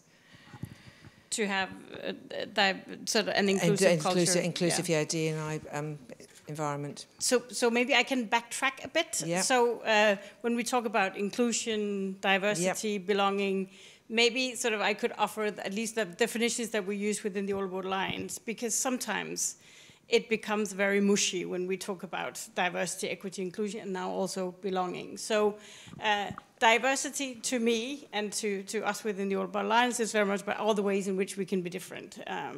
And sometimes it can also just be the absence of homogeneity. So all the ways in which we can be different. Whereas equity is about the policies and practices that we have to ensure that people are treated fairly. So that's about policies and practices. And then you have inclusion, which is about behavior and actions of people. And that's why inclusive culture is not about policies and practices. It's not about how different we are. It's about how inclusive we are against sort of towards each other. And then finally belonging, which is sort of anew, and who knows where we'll end up when we keep adding new words. But belonging to me is incredibly important, because this is about whether or not people feel welcome, if they feel included, if they're part of the collective, are they sort of part of the team on board. That's how we build retention. If people feel that they belong, they will continue to work at sea. And that's a desired outcome.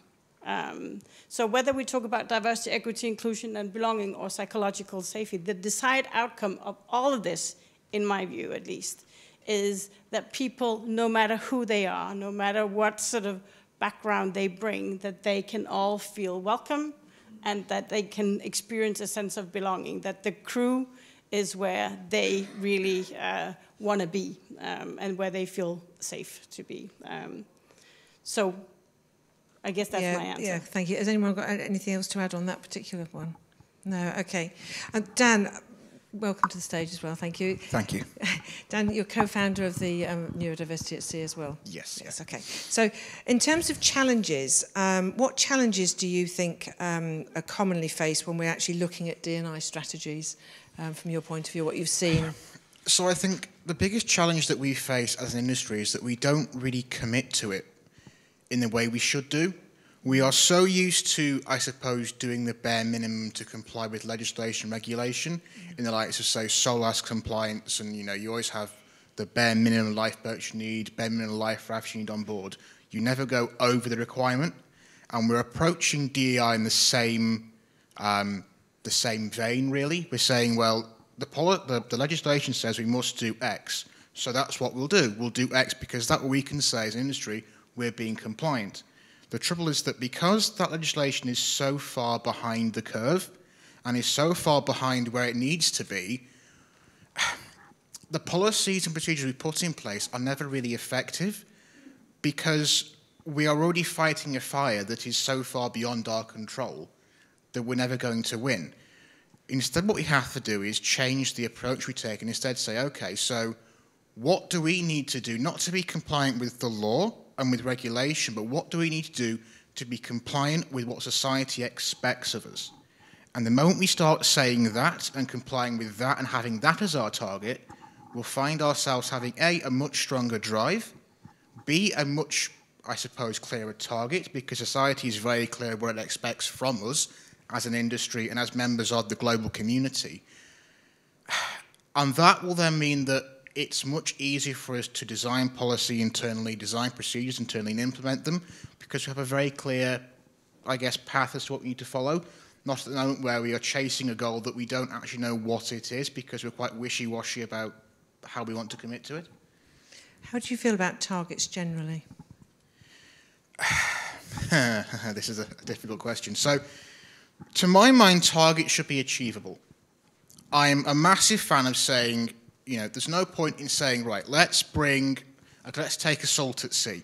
Let's say as a target we're going to have 0 assaults at sea, because there's no way that's achievable. For that to be achieved, we're going to have to change the way global society works, and that's something we as an industry can't achieve. So we have to be realistic, and we have to set ourselves realistic targets, an example of which would be, for example, we can say, right, we cannot say 0 assaults at sea, not going to happen. But what we can do, and what is absolutely within our control as an industry, is to say, right, we can commit to ensuring that 100% of people who come to us as victims of these assaults, harassment, whatever it may be, receives appropriate care and support. And not just a simple checkbox of, right, they've spoken to a therapist for an hour. We say if this person needs to have 3 months off, 6 months off, a year off, they need to see a dedicated trauma professional for a long length of time, we'll do that, no issues, no questions asked. We can commit to saying, right, we're going to investigate openly and transparently every single incident that we become aware of, because that's what society expects of us, and that's a realistic target. There's no point in us saying we're going to have 0 assaults at sea, because it's not something we achieve. We have to be realistic with our targets we set. Does anybody else on the panel here have any experience of targets? I can maybe add another layer of perspective to that, because I think that I absolutely agree with you that, of course, we shouldn't set sail on something that is not really possible. I also think that a part of this conversation is that we are also in an industry that really love, you know, measurable targets and think that we can like put a red line under and say now we're there. But when it comes to culture, there are also sometimes things that can be hard to measure. And of course we can set up KPIs and have like within our different projects to have some smaller achievable goals, but I also think we have to dare to do something even though we don't know exactly how we're gonna prove the efficiency of it, because it's also a very, that whole logic and that whole vocabulary maybe also stems from an industry that really highlights, you know, measurement and effectiveness and talking about inclusivity, belonging, culture.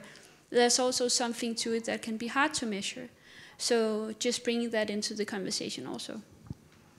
Yeah, Caitlin. Is this working? Yeah, okay. Yeah, I have a bit of a different perspective. We, in our guidelines, definitely put to make an institutional pledge, whatever that may be, it depends on the context, definitely agree that organizations need to make some kind of pledge. Personally, though, in academia, we have something called ISWAN, and it's these institutional reviews where you do set targets. And as a woman computer scientist, it physically hurts that my institution will not commit to doing the right thing. They'll commit to doing something that's achievable, but it's not right.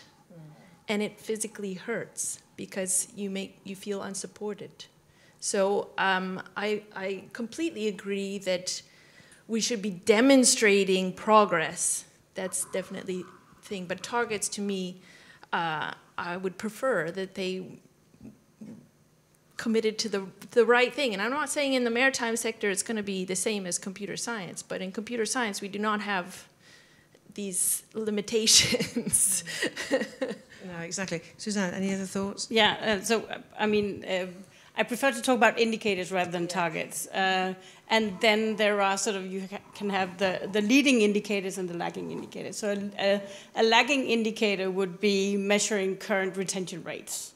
But a leading indicator would be the question, would you recommend your son or your daughter to pursue a career in maritime? That's a leading indicator. That's what can help drive the future.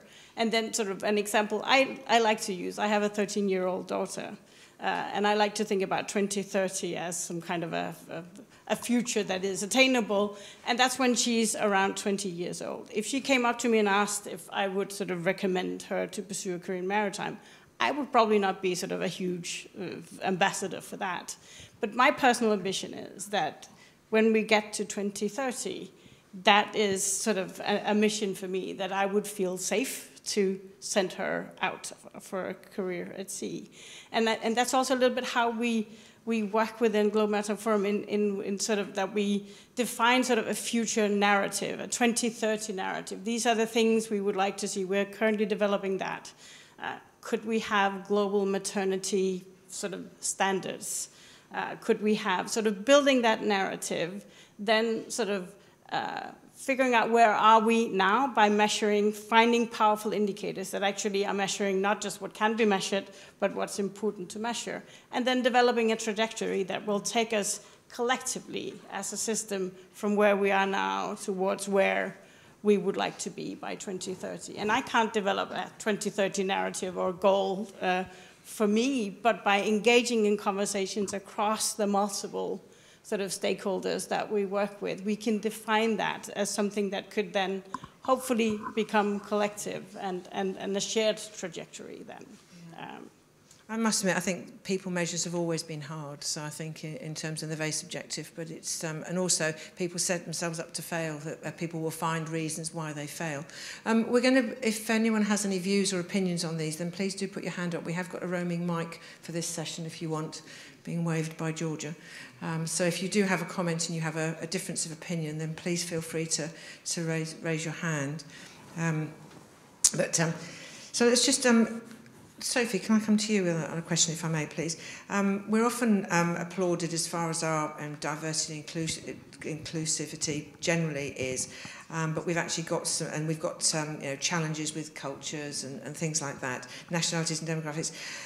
What are the new sort of supply styles are emerging, if you like, that you think that are coming through that's important to get ahead of, that might really bring some help for us? Yeah, so this question is about so it's an inherently diverse, industry, but it's not just because it's diverse, it's not necessarily inclusive. And I think that there is a premise in this question that is interesting, because of course we can do all sorts of things to accommodate different national cultures and religions and cultures.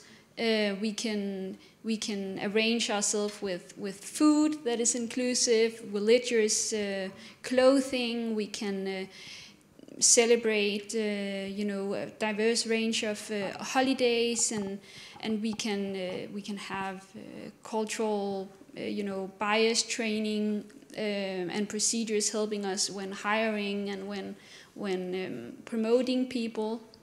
And I think we should do all that. But I also want to warn a little bit about always putting on these cultural glasses, because in my opinion, the conversation all too often end up being about how culture sets us apart. And I've only been with Maersk for 1 year. I've been talking to a lot of seafarers and other stakeholders and SMEs, and something that I hear quite often, and it's coming from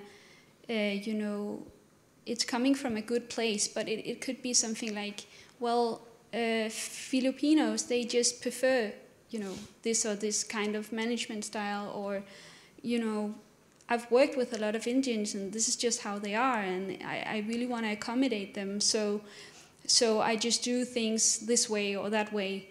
And I think that is sort of like a sleeping pillow a little bit, because then we just have to learn, okay, that culture is like that, and that culture is like that, and then we don't really have to deal with the fact that we are not being inclusive. Because at Maersk, I think we really are aiming at creating a space where you don't have to know it all. You don't have to know all the customs of Indians or anything like that.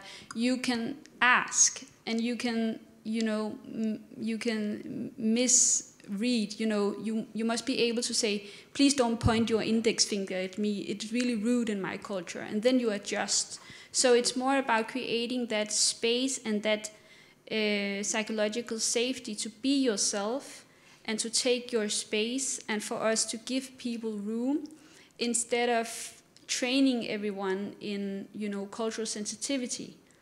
So I think that's sort of what I think about it. What I think about when you ask me that question. Do you think it is improving? Do you think we are seeing a difference?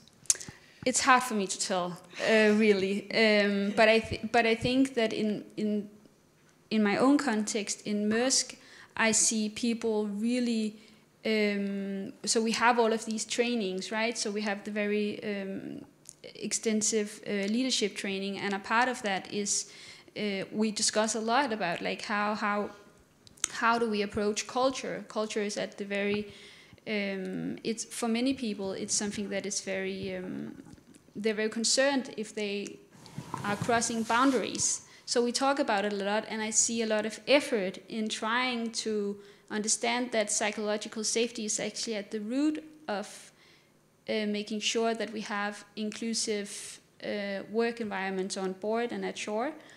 So I definitely see progress in terms of a lot of seafarers in the context of Maersk working wholeheartedly in improving their own leadership skills when it comes to inclusive leadership. Want to which is encouraging. Suzanne, you had a comment. Yeah. It was just sort of one of the things when I first entered this industry that struck me a bit was how training was often presented as the solution to everything, and when it comes to action and behavior and shaping that, I totally agree that it's not just about pushing more training. And for us in the pilot, it was incredibly important that we were not setting out to develop a new set of guidelines that could then be used to build sort of a manual for training. It's about learning together, and diversity is incredibly difficult. And what about equity on that side as well? Well, equity is then sort of when we learn enough, we can formulate a policy, but it needs to build on practice and not be developed in an office somewhere away from the vessel. So much of what we aim to do is facilitate the conversations that can help shape action and behavior on board, so that that it's not about telling you what's right and wrong, but let's explore together with the crew that we are. How can we make this a safe environment for everyone, where we feel that we can sort of, it sounds so pseudo, but that we can really feel that we belong because people respect our boundaries. But it's a whole different way, and in a culture that is traditionally very focused on building certificates and developing sort of that you tick off on. So it is a sort of shifting away from training and educating towards learning together and co-designing whenever we need to change things a bit. Okay. I thought there was a hand up there. Can I just, and we've got a question from the floor actually on AI, so Caitlin, can I come to that? Given the change, I'm not sure whether how you feel on the maritime piece on it, but given change towards AI and autonomous vessels, will there be even less focus on crew welfare or even a need for crew soon? Yeah, I would, there's two things that I'd like to say about that. So while I focused on increasing diversity in remote operations, I think the premise that we need to be aware of longer term changes happening and the economic incentives that that the maritime sector will have to replace people on ships, replace ships with autonomous ships. It requires everybody to get involved in these conversations, a bit like what you're saying. We need to start having conversations about the future that we want to see in the maritime sector, and it is going to affect everybody, and everybody does need to get involved in thinking about this and thinking what it means, because those economic incentives will be very present, and it will take a lot of bottom-up organizing to really shape an equitable future. And I'm, what was this, the second part? What was the, I had 2 points. Will there be even less focus on the crew welfare and even the need welfare, for, yes. yeah, or for need, yes, the welfare? I'm not sure about crew welfare. I think, so my first point about let's have conversations about replacing people and viewing AI as a replacement or autonomous ships. We do need to think more about how AI can augment the work that seafarers do on boards. I don't think seafarers will be completely replaced anytime soon, but I think my main point about welfare on board would be that you need to think about not only what the operational environment is on the ship, but also how the technologies are responding to diverse needs aboard as well. And that must come under welfare as well. Yeah, okay, thank you. And funny enough, Dan, I've got a question in for you actually. We are in a 3-year, in year 3 of a 10-year programme to encourage neurodivergence in grant funding. Is there a possibility to do something similar with recruitment into shipping? Both yes and no, which is a very helpful answer. But the way I view recruitment is that we have to do it organically. There is no point saying that we must have X many people in within a 10-year period and we must set ourselves a goal. I think whilst there is probably scope to have some form of 10-year plan, I think we have to approach it more in a case of, instead of looking at it saying, let's have X many neurodivergent people within Y year, let's look at it saying, right, let's remove X many barriers that neurodivergent people have identified within this year. Then the next year, let's remove these. The year after, let's remove these. And I think if we do that, that goal becomes achievable. It becomes something that's both measurable and actionable. Whereas if we just say that we are having X many people within Y year, we risk devaluing the efforts that we're putting in, and we risk reducing the neurodivergent community down to a checkbox exercise, which just dehumanises them and I think takes any value they can add away from them. Yeah, there's a difference between raising awareness, isn't there, and then actually doing Yes, absolutely, yeah. Does anyone have any comments from the floor? Anyone, any hands up at the moment? No? They're very quiet, aren't they? They want to listen more as opposed to anything else. Well, we've got some questions here. There's another one come in, which was to say, for you, Sophie, how did Maersk come up with the different initiatives in a cultural transformation?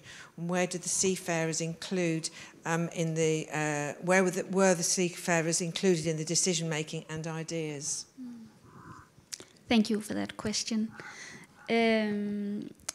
So I skipped that part because we only had 10 minutes, but we did an extensive analysis. We have these crew connects, and that's where we have shore personnel connecting with are seafarers. And we included a lot of psychological safety questions in those crew connects.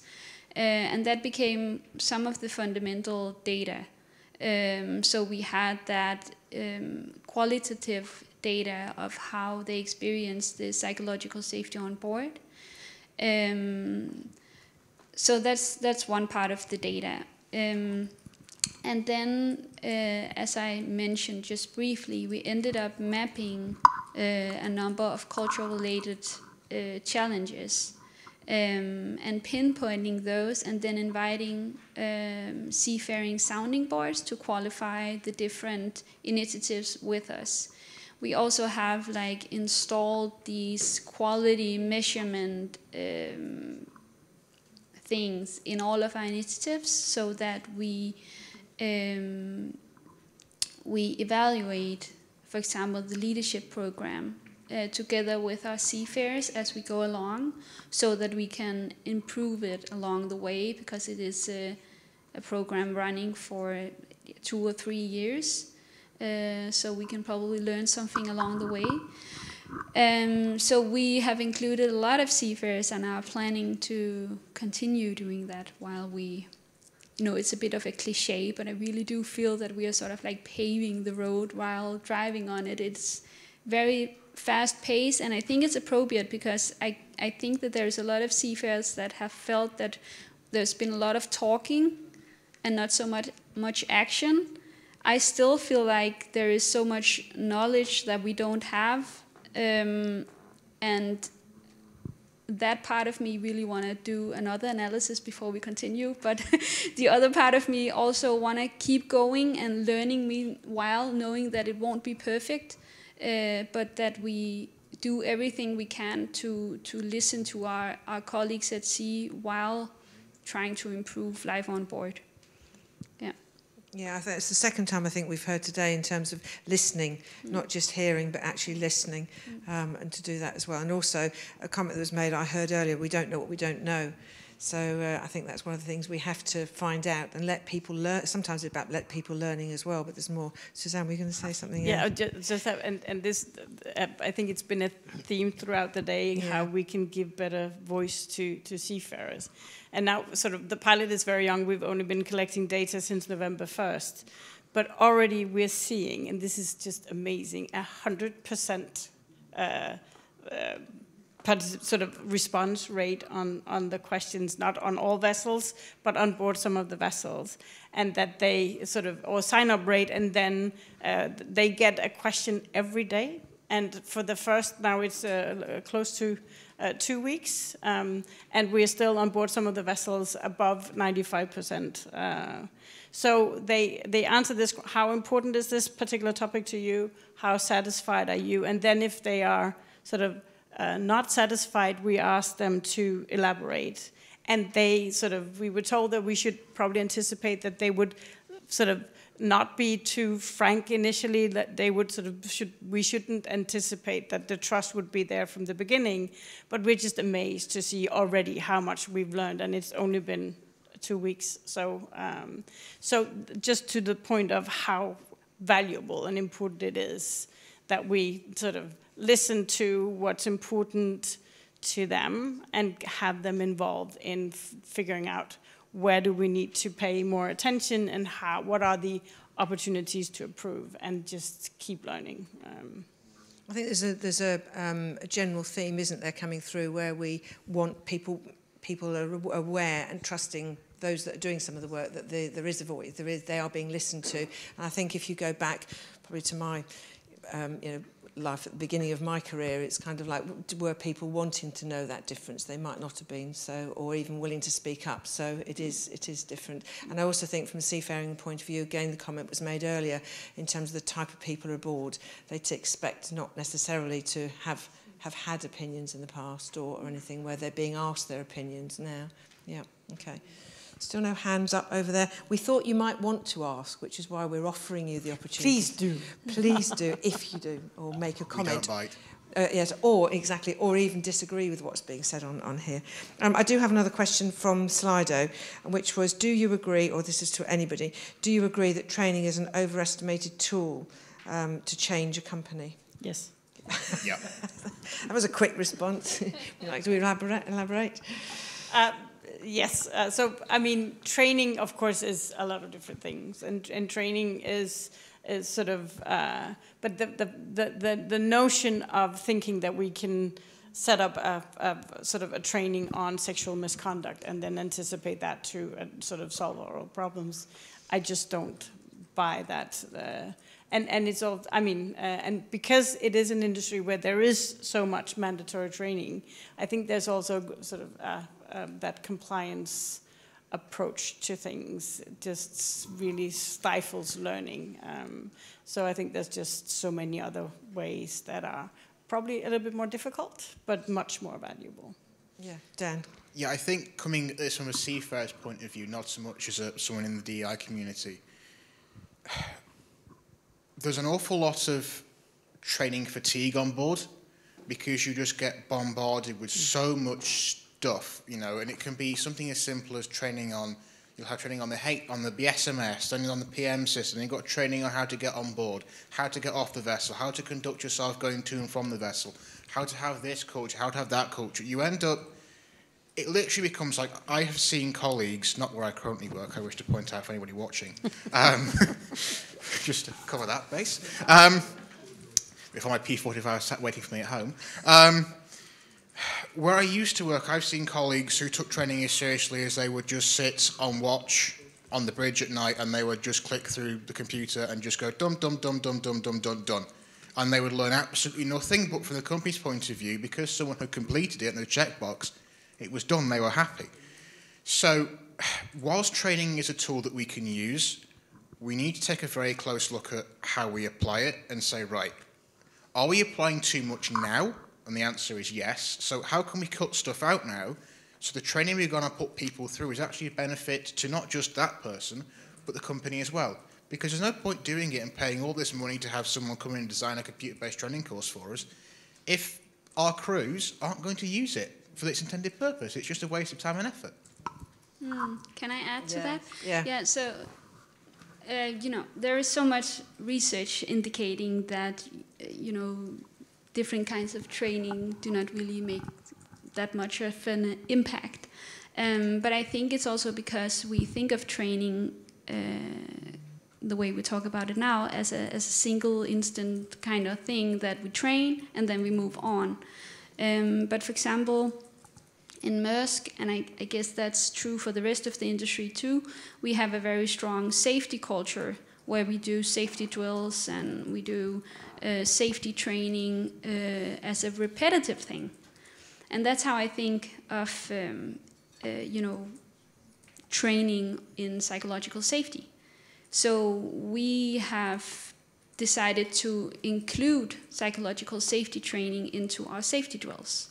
So as a part of the safety drills, we also have drills in psychological safety with cases, with different kind of things that crew needs to discuss. So it's a repetitive training. It's because we are learning to be together in a new way and to take into consideration new aspects of life on board. So I don't think that training is bad. I just think that we need to be mindful of what training, how much, when. And then I think we need to look at the structures and cultures that are already there. How does things land well on board, and then sort of click onto that with the needed training. I think that is one of the things that is working out really well for us just now. Yeah, and everyone's unique. I go back to my phrase, everyone's unique, so it's kind of what their needs are. Suzanne, and I'm going to see if I can squeeze one more question in, but Suzanne. So I'm going to make a very sort of, probably not a very political or not very sort of statement that there is a tendency that much of the training is probably structured around what also seems to be the priorities, in that the first priority is the safety of the vessel. The second priority is the safety of the cargo, and the third priority is the safety of the crew. This is a huge overstatement, but I think that also impacts how training is being designed, that it's about sort of ensuring the safety very much of the vessel and the cargo before the safety of the crew. And I would sort of, because of course I agree there is training that works really well, but it needs to be designed around the human sort of approach. What drives the practices and the action and the behavior and the decision making on board, and then design the training around that as opposed to the other way around. Yeah, that's fine. Have I got? Oh, we've got a question from the floor. Exciting. Thank you, Cameron. We'll get your break. It just will start a bit No. later. So don't worry. It's just an observation, really. Sorry, Cameron Mitchell, Isleman Ship Registry.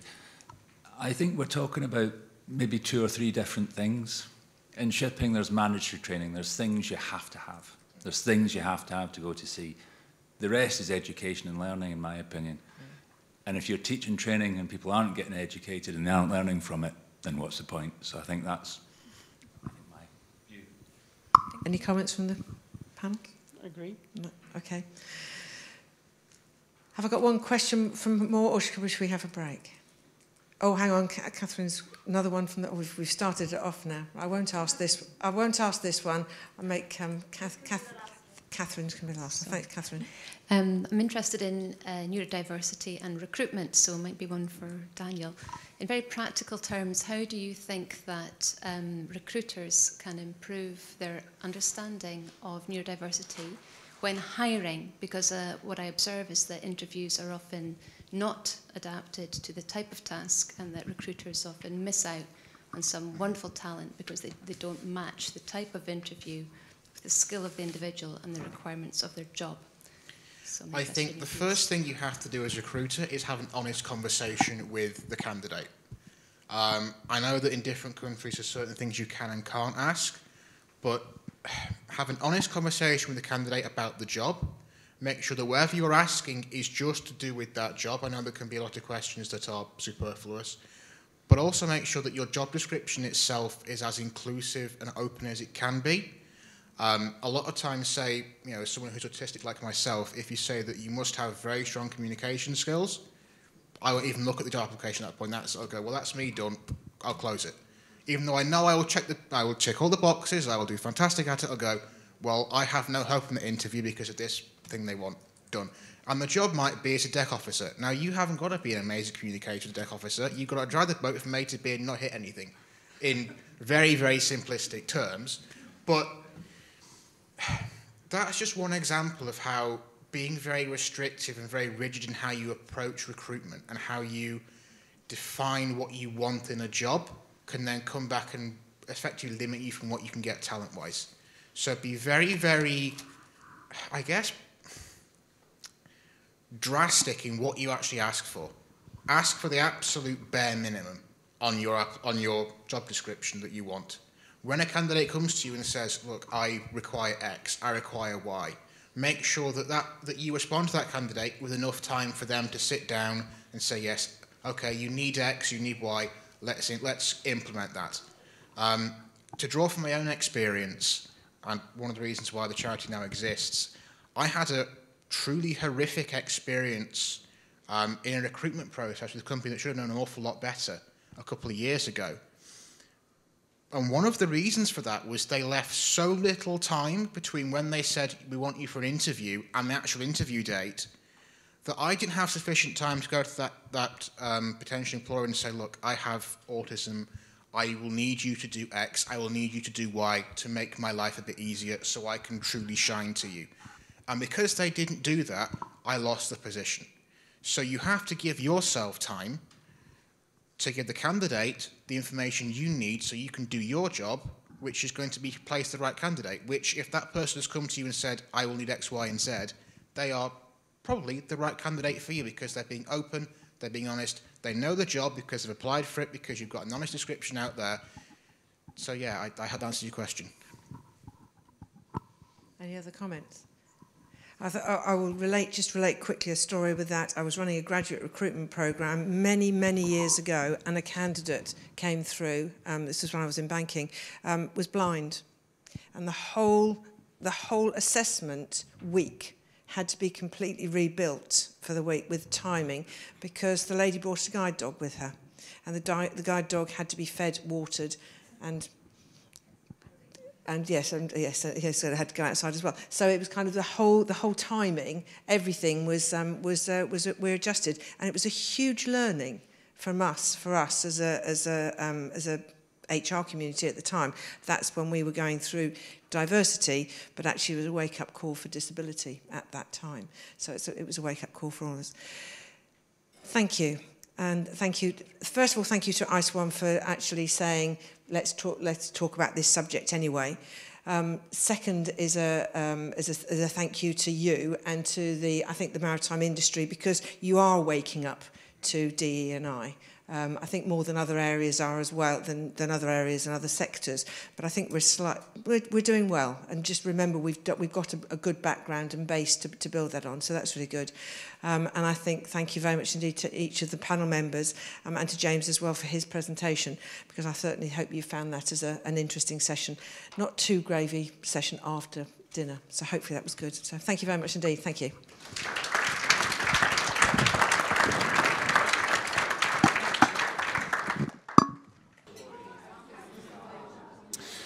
Okay, everyone. Thank you for coming back. So, the next session is Changing Technologies and the Impact on Wellbeing. So the person who's going to lead this for us is Sue Henney, who's Head of Marketing at ISWAN Marine. And also, yeah, it seems one or two of you already know her, it seems. And she's also a trustee of ISWAN. Okay, Sue, over to you. Thank you, Simon. Hello, good afternoon, everybody. Well done for still being here and looking bright and breezy. We're going to do our best in this last session to keep it lively for you.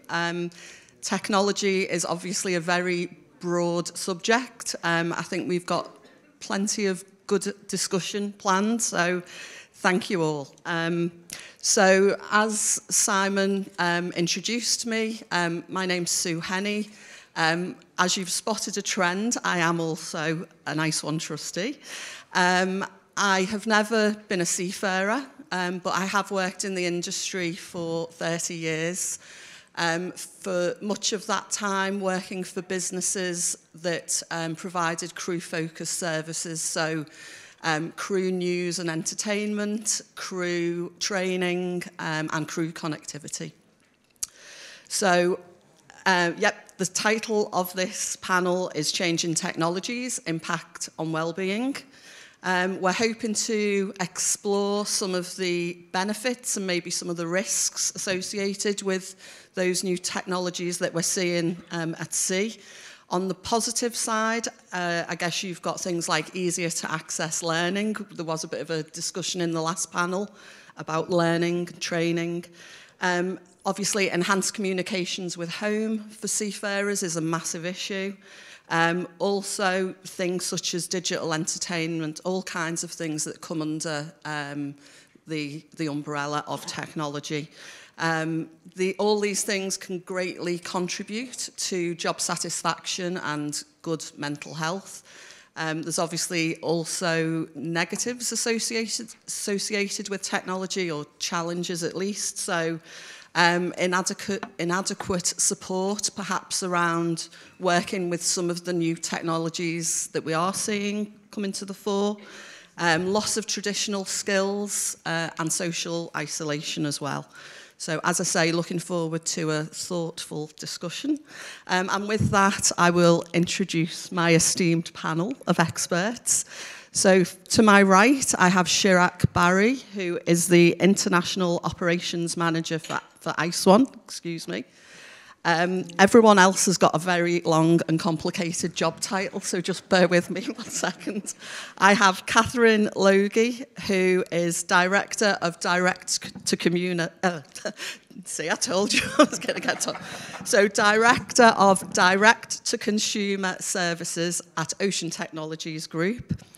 We then have Christos Kontuvas, who is Reader in Sustainable Maritime Transportation and Logistics at Liverpool John Moores University. And we have Rob Parkin, who is crew content and connectivity specialist, currently working with Baysport. Okay, so welcome everybody. Okay, so we're going to start off. Technology, as we know, as we've mentioned, is a very broad subject. So we're just going to start really from a high level, and I'd like to ask each of the panelists to give everybody a chance to say something. What do you see as the significant technological trends that are prevalent in the industry at the moment that have an impact on crew? And if I start with Chirag. Hi, thank you very much, Sue, for that question, and thanks for having me here. I think let me start with the Future Nautics crew survey, crew connectivity survey of 2015 and 2018, which specifically shares about more than 70% of the seafarers who participated in that survey inclined or strongly advocated that they will choose a company which provides a better connectivity on board. And I think so the answer is, the first thing is that better connectivity. I think since morning, I think from the session on the Voice of Seafarers, how it mentions, and till the last session, the first thing the seafarers needs is the better connectivity. They look for a company which provides them, better internets on board. But internet is not just to connect with their families.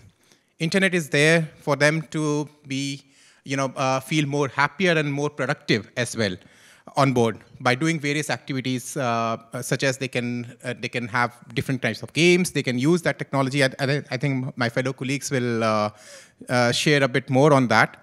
And they can, I think they can also have a better crew cohesion on board with internet connectivity, a better internet connectivity on board.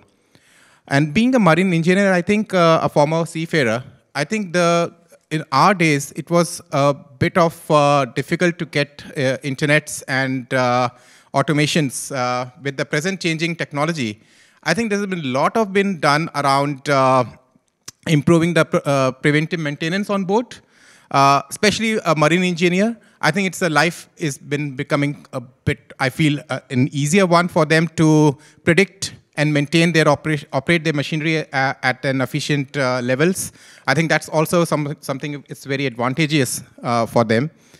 And I would also like to, share about, the negative sides around could be, that the crew cohesion on board, which I think, again, from that survey which I was mentioning, in 2015, around 40% seafarers felt that the crew cohesion could be impacted and could be at risk because of the internet. And whereas in 2018, they mentioned about 53% of the seafarers mentioned that the crew cohesion is on board could be impacted. But we need to, make more better awareness among seafarers, how to adapt to these new technologies on board so that to make it more advantageous for them, rather than to be a negative factor in terms of social isolations on board. And the things about, the more automation means they need to be more trained. We have discussed in the previous session, I think. They need to be more better aware of the new technologies, and they need to be part of this entire thing. The entire humans, I think the seafarers need to be central of this entire changes which are happening. And that is what the key message is, I think, needs to be go down at least in the industry. Thank you. Okay, thanks, Chirag. Catherine? Hi, thank you very much for inviting me. I'm from Ocean Technologies Group, so there's a clue in the title of what we do. We're a digital services provider of software for crew management, vessel management, and learning and assessment. So 100% digital, and we see a very, very diverse range of companies as clients, with everything from very modern approaches to technology, and a lot of companies still running off spreadsheets and having a very kind of, let's say, offline manual way of operating. So I think the key word, of course, is connectivity that Chirag just outlined there. And connectivity really brings with it a bit of an explosion in what we can provide to the ships. So you can imagine communication going to and from. We have seafarers with smartphones. We have offices that are much more tightly connected to ships. So the superintendent relationship with officers on board is now much tighter and more close and more immediate. And then you have all kinds of other trends like new fuels coming in, requiring rapid training. You have all kinds of apps. You have OEMs developing, of course, new equipment types, automation, and OEMs developing training, which can be a little problematic because they're not always experts in designing training, and they're all firing this content and equipment and technology to the crew on board the ship in real time. So while I think technology is wonderful, it's been a bit of an explosion. We have APIs for everything. So I think for me, to answer your question, what's the biggest trend? I think it's integration. How are we going to cope with the integration of all these new technologies and minimize cognitive overload for the humans working on board the ship and help them to cope with this influx of data and information that they're receiving now? Okay, brilliant, thank you. I hope that's something we can come back to a bit further on in the panel, but thank you for that. Christos? Good afternoon, everyone. Thanks for the invite, first of all. I think the previous speakers, they covered everything. I do agree, it's the technology. I never expected, actually, to have that level of access to fast internet. And it happened, actually, really fast. Now, for me, what is changing the industry is what I refer to as the 2 Ds, decarbonization and digitalization, the latter related to autonomous vessels. But I'm not that optimistic that the changes that they are bringing are going to be very good for the industry. And I think maybe we should go back, like how the IMO started. We started having regulations about safety. We had the SOLAS Convention. I think the increased use of technology is going to bring like lots of challenges, and for me, safety is going to be #1. I mean, it's good that you can speak to your family, that you have access to social media, but there is too much distraction. I mean, seafarers, they have to do so many things. There are so many, actually, we did some research in my university.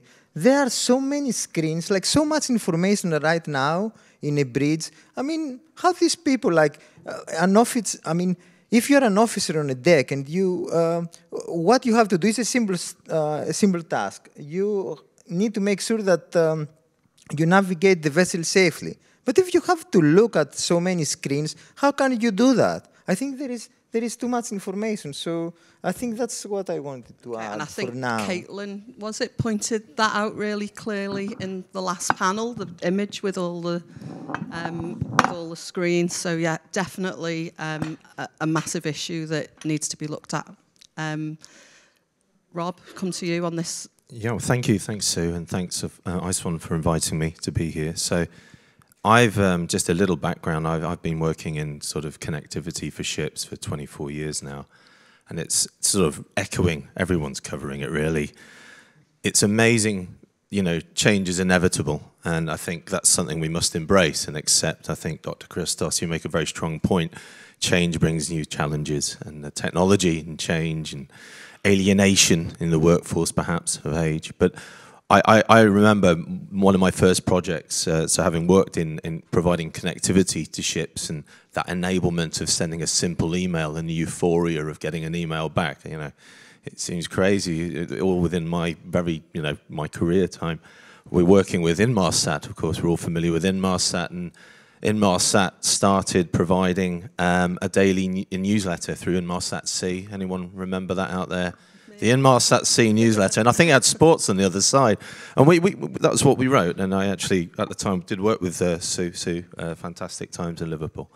And from that modest beginning, now we are in this world where connectivity has gone crazy, you know. Everyone says it, you know, everyone's saying LEO, and I'm not talking about the singer, of course, we're talking about low Earth orbit, Mr. Musk, the OneWeb, Eutelsat, there's all these new networks, so this is a very exciting time, and I think, for me, you know, what's important to remember, and again, sort of wrapping what my distinguished peers say, content and connectivity are two sides of the same coin, and what we're seeing now is the access to more content than ever before, you know, and but is it content overload?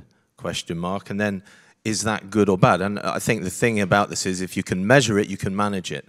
And so it's managing and curating and bringing that content into under control and bringing benefit from it to optimize efficiency and safety and making our vessels better places to work.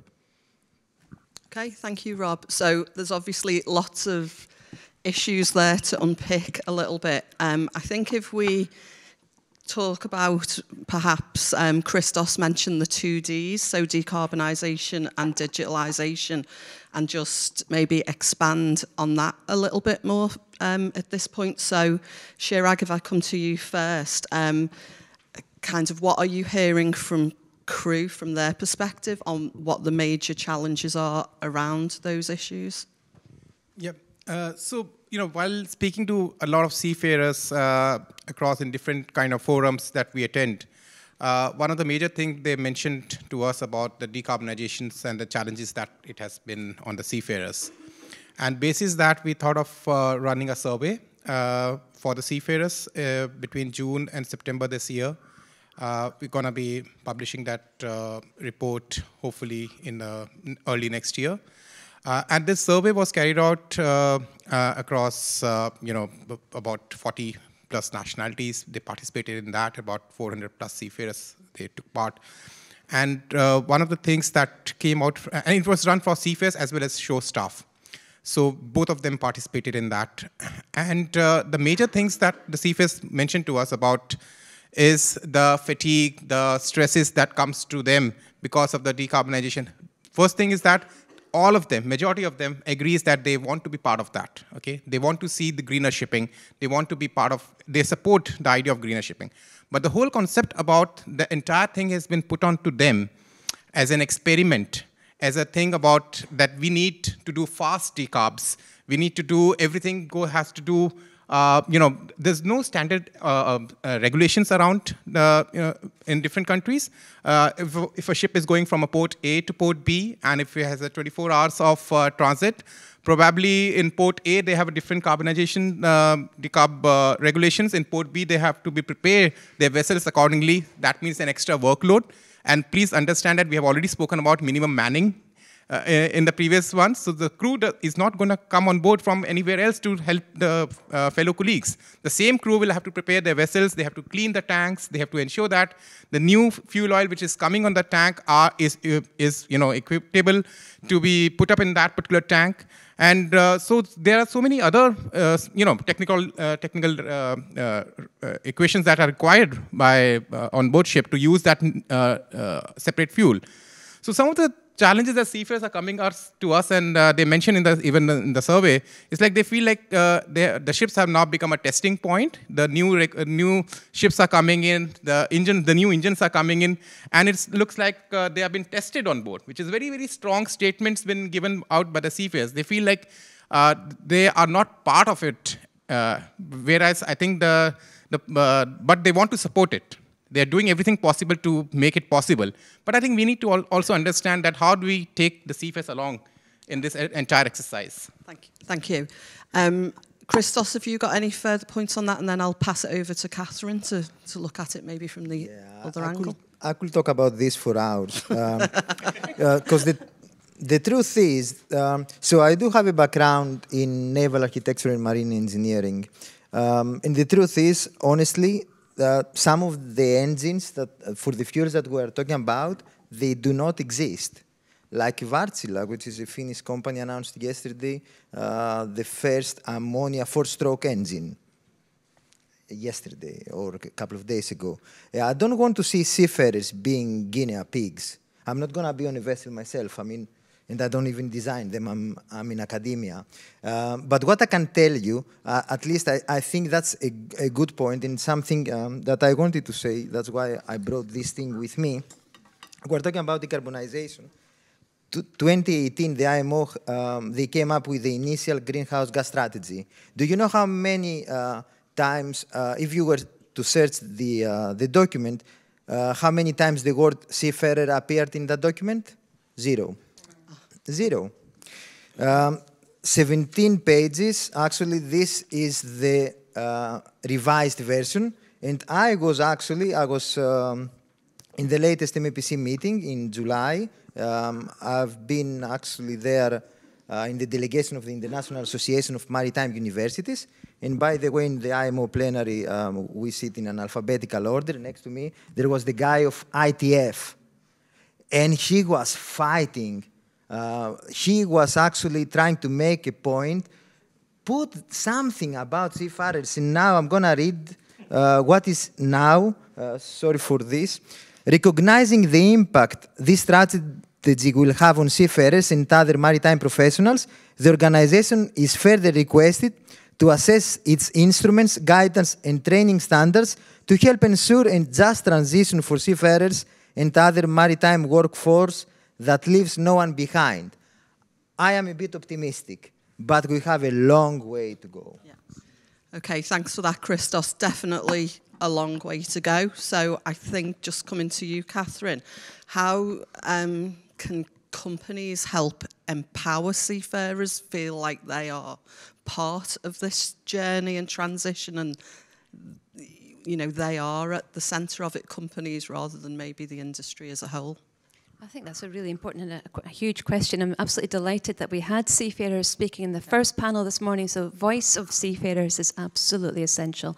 Sometimes I think we sit here in panels in the industry and we talk about seafarers, but we don't listen and engage. So more seafarers being included in decision making, I think, about the type of training that they need. You've got experienced captains who really understand what it's like to be on board a ship, while also trying to carry out on-the-job training to cope with new technology. So it's like, you know, how do you drive a car while learning to drive a different type of vehicle at the same time? Really bad analogy, probably, but you know, there's something there about the importance of allowing time for training.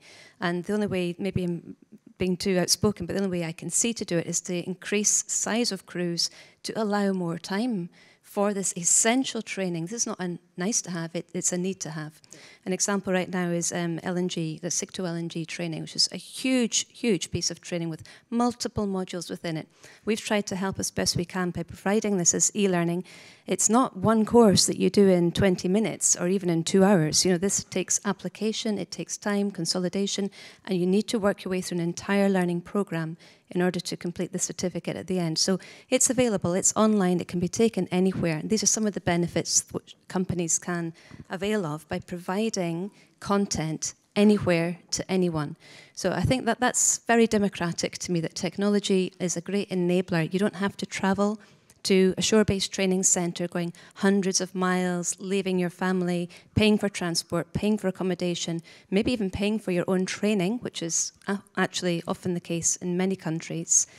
So I do think that the benefits of being able to consume or pace your own training at your own time as an individual are very, very important, and feels like, to me, a bit of a breakthrough.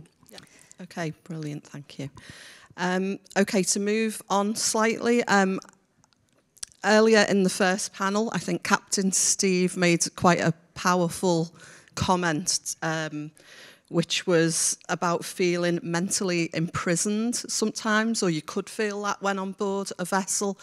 So, you know, I'm interested to hear from the panel on how they think some of the new technologies that are out there can, you know, can that help alleviate that sense that we talked to, I think, Captain Steve, you talked about it in terms of maybe getting out more to the gym, playing basketball, barbecues, things like that. But from a technology perspective, is there anything there that we can use? So Rob, first of all.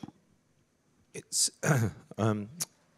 yeah, it's a difficult one, isn't it? I think technology, again, within our industry, the maritime industry, is a very conservative industry. I think we would all agree. And what goes on land, you know, we're following it maybe 15, 20 years behind.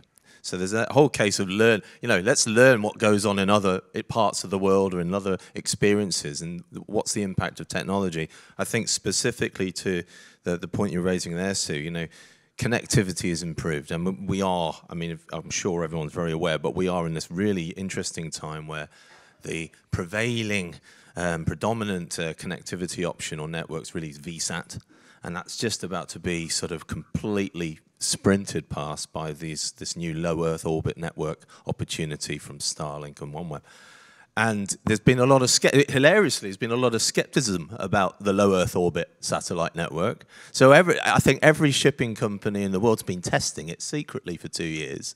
No one wants to be the first to say, hey, we're going to install it through the fleet. Only now we're getting the press reports big fleets are committing because they realize it works. There was a whole question, it might not work, we don't want to have egg on our face. So it's happening, that's great. What it really means is the difference between having perhaps, if you think of at home, when we had internet, broadband got to my home at about 2005, and it was a very exciting thing having a modem arrive, and I got access to AOL. Oh my gosh, what was that? And this whole internet experience just took off, and of course, it opens a world. It's like going into Narnia. It's going into Wonderland. You've got this option, this internet or the web. Wow, we're in. And now we're seeing the impact of that on land, where everyone seems to have, especially the youth, but everyone has got one smartphone, two smartphones, goodness knows how many, and we live by them. Everyone's got their smartphone in here now, somewhere. If it's not on the table, I've quickly hidden it. And it's our behaviour has changed as a species.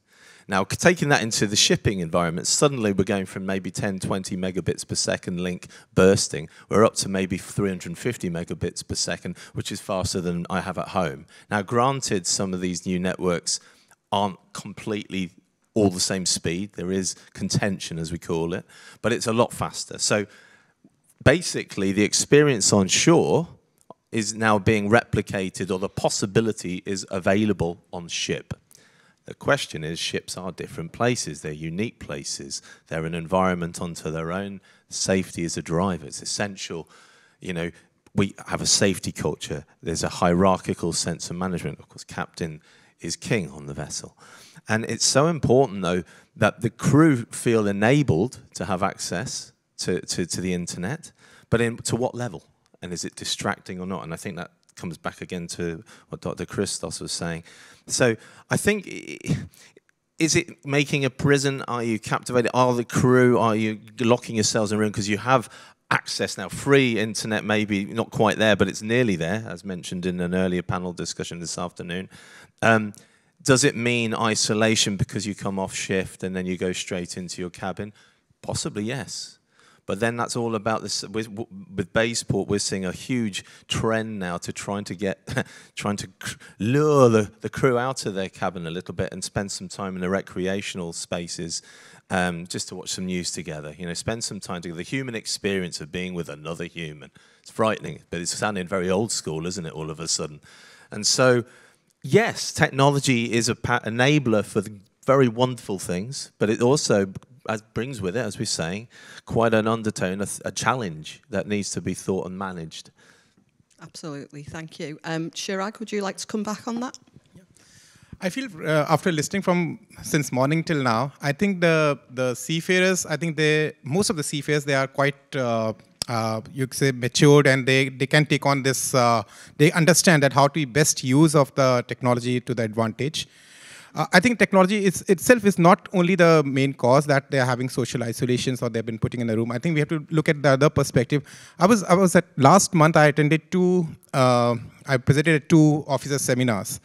One company where I had mixed nationalities, and I was interacting with them, and most of the seafarers, they mentioned that they find social isolation and crew cohesion doesn't happen on board. And I think it's because of the culture.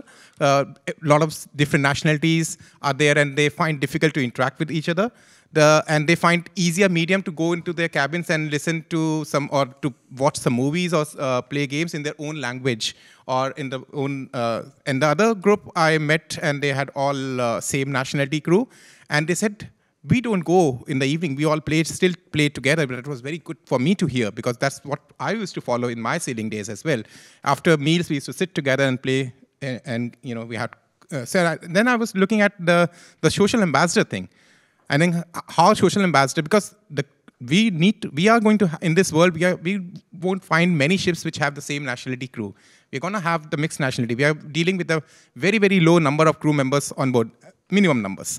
And so how can the social ambassador on board can be an enabler which the ISWAN SIM project also advocates about. How can we, that seafarer can be an enabler for them to come together and use this technology to the best advantage and improve that social cohesion on board. I think that's the key out here, that we need to respect that different cultures. It's not easy to bring together every people with different cultures, different mindset, different thoughts and all that together to like one particular activity. So we have to appreciate those things as well, and we need to find a way how do we actually bring together these all people and improve the, I'm strongly advocating of that we need to improve the crew, number of crew on board.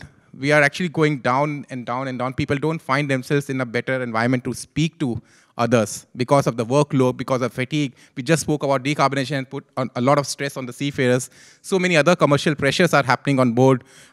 So where are we going ahead with the seafarers? What are we expecting from them to do? They need some time of them as well, So do you then see that technology in that sense doesn't help with any of so the technology that we're talking about in terms of connectivity? Absolutely. No, technology does help, because if I look at I'll give you another example. When I was sailing, we had a engine failure, and for 3 days we were drifting. Okay, we were contacting the engine maker to get an answer from them, and it was very slow because the internet has to be connected. We were not getting the satellite connections for the mails to go and to come back. So we drifted for 3 days. Now we have faster internets, and the important part is that it's not only the engine maker. The seafarers themselves, they have their own WhatsApp groups where their seniors, juniors from the same colleges are all members of it. And they put question to it. My purifier is not working. This is the problem. Can you help me with that? Immediate answers are there over there that you can try this, this, this. And I'm telling you, it really works. So I think technology does help a lot. It is definitely helping a number of things to make life easier for seafarers on board. It's just about how to we best use it. Christos, have you got any comments on this? I think I'm going to sound a bit skeptical again. I think we should embrace technology. We should use it. There are obviously advantages, but there are disadvantages as well. I've seen a study. It was mainly Filipinos that were asked about the use of technology. They said that they feel they spend too much time on social media. They had anxiety, reduced level of sleep, cyberbullied. So we have all these issues because of the increased use of technology. Which study was this? I can't remember. It was a class society actually that did that. So I think we should. It's a special. I agree with Rob. Vessels are special environments, and they are all different, by the way. Use less technology. Do something that can bring people together, because you don't want conflict. If you have conflict on a vessel, that's a huge problem. And I've seen a study from ISWAN. So ask Kate there what you can do. I will say, and there are cultural differences. I've seen like every hotel in Finland, they have a sauna. I don't know if on Finnish vessels you have a sauna. Have a sauna. You like gym, have a gym. I used to live in Denmark. We have these cake days there. They love cakes. And final thing, well, captains, yeah, are the masters of the vessel. Joke aside, I think is food is the most important thing on a vessel. Okay, so do something around food. I think in that study from ISWAN, they loved barbecue. They loved fried chicken. So do something around food, because I think it will bring people together. Okay, Less use of I'm technology. not sure how that fits in with technology, but okay. Okay, I'm going to come to Catherine first, and then Rob, if you wanted to make a point. There's a very real connection actually between technology training and food, because different types of cuisine are also very, very important. Not just say, oh, we're going to have borscht today because we've got Ukrainians, or we're going to have whatever pork stew for the Filipinos, but to be able to really even have local regional cuisine, and that's available through different types of recipes and interactive videos that we've got online. So training doesn't have to be boring. It's not just about clicking through death by PowerPoint style training. It's all about how the instructional designers work with training content and actually make it more about learning rather than training, to come back to the point that was raised earlier. But I do think that we're starting to sound a little bit old, if you don't mind me saying so, on this, not just on this panel, but as an organisation or even as an industry, because we're worrying about whether technology is good or bad for seafarers. That's not actually our concern. It's just a fact. Technology exists, it's going to be used. If anyone here's got kids like I do, you know that their phone is just like a physical extension of their hand, right? They're never going to put that away. At least my kids don't. Maybe it makes me a bad parent, but I don't worry about it too much because I know that the values are there. So let's just treat seafarers as adults and allow them to control their own use of technology in their own time, as long as they're not distracted while they're watchkeeping, as long as they're doing their jobs and maybe using technology creatively, like for peer-to-peer learning and problem solving. And I think that's what we need to do, is harness technology, use it creatively, use it well, and also have people gathering for social human interaction. I think maybe where we've got a slight difference is that we have a majority of men, and maybe some men are introverts, perhaps, engineers, horrible stereotype, they might be more introverted than deck officers, maybe, just saying. I've met a few, I've worked with a few. And, maybe it's hard to strike up a conversation with somebody from another culture initially, but it takes one spark to be able, not in the engine room, one spark of a conversation to be able to have a connection, just a silly bit of humour like that, get people relaxed. Then suddenly we're all human, we can all talk to each other. We're all here today from different cultures, listening, interacting, listening to silly jokes. How we're getting on. I'll just come back to Kate. I think Kate wanted to... Can we get a microphone for Kate quickly? I think she just wanted to come back on Christos's comment.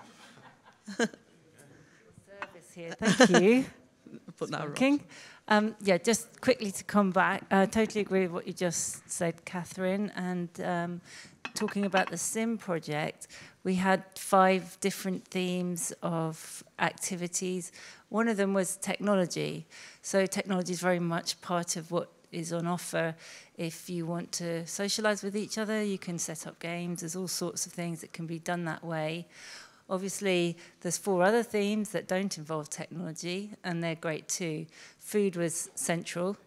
So all these things are good in combination, and really it's just up to individuals or the ambassador to pick what works best for the crew and what the crew have a preference for on that day, perhaps. So Thank you. And I think maybe if we all think back to our own experiences during COVID, and when we maybe felt isolated, but we used technology in really imaginative ways to create the social interaction that we weren't getting kind of physically. So, okay, Rob, did you want to make a comment on that? I was only going to just, Christos, again, technology's there, right? It's neutral. It's how we use it, of course, right? Fact. I thought it was very interesting, though, Christos, you mentioned, in one of the studies, there was a certain set of seafarers and they were experiencing cyberbullying and the negative connotation. Now, that for me just talks about a lot of study that goes on land in schools when you give a child a mobile cell phone at a certain age, and it's a negative journey and it actually shapes them as a human. So this is a big discussion. It's not just about seafarers, of course. It's about how we as a species, as I say, move forward, evolve. So that's very interesting. But it's absolutely right, back to basics and the responsibility of the owners and the management and the companies to engage and listen to the crew. What do you want? But then also set certain barriers. And I often say, well, again, with content in general, sport or movies or town hall information from the office, it's about incremental access. Don't give everything immediately. It's about build it up, set expectations correctly. All the cliches are true. And one of the challenges with the new connectivity services that are available on ships is everything's available. So I'm sure you're going to go there now, aren't you? So I've got a cybersecurity vibe here. But you can go into cybersecurity. No, it's just as you open the gate of content, you know, that brings a whole new set of challenges of control, and cybersecurity at home, on shore, let alone on a ship, is of vital importance and consideration. So I'll throw that back. Thanks, Rob. I wasn't actually going to move on to cybersecurity because we're almost out of time, but now you've brought it up. Chirag, would you like to mention a few? Yep, no, absolutely, because I think this is one of the key things which we are hearing again from the seafarers on board about the cyber attacks happening on ships. And again, the Futurenautics survey, it also mentioned around 40-50% of the seafarers mentioned that they have faced cyber attacks, which is quite a large numbers. And so what are we doing about it? I think it's a basic thing is about cyber hygiene. And that is what we have been advocating to the seafarers and the future cadets in the maritime colleges, is how to do a cyber hygiene routines, not just on board ship, but in your personal life as well. How many of us in this room, for example, have changed our passwords over the last few months, 1 month, 2 months, of our important emails or something? We know that the answer is that we need to keep on upgrading, we need to have all things, but are we really following those things? You know, that's what we go back to the seafarers, that they need to understand that cyber, maintaining this, it's simple. At least whatever best we can do on board ship is to prevent cyber attacks happening, and that is, I think, something which is simply can be done is following a few basic steps around it, and that's where we come across to, you know, because I think if this it not only impacts your the company can pay the money, the insurances will pay, or whatever the stuff is. It's not only about the money. It's all about the stresses and the thing which the seafarer will have to go through if at all your ship has been cyber attacked, and for example, you are not performing your cargo operations, and or if the port has been cyber attacked. You know, I'm not talking about the ships only, in the entire maritime structure as well. So the impact on the seafarers is huge beyond their working things. So I think that's where we try and help the seafarers to understand the basic cyber hygiene procedures. Thank you. Okay, thank you, Chirag. I believe we've got a couple of questions in the audience. So I have a question as to one of the things that I think is amazing about what's happening with technology is this ability for us to collect real-time data, to learn what matters, and how we can change things. So figuring out if rest is not available, if all of the things that, then we can sort of act on them and change things. So if we make well-being a priority, certainly technologies can help us get there, but it needs to be well-being first, and then technology second. Okay, thank you. Thank you for that. Cameron?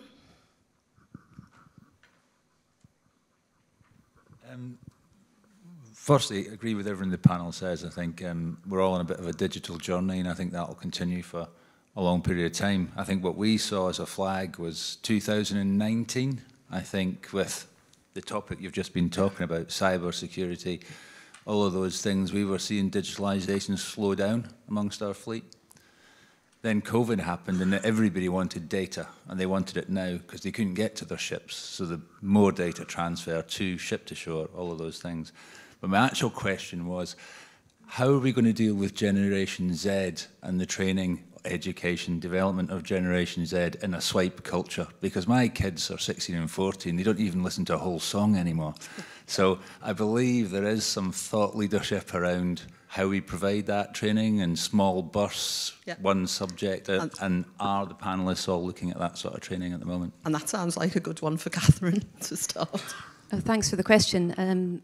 Yeah, I guess it's about motivation for learning. I bet your kids would listen to something if they were interested and liked it. So it's about, I think, we call adaptive learning, which is a couple of things, and bite-sized learning. Those are two separate but related areas. So adaptive learning means not teaching somebody something that they already know.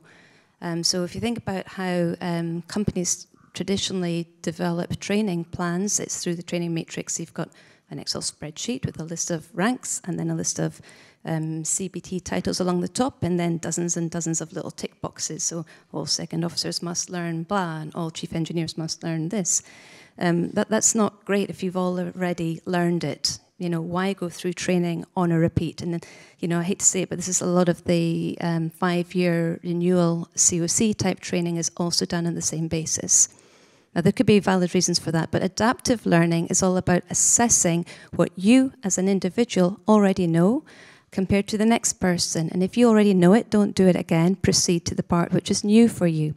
Okay, so it's an assessment flow which is personalized and then provides you with the personalized training modules that you need in order to achieve a competence. So if you have adaptive learning built into a competency management framework, then that can be personalized and automated. And that's what we're working very hard on as a business. And similarly, breaking down learning into bite-sized chunks so that it's smaller, more digestible, and easier to manage. Thank you. And Christos? Can I add a quick comment here? Because there is a generation that is very used to using technology, but there are like more experienced seafarers out there that they've been around for like many decades. They are not very good with computers. Honestly, I had discussion with some of them. They were really scared because they cannot solve problems that happen to their computer, so they have to ask like junior staff to help them. So that's one thing. And by the way, something you had this discussion about cybersecurity. A couple of weeks ago, I was here in the port of Helsinki in one of the vessels. I'm not going to tell you which one. They had in one of the screens the username and the password. Now, if you have this information, it's not easy actually to access them from outside the vessel. But that was, for me, crazy. And everyone could see them. So I asked someone in there, and I said, oh, guys, you know, that's a bit against the rules or whatever policies you have. And he was like, well, too many computers here, too many passwords, I can't remember them. So a long way to go. A long way to go, yeah. Just on the point of ageing seafarers, maybe, or middle-aged seafarers who are struggling, experienced seafarers. Sorry, not good with the terminology. I guess Karin again, from a learning perspective, is there anything in place that encompasses that generation?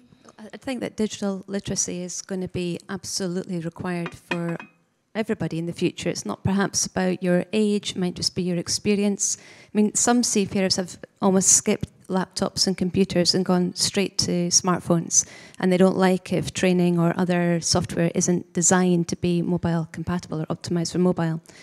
So that's something which we need to think about as training providers and software providers. But I don't like to stereotype and to say that, an older generation might struggle, but I do take your point. We have a network of approved test centres around the world, and we do get feedback sometimes that some positions or maybe some nationalities have problems even coordinating a mouse and clicking on very, very simple tasks. So, yeah, I take your point. It's a very uneven playing field. I think that's it. Okay, thank you. I believe we've got a question from Deepak. Good evening.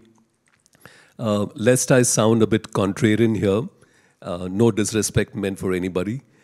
Do I get a sense that when we are referring to technology as mere communication and access to internet, as opposed to the fact that we are in an era, and I think we are getting into an era where you'll have cutting-edge technologies, absolutely advanced technology genres which are going to come in. For instance, the application of artificial intelligence, machine learning, and all of that. What is the impact that, this generation of technology, which is going to be the name of the game, are we prepared for that? Are we sort of attuning our seafarers? Are we even visualizing the potential impact that will have on their well-being? I think that's the scenario we need to unfold and unpack and get a broader sense of. I'm not being flippant here. You have 3D printing, which is now getting used to manufacture edible items. This is not in the realms of fantasy. So would you even care to look at a scenario where probably the cuisine that's going to be served on board vessels could be a byproduct of a 3D technology. So I'm not trying to sort of fantasize. When you talked about cyber hygiene, this is a real world case scenario where potentially your vessel could get cyberjacked. On a remote control, you could have the entire command and control structure of a vessel being taken away from a master, and with absolutely no sense of the belonging and coordinates. Now, I think when we talk of the new case studies, the new scenario building that we need to do, we need to look at all of these potential situations which are really emergent and which will pose a very, very significant threat to the welfare of seafarers. And I think this is what we need to really address critically. Thank you. Okay, thank you, Deepak. Would anybody like to take any of those points? Maybe Chirag from a crew perspective? I think all the points have been well said, sir. I think there is also an happening point about how the seafarers have been learning. I'll just make one point about the learning things. The VR is playing a very important role in terms of seafarers been trained, making better use of the technology to understand the fresher seafarer who's never seen the ship from that point of view, and they can now, with the VR technology and AI technology, they can visualize what the ship structure is, what the machinery looks like, and all that. So I think that helps in bridging those gaps. The secondly, I think, and I think a lot of maritime training institutes, they are adapting to those technologies, which is wonderful. And I think I think on board as well, I think the e-learning things which have been coming up, and seafarers, and I think we discussed about in the previous panel that seafarers have to go for, we have to respect that when they come in ashore from their holidays, we need to respect their holiday period. I think when you have the e-learning things on board, you don't have to then travel across, and that also helps them to spend more time with their families and I think relax a bit more. And so I think that is also something which is very positively which is happening nowadays. A lot of companies are investing in e-learning programs on board, and I think Karin, you might want to add into that. I think a lot of OTG things have been going on e-learning things. So I think these are some of the very positive things which I think industry is adapting to it. But as Rob has also mentioned, that we still run 10 years behind what's happening on the shore. So I think we need to also, and one thing more, I just want to go about the senior seafarers on board. And I think the juniors are always expected to learn from seniors when they go on board, in terms of learning the operational part and the technical part and all that stuff. But I think it's not a time, it's also on the digital part, is the seniors can also learn from the juniors who are more advanced in the digital technology part. And I think that's what I think the companies should also enable, shipping companies can also enable their senior people to learn from each other rather than just one-way flow of information on board. Thank you. Thank you. Catherine, did you want to come back on that? Okay. Okay, I think we're almost there now. As I said, it is a massive subject, as we all know. So we've tried our best to cover a smattering of the subject and maybe give a little bit more food for thought. I'm sure we can have plenty of conversation after we've finished here. I just wanted to, there's a couple of things that came in on Slido that unfortunately we never got to. Things that, perhaps I just thought it was worth a mention. Someone said the opportunity for health and wellbeing care via technology must be considered as a big positive. Remote monitoring and telemedicine services can save lives. So, I think that's another fantastic side to technology that is, possibly really making a difference. Okay, so I think that's it for us. Thank you very much to the panel. Everyone still seems pretty much awake, so hopefully we did our job. Thank you.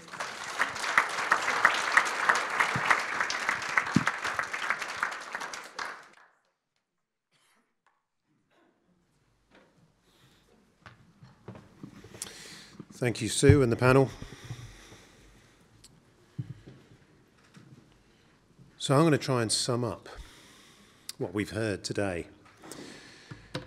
And we've heard a lot. We started off with seafarers themselves telling their stories and how some things haven't changed how it's still a tough job. There are lots of things to contend with, particularly those women seafarers, for example. But we also heard some good stories. There's people there who still love the job, who still love the smell of the sea. It's important to them, and they miss it when they're not there. So we're not talking about a job that has changed out of all recognition and is so difficult that nobody can do it anymore. But it is changing rapidly, and it's going to need good leadership, and it will need change. So then we talked about fair working conditions. And Maria from WMU painted quite a gloomy picture, actually, of how seafarers are feeling, about whether they will stay in seafaring. But there were also a list of key recommendations there, which were really interesting. And they're pretty simple stuff, actually, that could be put in place that would then at least make the job worthwhile for people who want to do it. We also heard from Turtle about creating that direct connection between companies and seafarers, instead of relying on agents to be able to go out there and promote what you need and to get those people in. And we heard about the code of conduct, which is potentially a really good tool there to actually change things. And then we went on to talk about inclusive culture. And we heard about it's still very, very difficult for people to make a career in seafaring if you are a woman, if you think differently to others. And that things do need to change because there's a big potential workforce out there. We're losing out on those people because we're in a situation where we just don't cater for them. We don't think about what their needs might be. And we also saw into the future and the question about whether technology is going to make the job more or less inclusive. And we also heard that training is not enough in itself. It needs culture change.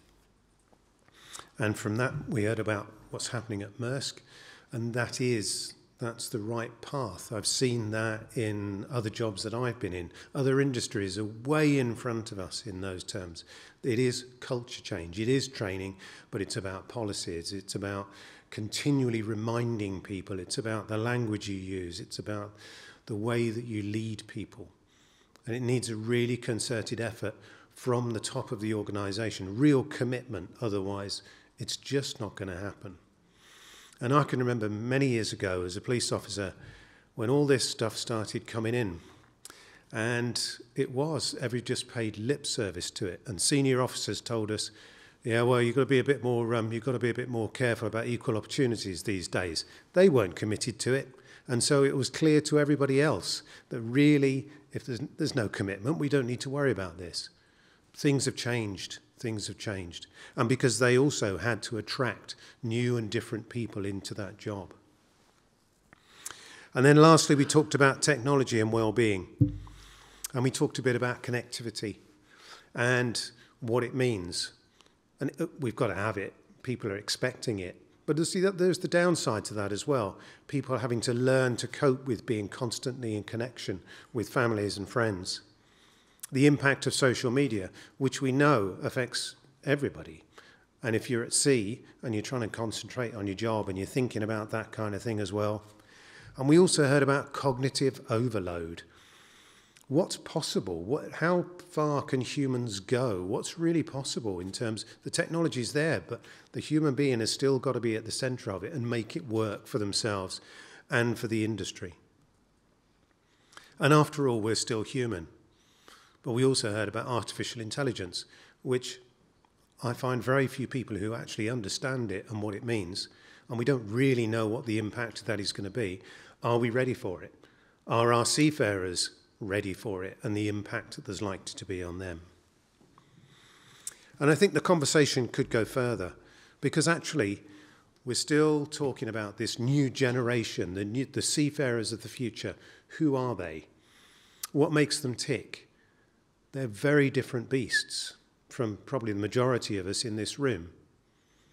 And I've been thinking about it and thinking about my children and grandchildren and the way that they operate, the way that they think, their expectations, their thoughts about the world of work and what it's going to be totally different. They will talk about the values of an organisation rather than how much money they're going to get paid.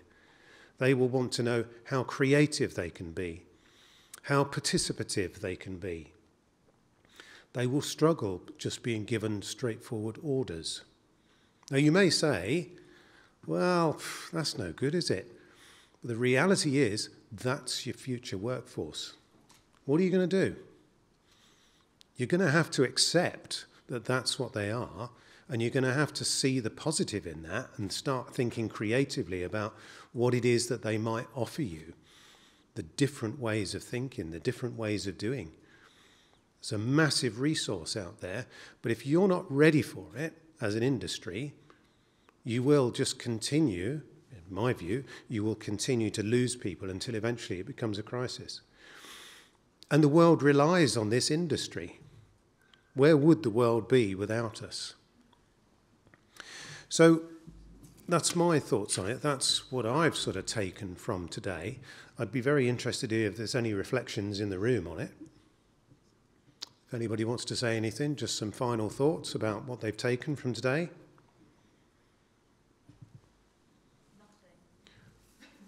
Nothing. Yeah. So it seems. Or maybe you're just tired.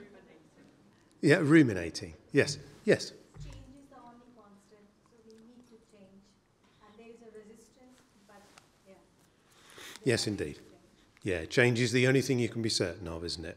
So you have to go with it. Anything else, anybody?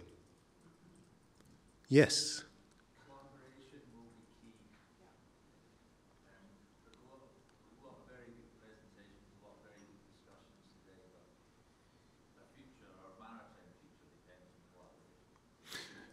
Yes, it is. And I think it's pulling all those things together that we've talked about today.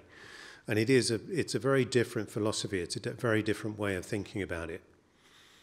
And also, if we are going to attract this new generation, these fascinating people who might be able to come and do the job for us, that's going to be difficult with an industry that seems really shy to actually talk about what it does, which is practically invisible to most people. And perhaps that needs to change as well. Yes, Karin. Oh. Right.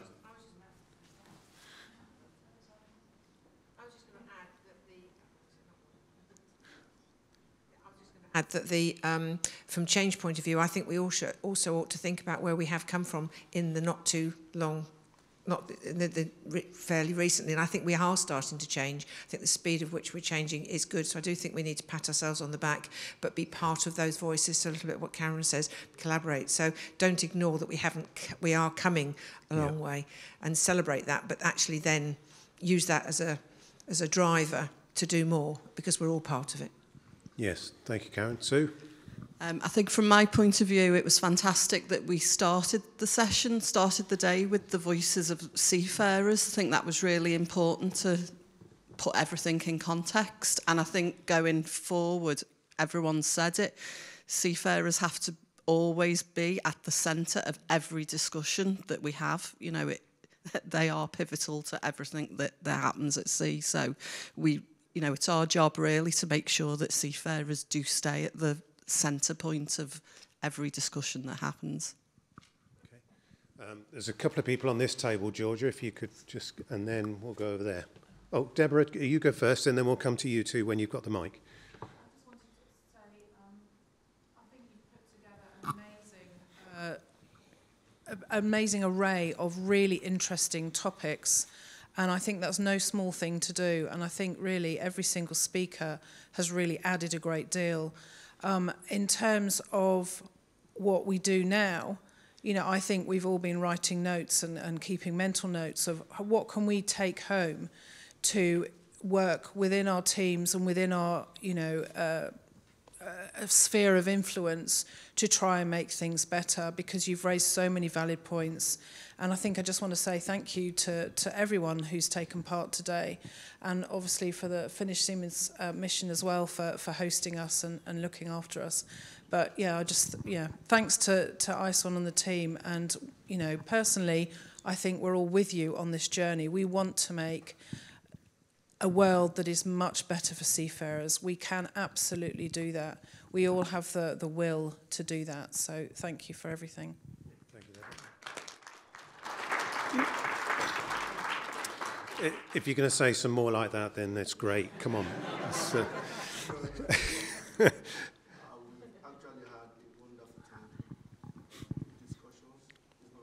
Sorry, it's not. Try now. Try now. That's all right. They've changed it. Yep. Okay. We've had a wonderful time. We've learned so much. Our panelists, they've given us great ideas to take home.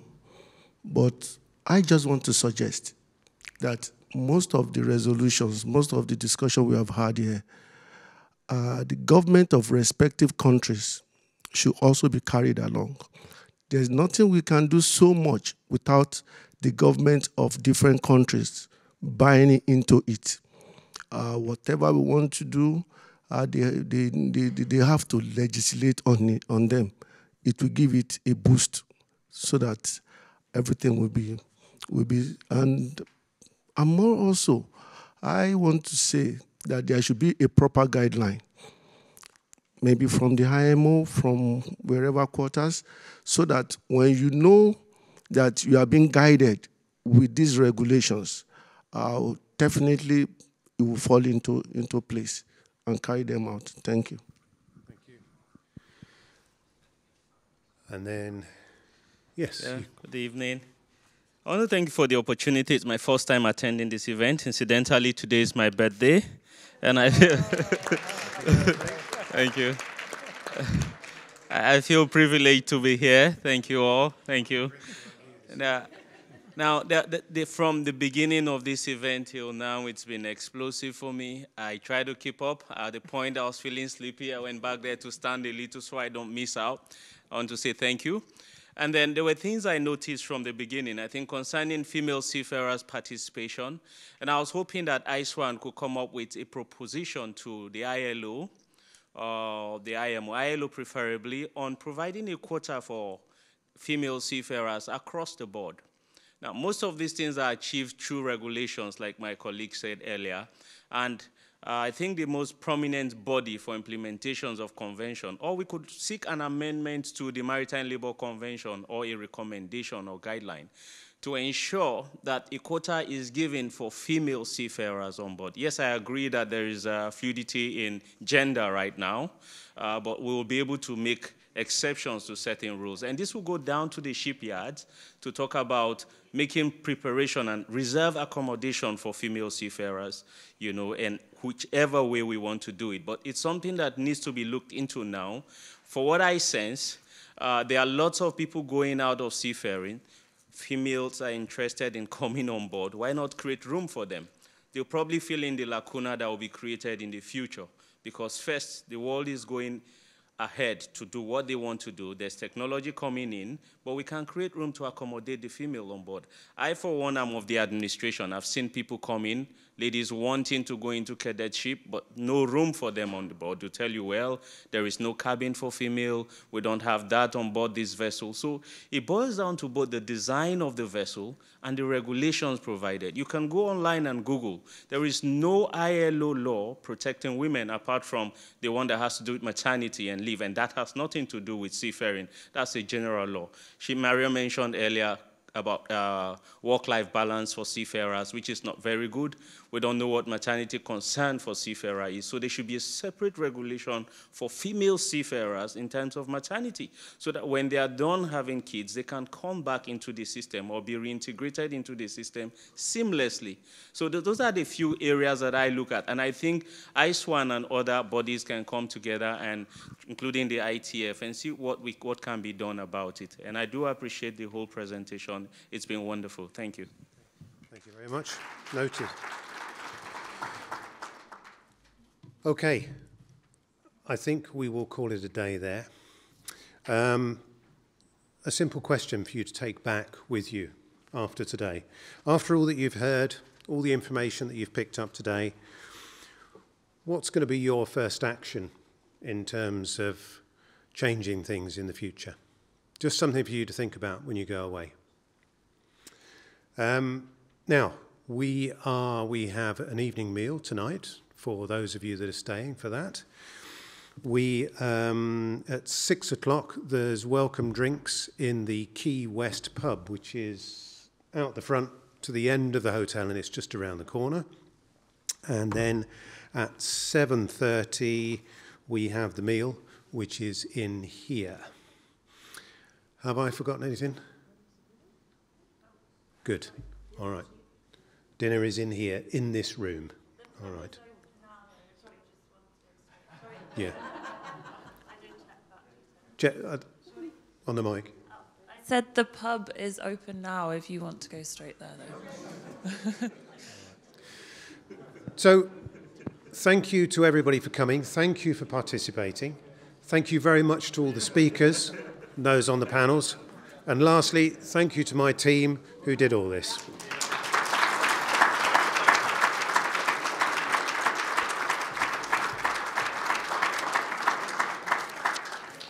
That's it. You're free to go.